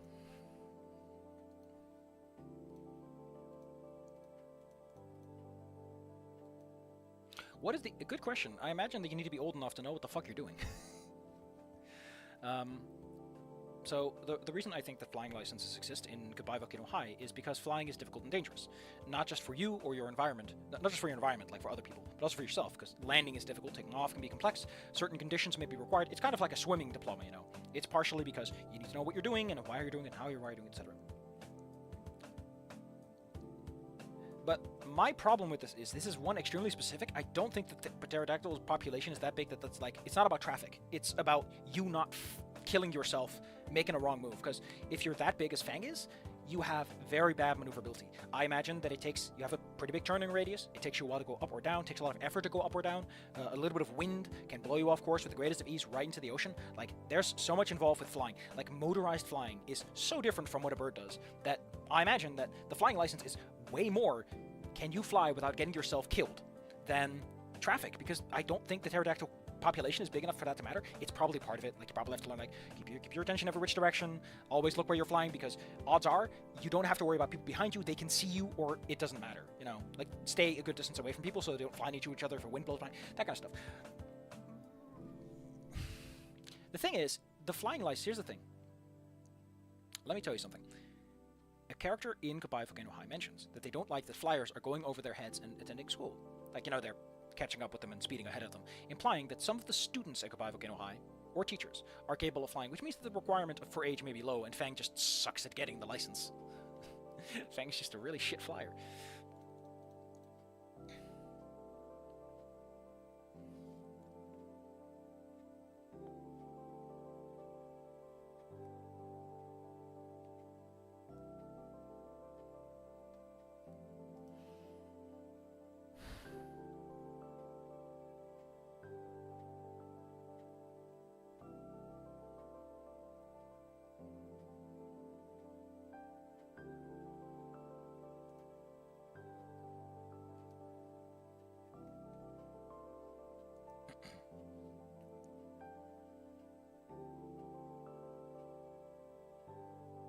So, a thing I would like to note about schools is, not every school allows students to go to the roof, and also, I imagine that Goodbye Volcano High World is happy enough that people don't have to worry about falling off the fucking roof.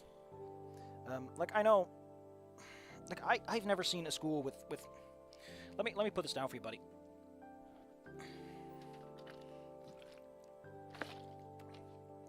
I've never seen a school, where I am, that has a suicide fence. I mean, most of them don't even allow you on top because they are slope roofs and everything, but, suicide fences are not something I'm familiar with personally. I've never seen them, so...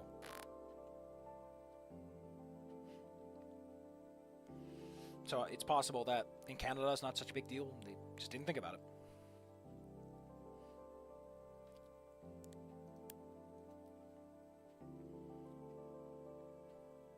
Man, I didn't eat most of my chocolate eggs. Such a weirdo.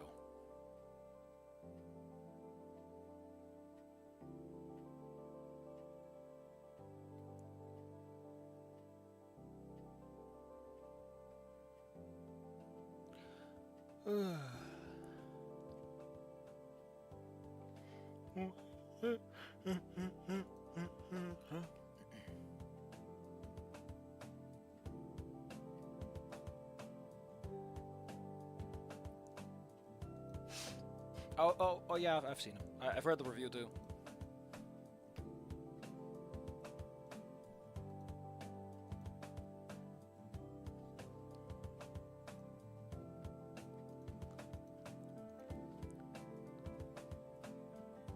Has he been showing up again?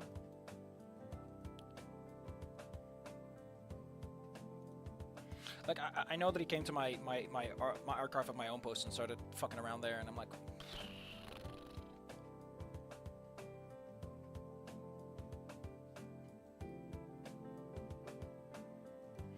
I'm just letting him blow off his steam as he sees fit. My reason I cleared my archive of our own comments is because he started picking fights with other people, and my comments were getting unwieldy, and I'm like, listen... I'm fine with you being a little big baby bitch about things, but just don't bother other people. I'm your little problem. No one else's. And I'm like a responsible pet owner. I'm not letting my pit bull can bite me, but he can't bite other people, as they say. And then I give him a big old pat, and I'm like, "Mwah." He loves me so much as he tears my calf out.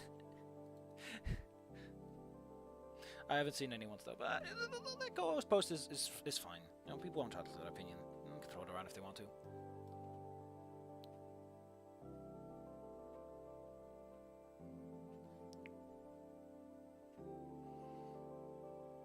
I don't really care too much about social media anyway. This is annoying bullshit. I don't care about it. And hey, tomorrow we're gonna get someone fucking killed, maybe. Wouldn't that be nice? The funniest thing about... never mind. You forgot to mention if you... There's an upgrade? I mean, to be honest, Goodbye Kind of how it feels like the kind of game that should run on anything. Including a PlayStation 3.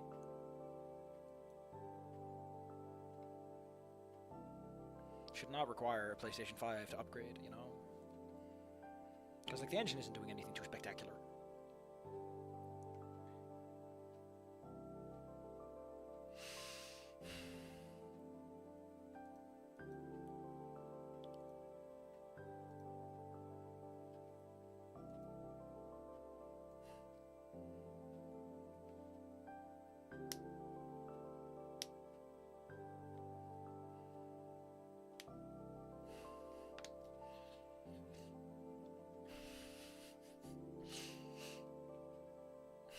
I'm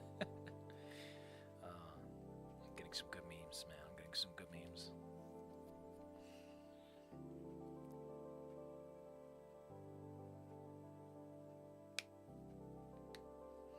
Which is weird, because I'm pretty sure it was made for the PlayStation at first. Like, they got money for that stuff, too.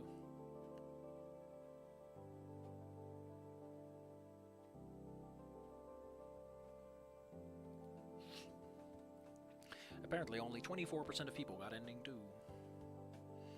To be fair, only 43% even got to the hug scene, which I'm pretty sure is mandatory to complete the game. I got 1/6 of the achievement.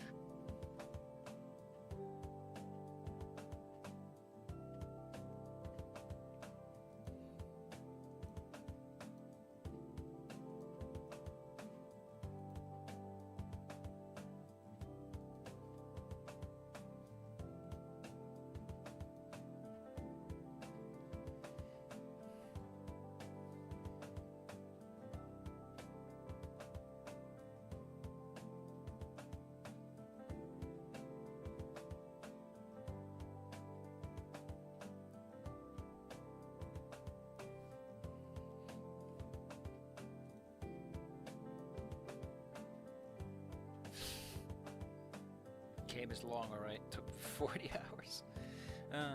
Anyway, I should probably get going, and I don't think there's much more steam left in the stream anyway. Tomorrow we're going to catch up on good old Anon and remind ourselves why we like that silly little boy. Hope you all had a fun time. Feels weird to get an ending in Wani Gator. It felt a little bit like it lasted forever, and also felt like it took only a few hours. It's really strange. Although, to be fair, we're 10 streams in, which is like several months. It feels like several months. I mean, it came out in February and everything, so... Where Goodbye Volcano I came in tests. Oh, you mean Wani Gator is long? Well, fair enough. Which isn't a lot, but it's weird that it happened twice.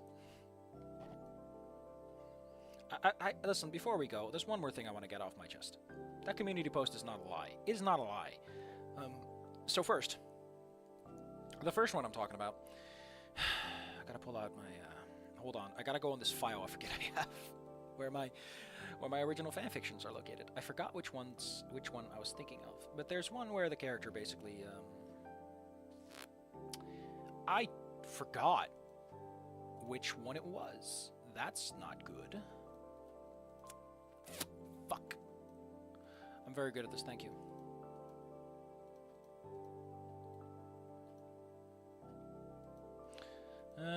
See if I can find that on the quickies.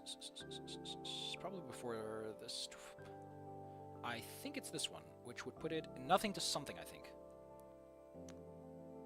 If it came up before Life is Strange and Undertale, people would have a very different perspective of it. It would have done better. It would have also been more ambitious. So Nothing to Something is a story that someone recommended to me. I think someone recommended it to me.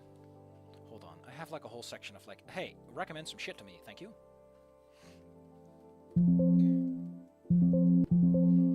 Shut up, search function. I'm trying to find things. I'm looking for my bonus chapters. Welcome to bonus chapter stage. Let's see. The mods have been recommended are Revenge of the Dweeb, Double Date, Culture Night, A Terrific Night Out, Moon Princess, Deus Snoot Game, and Mojob. With the fix being Bond, Broken Wings, None in the Chamber, Reprimed, and One More Time. I think there's some extra ones up here, right? Trish Pal and Puppet Pals. Ending 1.5, Nothing to Something, and Bad Apple. Those are on the recommendation list right now. Well, I'm sorry I made you deaf, buddy.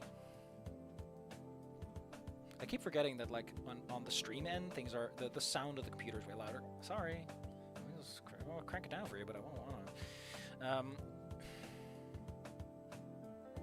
So, Nothing to Something has, for some reason, an extensive sequence that focuses on the main character being a baby. A little baby man. A literal fucking baby. In the hands of the mother and the father, and all I can think about is... This happens twice. They do it again. Someone else does it. For I want to be that Gator. I've mostly, again, been reading these fics to get a little insight, get a little art appreciation, and also partially because I think it's funny. Some of these are just disasters in terms of writing, but I think it's funny because you gotta know bad to know good. So I look at that one, and I want to be the Gator has like, I don't know, it's like the community post says, it's not a bad thing inherently. I'm fine. Write what the hell you want, buddy. But I'm gonna reiterate the part that matters. The part that gets me. If I had a nickel for every time someone made a post E1 dinosaur reincarnation fanfic that involved the MC being conscious as a baby, I'd have 2 nickels, which isn't a lot, but it's weird that it happened twice, right? It's like confirmation bias. Like, it's weird it happened twice. Once is fine. Once is like, but twice is no. I don't want to know. I don't believe it. Is he still a baby in the second chapter though? A babu? I think he's still a babu. Listen, I'm all for... I like saying when you have him going like, I'm baby. There's a little rascal, but he's not a child. He just likes to pretend that he is. Also, he has a high-pitched voice because he's tiny. Although, actually, no, Winnie shouldn't because he uses telepathy. I guess he just does it to fuck with people. Suits him perfectly. What if... Why doesn't he cry? Oh, no. You know what really gets me? Inco and Olivia have been together for like 3 years of dating, and they haven't fucked and had a baby. Just saying. Just saying. Says a lot about how Inco's getting... Sorry. I'm losing my mind. Inco X Ben. You know what? Go ahead. Ask me what you want to know about Inco X Ben, and we will consider that the closing statements. Deeply embarrassing. I would remove them from the footage if I could, but no, we're not going there.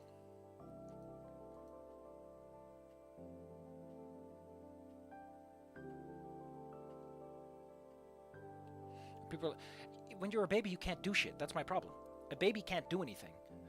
In addition, a lot of early years as a baby, your body doesn't work. People don't know this, but I heard that the reason that babies scream their goddamn lungs out is that the world is literally terrifying. Their brains are not wired to understand their sensors yet. They literally cannot use their eyes properly.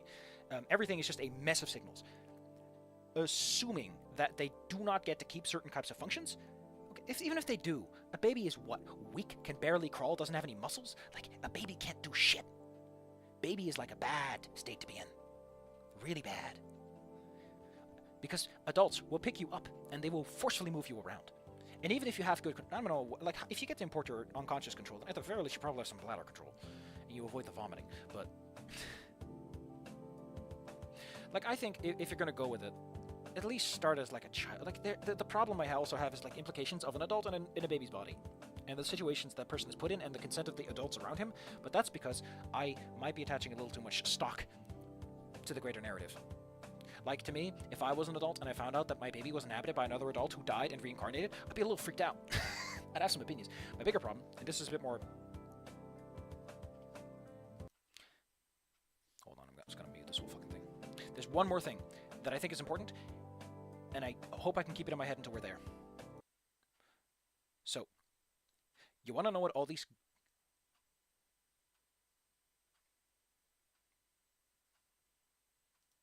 I'm going to say one more thing. Shh. Before I get to you, Scary Dave. If you were, let's say you get the best version of becoming a baby. You get the best baby version possible. You are a baby. You have your mind, you have your unconscious, your muscle memory, everything is perfectly fine. You are able to sustain yourself. How long does it take for you to lose your goddamn mind? People skim over this a lot. I notice this a lot. People cannot visualize how long being a baby would be if all you can do 24 hours a day is lay in a crib, looking up, with nothing going on. And then you're a 3-year-old. Maybe you can talk, have a little conversation, but you have to keep a cover. So you can't talk to your parents about, like, hey, how the tax season going, buddy? You know, you can't have the conversations you want to have. You're going to be talking to 3-year-olds who have nothing to say. Then you grow up to be 5 years old, and they have nothing to say. At what point do you lose your goddamn mind and go insane? Because you just can't take this shit anymore, because every person you talk to treats you like a child, and the children have nothing to say, and the adults that do humor you are insane, because they are talking to a 5-year-old as if he's 25. Here's the thing. If Inco goes back at 18 years old into a baby, by the time he is a teen, he is 30 fucking years old, mentally. That shit is fucked up. It takes him 10 years of being with these other people. So here's the second one, right? Here's the second one. The second part of this is, that is so much time. Listen. Let's say I decide I'm done. I'm done living in my home country, my hometown. I'm going to move to, let's say, I'm going to move to Turkey. I live in Turkey. 1 year, 2 year, 3 years. A lot of people would say that if you've lived in another country for, say, 5 years, you're a different person. You've lived in another country, you've absorbed its culture. Maybe some of them consider you a native at this point. Maybe they'll be like, hey, listen, you picked up some good Turkish there, my friend. You speak a good Turkish tongue. If you grow up in someone else's family for 10 years, again, he's 28 mentally at that time. I personally say that he has like double the mental span, because I think like before you're a teen doesn't really count. And he's been growing up in this different culture with different people, with adults with their own morals and values, to whom he is near constantly exposed. I do not think that Inco, if he is inserted as a baby, would be Inco by the time he's 14. I think he'd stop being Inco by the time he's 5, because he's either gone insane, has spent an extraordinary amount of time with a different culture, with different people. Like, these stories skip over the part that people change over time. You can't just do this. Now, here's the thing. Shh. Calm down. I'm not a fucking idiot. You are a writer, and you are allowed to suspend your disbelief. But it is kind of weird that this person has lived 18 years, and then magically time starts flowing normally again. It's just kind of weird. Like, just start at that point, right? Like, I know that it's weird, and there's just no easy, clean way to do it. And you have to cut somewhere. But to me, starting at a baby stage is just a weird part to start. Proto-Fang being casually able to fly while carrying Trish versus original Fang. That's a good question. Anyway, so enough about the baby. Scary Dave wanted to know about Inco X Ben. To be honest, I don't think I've seen Ben enough to know what the fuck Ben's deal is. Let me be clear. Ben to me sounds like a self-important guy with little going on. I think him and Inco work well because they are just the same jackass in different jackets.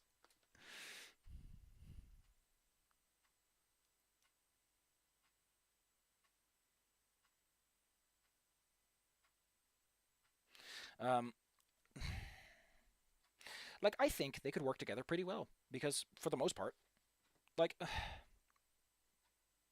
here's the thing, right? I don't know Ben too well. I don't know how Ben is in the other endings. He might be different, he might be better, he might be worse.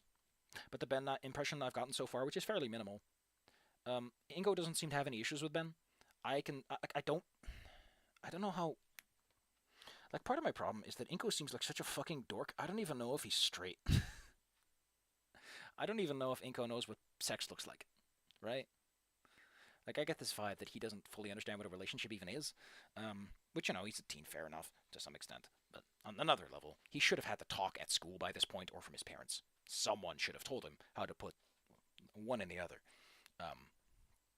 Which begs the question, outside of that, like, what's the attraction, really? Is it, it's got to be personality-based, probably? Because, well, Ben's a nice gentleman. I can't imagine him being the most handsome person. He looks like Mike fucking Dawson, so my brain every single time goes, it's Mike Dawson, and just all sex appeal flies out the window like an origami crane in a harsh breeze. I can see it work simply because I don't see why it wouldn't work, is my thing. Well, that's my opinion, Scary Dave. I think it would work because I can't see it not working inherently. There's a choice that proves that Inco is straight, or at least bi. Is that a spoiler or not? You can tell me. Well, whatever. Who cares? Anyway, I answered your question. If that's not sufficient, then just give me a follow-up question. Otherwise, we're going to call it, and I'm going to go to bed.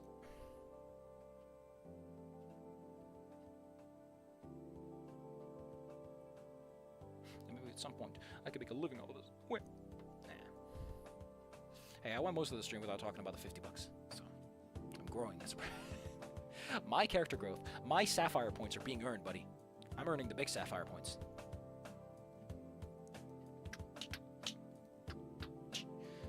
So in Amalgam High, in Amalgam High, the idea for Anon's sexuality is that he doesn't care. He doesn't want to get noticed or get involved in anything. And his stance on religion and sexuality is, stop. Like, in his mind, the LGBT are up their own asses with both having the stereotypes and wanting to defy them and also sticking to them. Like, they have a gender binary, but they also have trans people, but they also have queer people, but they also have asexuals, but they also have non-binaries. And they have bisexual people, but there's also people who don't even fall on the sexuality spectrum. So in his mind, it's like, these people are fucking stupid, who cares? And his mind about religion is, who cares? Like, if there is some higher power, great. But people are flawed. And these religions have been through a lot. Who cares? I like to call him accidentally super-based. Olivia isn't Left 4 Dead 2. I didn't even know that was a thing. I think I heard about that. I mean, hey, you know, good for her. Everyone deserves to survive the zombie apocalypse, you know? Everyone has a right to it. If you fuck it up, then hey, get fucked, but... Man, everyone is... Right now, I have 2 active streams on that new Peach game releasing. Man, people are starved for content instead of playing Dragon's Dogma 2. I should be playing Dragon's Dogma 2, but you guys are stopping me, you jerks. I have to play Snoop Game. So, Scary Dave, did I answer your question? Because if I did, I can call it there on Ben.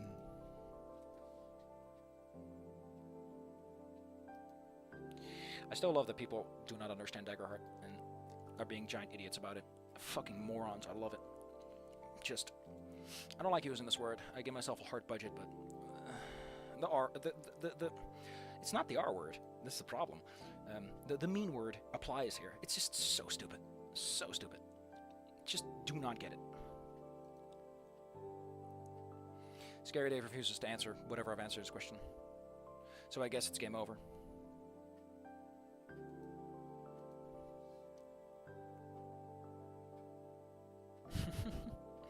Yeah, Dragon's Dogma is stealing my audience. People could be watching this high-quality content, curated by only the finest masterminds, but instead, they're wasting their time watching some person go arisen for truth.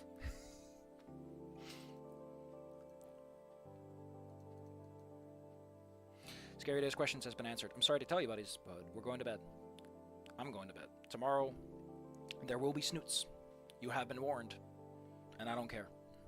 I do not care. I just do not care. There's one thing I actually should probably look up before we do this, though. I need to look up, are they still doing that deal? Because if they are, I'm getting a pizza. No, the deal's over. They had a deal where I could get like a decent pizza for $5, but it's gone now.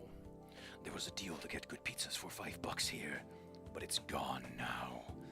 I love that about the Sanctuary Guardians and you guys all have a great day. You're fantastic. Here's the applause you deserve. Good boys and girls. Have a good one. Enjoy your day. Have a nice weekend. I'll see you Saturday if you want to come. If not, You know what? There's one more thing I want to hear you. Consider this the true ending. The bonus ending for all the weirdos out there. So Lotax played this game once, and I still remember it because it's such a fucking weird voice line, and I want you to hear it. I want you to hear it. You need to hear this. Because, like, what is this? Alright? You brace yourself. That is a voice line for a hostage being saved. I'll leave it to you. Also, your ears have been blown out. You're welcome. You were warned, though. You should have known. I mean, I should know.